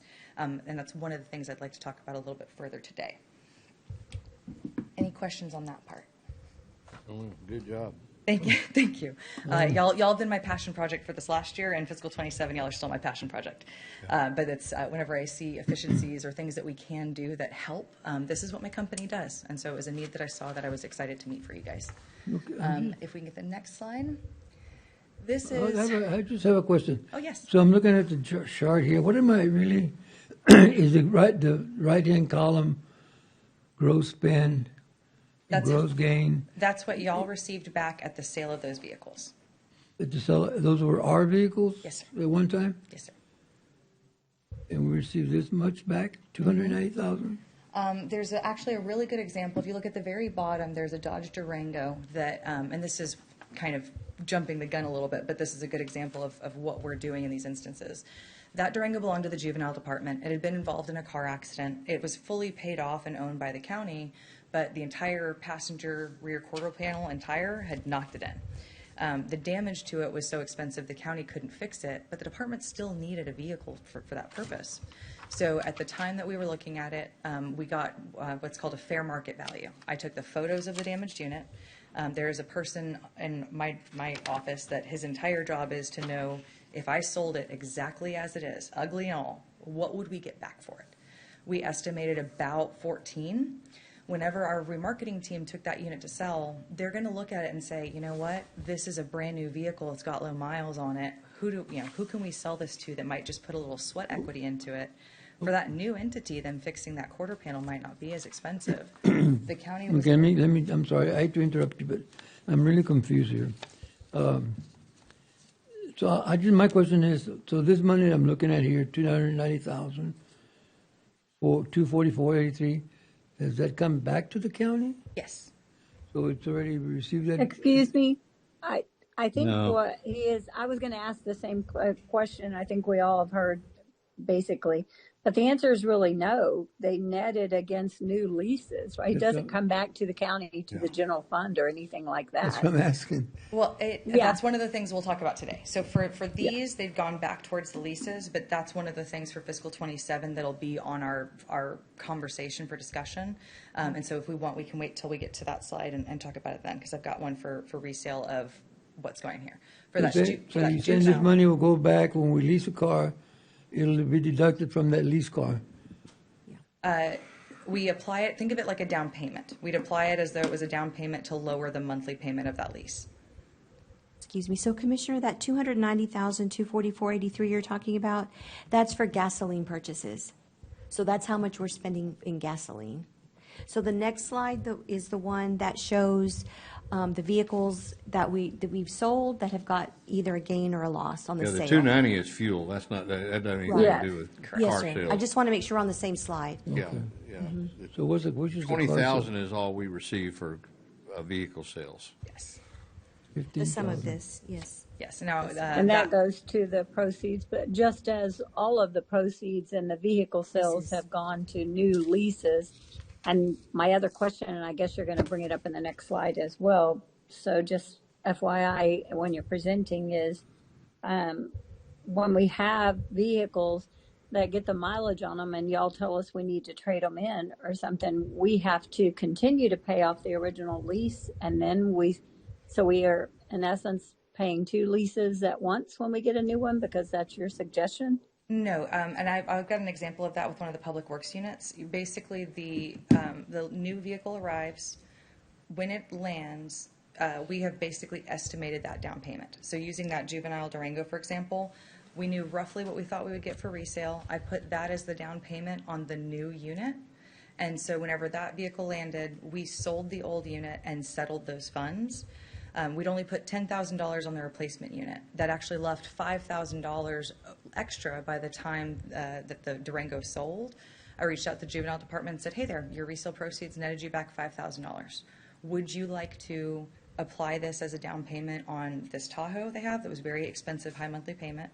Would you like to use that money to pay for 3 months in this fiscal year of a new vehicle that you'd asked for?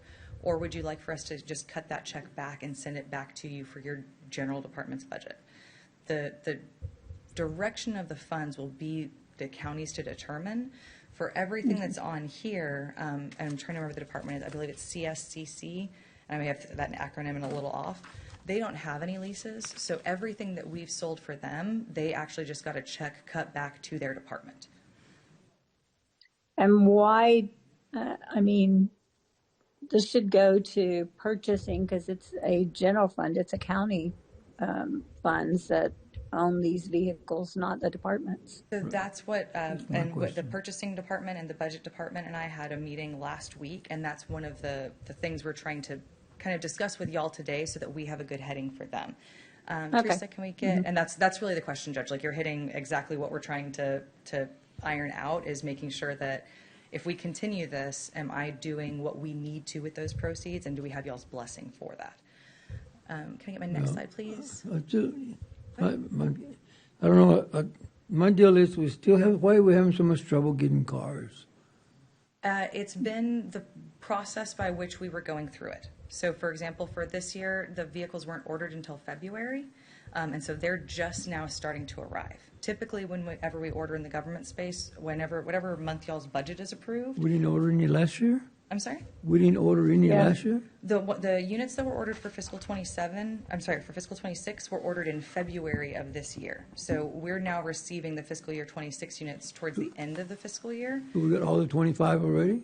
2025, we got those earlier in the year. We had kind of a bigger gap between. I know, but did we get them all Yes, sir. already, or they're still straggling? No, sir. All the fiscal year 25 units were in. The fiscal year 26 units have almost all landed.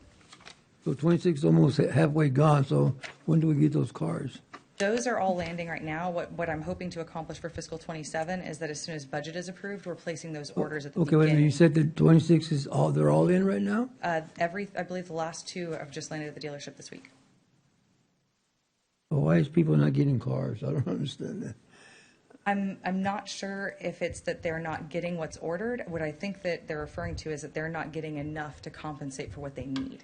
And the constables are a great example because they have, but across all 5 constable precincts, there are units that are almost unusable, but they're still expected to use. Well, we got constables and are the cars that are red cars and. Yes, and the wreck parts cars and- are, the wreck cars are actually one of the things I want to address today as well. So this is, as far as our program goes, this is the easiest concept I can give of what we're trying to accomplish. And that is from the moment that a vehicle is acquired, it only becomes worth less, right? Like whether it's because, it's been driven too many miles or it becomes a certain age. As vehicles age, their maintenance costs are going to increase and your fuel expense is going to increase. So what we're trying to do on our end is find the optimal time to replace that vehicle while you still get money on the resale side, but your costs aren't starting to go up on the operating expense. So the effective vehicle life cycle is going to be different for, say, a pursuit unit than it would be for a half-ton pickup truck. But one of the things that I do with the departments is I determine what is the tool they need for the job, and then what is the most cost-effective way to get that tool for them. Because, again, I'm going to go back to the same question. So the ones who ordered in February, we're going to get them when? Everything's landed. Everything landed? So I keep hearing some people don't have cars. They don't have what they don't. We're not ordering enough for what they need. Like we're placing an order, but we need to order closer to 100 units a year, and we've been ordering. So you're saying purchasing should order more cars? Yes, and I've got a slide for that. We are a couple years behind on where we need to be to get you guys caught up. But the reason for that is how we've been acquiring vehicles, and so we've got a solution for that. But can I get the next slide, Teresa? Perfect. So this is what I want to talk about for this year, for fiscal 27. One is the critical failure plan. So Commissioner, you hit on vehicles that are damaged that we can't afford to repair. What's happening right now is the vehicles are damaged, the repair doesn't happen, and then that asset just sits in a parking lot. No one knows what to do with it. No one knows what the next step is. There are 2 things that we can do that we can help the county to determine what's the most cost-effective route. One is a program called accident management. And it's where the enterprise department basically gives them access to our pricing. So if they were to go get a repair, they're able to get it at discount rates. The second is, and using that juvenile Durango as the example, we're able to assess, okay, we can't afford to fix it. What if we just sell it damaged? What does that net us back? And then what would the county want to do with those funds? So that's really where we need to determine the approval process. And that's where we'll need y'all's help to kind of decide how does the court want to see it, because you're going to be seeing a lot of these coming to court for approval in the next fiscal year. So the format of how we present the situation to you, paint you the story of what the costs could be and then what the solution might be, is what we're going to work with the budget department and the purchasing department on to make sure that when y'all are receiving a proposal, it's something that makes sense to you and that y'all can act accordingly on. For the resale proceeds, we need to determine how y'all want to have those allocated and what you think is the best format to disseminate those funds. And there are different options that different municipalities or different counties have done. And so really I just need to see what y'all would prefer. And then for the aftermarket plan, instead of purchasing the aftermarket out of pocket, being able to put that in with the leases so that we can get more vehicles, standardizing the upfit for the constables' offices, and then for Public Works, a big project for this year is getting them the correct units that they need. Let me ask you a question. You said about damaged vehicles. Are we locked into using only the vendors that y'all have? Do y'all have some kind of a contract with vendors that we can't go outside those vendors? It's not a contract with that. What it is that whenever a vehicle is going in for maintenance repair, we have negotiated pricing all across the county. So every vendor that is approved on the program has agreed to let us review the cost to make sure that there's no padding on it, there's nothing extra. So they're approved vendors because they're willing to work within the program. I'll give you all an example that was actually a really big win for Senior Community Services. They had a van that went into Beck and Maston. It had a blown transmission. They took it in as though they were Nueces County. Here you go. What's my repair look like? They gave that department a bill for $9,100 and said, you need a new transmission and you need brakes and tires. That was not opened through the enterprise program as it should have been, and Beck and Maston knew it needed to be, but they were handing them an invoice saying you need to pay me $9,000. I let the purchasing department know, do not cut anything for this. Let me get the right chain of command involved in reviewing the repair order.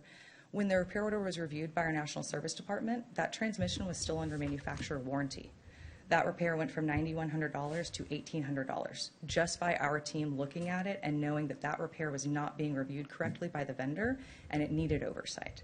Yeah, So but that thing is- oversight is what the approved vendors have agreed that they will allow us to make sure that they're not overcharging for anything. But there are some vendors locally that are probably cheaper than the ones that you have, and so how do we?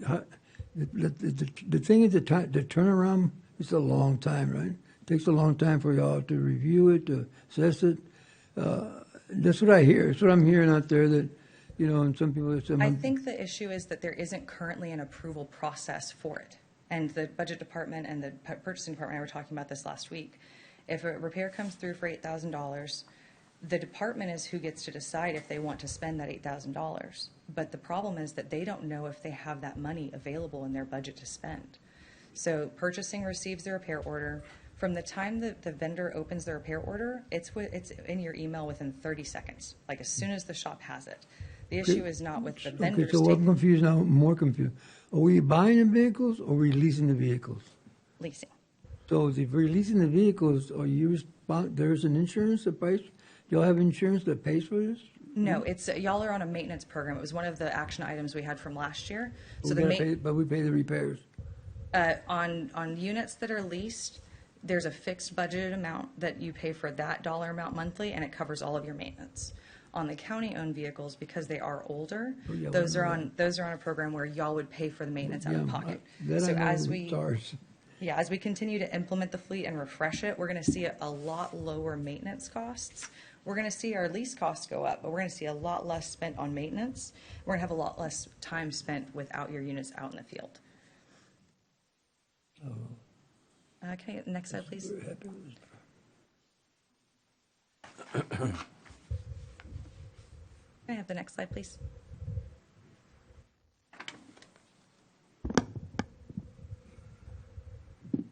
Hello, Connie? There we go. Thank you. So this is that accident management program that I was just discussing. And the process is, the program itself is completely free to the county. Y'all don't pay anything to be on this program. If a unit were to need a physical damage repair, so this would be instead of insurance, instead of the county paying for it out of pocket, they would run it through this program through any one of the approved repair facilities here. The enterprise team that deals with this, and this is just for the first 6 months of fiscal year 26, the average shop time of your vehicle has a claim that started to your team is getting it back from the shop fully repaired, on average is about 16 days. Whenever they are going to collect that, if they're going after a third party. 60 days, you said? 16. 60. 1/6. 1/6. The department that is working this claim process, they're ultimately going to be y'all's, for all effects, insurance agent. They're going to reach out to the third party. They're going to make sure the claim is reviewed, determine who might be at fault, and take a lot of the work that's currently being done by your risk department. That's going to be done by our enterprise department. So the diminished value that is collected by that department, which means someone else hits your car and now it's not worth as much as it was, on average, they brought in $428,000 for our clients this year. Whenever they do have to go against a third party and they're trying to get that money back for y'all, their recovery rate is 79%. And then whenever units are going in for repair, the negotiated savings, just by using the exact same repair facility but being on the enterprise program, is an average of $1.3 million in savings for our clients. What I've put up here is an example, and I wanted to really just see if this is something that interested y'all, and the plan would be to use some of your own repair orders for the example whenever they bring this to court. But this is another client that I had. They had an $11,000 repair for damage on one of their Kias. Whenever they gave me this repair order, I sent it off to our team and said, hey, if we use this exact same shop but they were on our program, what would they have paid?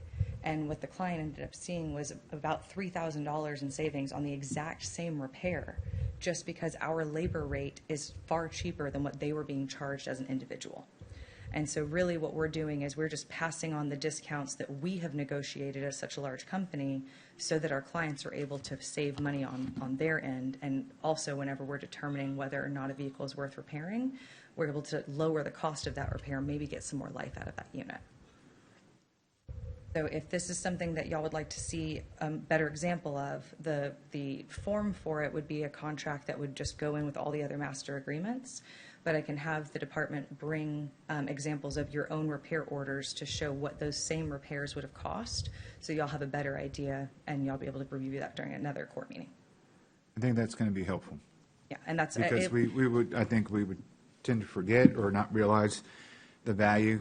I mean, I know there's been some hiccups on the way, and this is my commentary, but, you know, we spent a lot of time scrutinizing this, so if and when we get caught up, which I'm assuming that's the goal, and it will happen sooner rather than later, that this does work out in many ways. And the cost savings, just on that one example alone, is enough to make us realize we are saving money, and this is a good route. And my favorite thing for this program for my clients is that knowing that it's not a monthly fee, like it's just kind of when you need it, you use it. And so Francisca from purchasing has already connected me with Tim on y'all's risk department, so I'll reach out to him. How many examples would you like that you feel would be enough information without going overboard? I would think just a few. I mean, the one that you shared earlier. Like 2 or 3, like of y'all's actual repairs? Yeah, okay, perfect. I don't want to overwhelm, but I want to make sure it's enough of a... Whatever the judge feels, but for me, I personally, a couple, just as a reminder. Okay, that's perfect. Okay, so I'll get you an example of that for your next Commissioner's Court. If I can get the next slide, please. So this is the critical mechanical failure. So this is what happens whenever a vehicle needs so much repair that it's actually not worth fixing it based on age and mileage. So this was a public works unit. It was 5 years into its lease. It was actually almost expired. It had 66,000 miles on it. The repair for the transmission on it was going to cost $12,800. If we were to spend $12,800 on that unit, we would still have a 5-year-old vehicle with 66,000 miles, not to mention the other repairs that are going to keep coming as that vehicle ages. The analysis that I put together was if we took a look at what we paid on that current unit, and instead of repairing that unit, we sold the old vehicle. Now, we sold this vehicle with a blown transmission, and we were able to get $17,000 for it. I mean, it was literally just turn in the junk, liquidate it. Whenever I then applied that $17,000 to the new vehicle, our lease payments were $895. So in that first fiscal year for fiscal 25, because there were only 2 months left, instead of spending $12,800 more in that year, you only spent $766 more in fiscal 25. We got you a brand new vehicle, 5 years newer than the last one, for a fraction of the cost. It was a $12,000 savings in that first fiscal year. If we look at how much the county spent just that higher payment over the course of the 5 years, even over those 5 years, the total cost was $11,493. So it still saved us $1,300 to buy a new vehicle, put the resale proceeds as a down payment, and then, I mean, we still saved $1,300 as opposed to paying for a $12,000 repair. Okay, from a budget perspective, what would really help me, and I'm just speaking for me, not the whole court, is I'm assuming, and Constance, you correct me if I'm wrong, each department is going to make requests for what vehicles they need to enterprise to begin the budget year or before we finalize it. So we have some idea of what the vehicle needs are going to be and what the costs are going to be through enterprise. Okay. Do we have a spreadsheet of that yet? Yes, yes, I've got, so what I did for this year's budget is there's a spreadsheet that shows the department and the vehicles. Yep. I also pulled a slide for each of them, kind of similar to the animal control slide where he showed this is what we spent in fiscal 26, this is what the new request is, and this is what the difference is. So, Teresa, I don't know if it was too late to be able to pull that up as an example, but I emailed it over a little bit ago. I created one of those for every single department. Okay. So for this. So for budgeting, that's what we really Yes. need to look at. Yes, and for me, I just want to see what each department is requesting and how much money we're going to have to do that and where we are with that. And, Yes. And I understand about trading it in versus fixing it and all that. I get it. Oh, yeah, yeah. And I was in the oil field business for 40 years. I know how that goes. So, yes. Well, and ultimately, what I want to start doing is dialing this information in, to your point, Commissioner, like what is more helpful for y'all. Yeah. And so this is, fiscal 26 is kind of my ramp up, and fiscal 27 is dialing in. So by fiscal 28, my plan is to have, in the same way that all of these departments have come to present, for example, today, there were 2 departments that asked for 2 additional deputies. My first thought is, yes, they're asking for the additional pay for those deputies, but what are they going to drive? So as I get better at being able to kind of give the idea of this is what the true cost is to add that unit, not only would they be coming to ask for, I need to be able to pay this deputy, but we would know when they request that, they also need a vehicle. This is the estimate of how much it should cost, so that we're not hiring a person and then 4 months into the year trying to figure out how we now have to pay yeah, for well, it. to go along with that, we, as a commissioners court, we have to determine, they may ask for a deputy, and I'm not just picking on deputies. Oh, yeah. It could be Public Works Department. We have to determine whether we have the money to buy them the vehicle, to pay the, Exactly. whatever. So it's all budgetary. Yes, So, and that's, our program is solely a budgetary purpose. Like we are, there's no, actually, it's funny, we work with purchasing, but there's nothing in our program to purchase. And if we do it right, we'll never actually purchase anything again. good. Yeah, so Good. the goal is to only use the part of it that we need and then liquidate it, sell the rest. So I want to reassure you all that by this time next year, we will be able to dial those numbers in, and that will give you your true picture of the budget. Okay. I do have a slide, for example, of that, but it was a little more concise. Can we do the next slide, please? So this is, and I'm going to squeeze a little bit so I can see. This is the example I showed last year, and ultimately what we're trying to accomplish is decreasing the overall cost and the overall burden on general fund. So the example that I used here was, at the time, there were 118 leased vehicles and 139 owned. The acquisition budget that was set out from, I believe this was cash outlay, was $500,000. That $500,000 was used to purchase equipment, and then it was used to pay some of the first-year lease expenses. The lease payments in that proposal were just over $1 million. The maintenance cost at the time was a little over $100,000. Now I have some asterisks there because this was at a time where we had very little visibility into how much the county was actually spending on maintenance. So at the end of this fiscal year, we'll know far better because we have about 8 months of maintenance data to be able to tell you what the true costs are. So if we're looking at $1 million in lease payments, $100,000 in maintenance, and that $500,000 from our cash outlay, all in for that fiscal year, we spent $1.6 million. Now, in the same instance where we are not using a cash outlay, and instead of taking money from general fund, we are using just the resale proceeds from the fleet. I was able to build a proposition that was 147 leased units, only 83 owned vehicles, which is about a 50 unit increase one way or the other. There were some units that I identified as not necessary. And the judge was asking earlier, like, is that enough vehicles? Do you have too many vehicles? I'm also working with the departments to help ensure that we have enough to do our job, but we don't have things just sitting. Anything that's just sitting is costing us money and not helping. So in that proposal, our lease payments went up about $200,000, but I used $898,000 from just vehicle resale proceeds. Not a penny had been touched from that capital outlay. Because I now have all those units on maintenance, I was able to identify that we'd spend about $170,000, not $108,000. All in, our total budget would be $1.3. So before we've even touched that $500,000, we've saved $228,000. So the goal is the more that we can reinvest those resale proceeds back into the fleet, the less burden there is on the general fund to have to continue paying for this.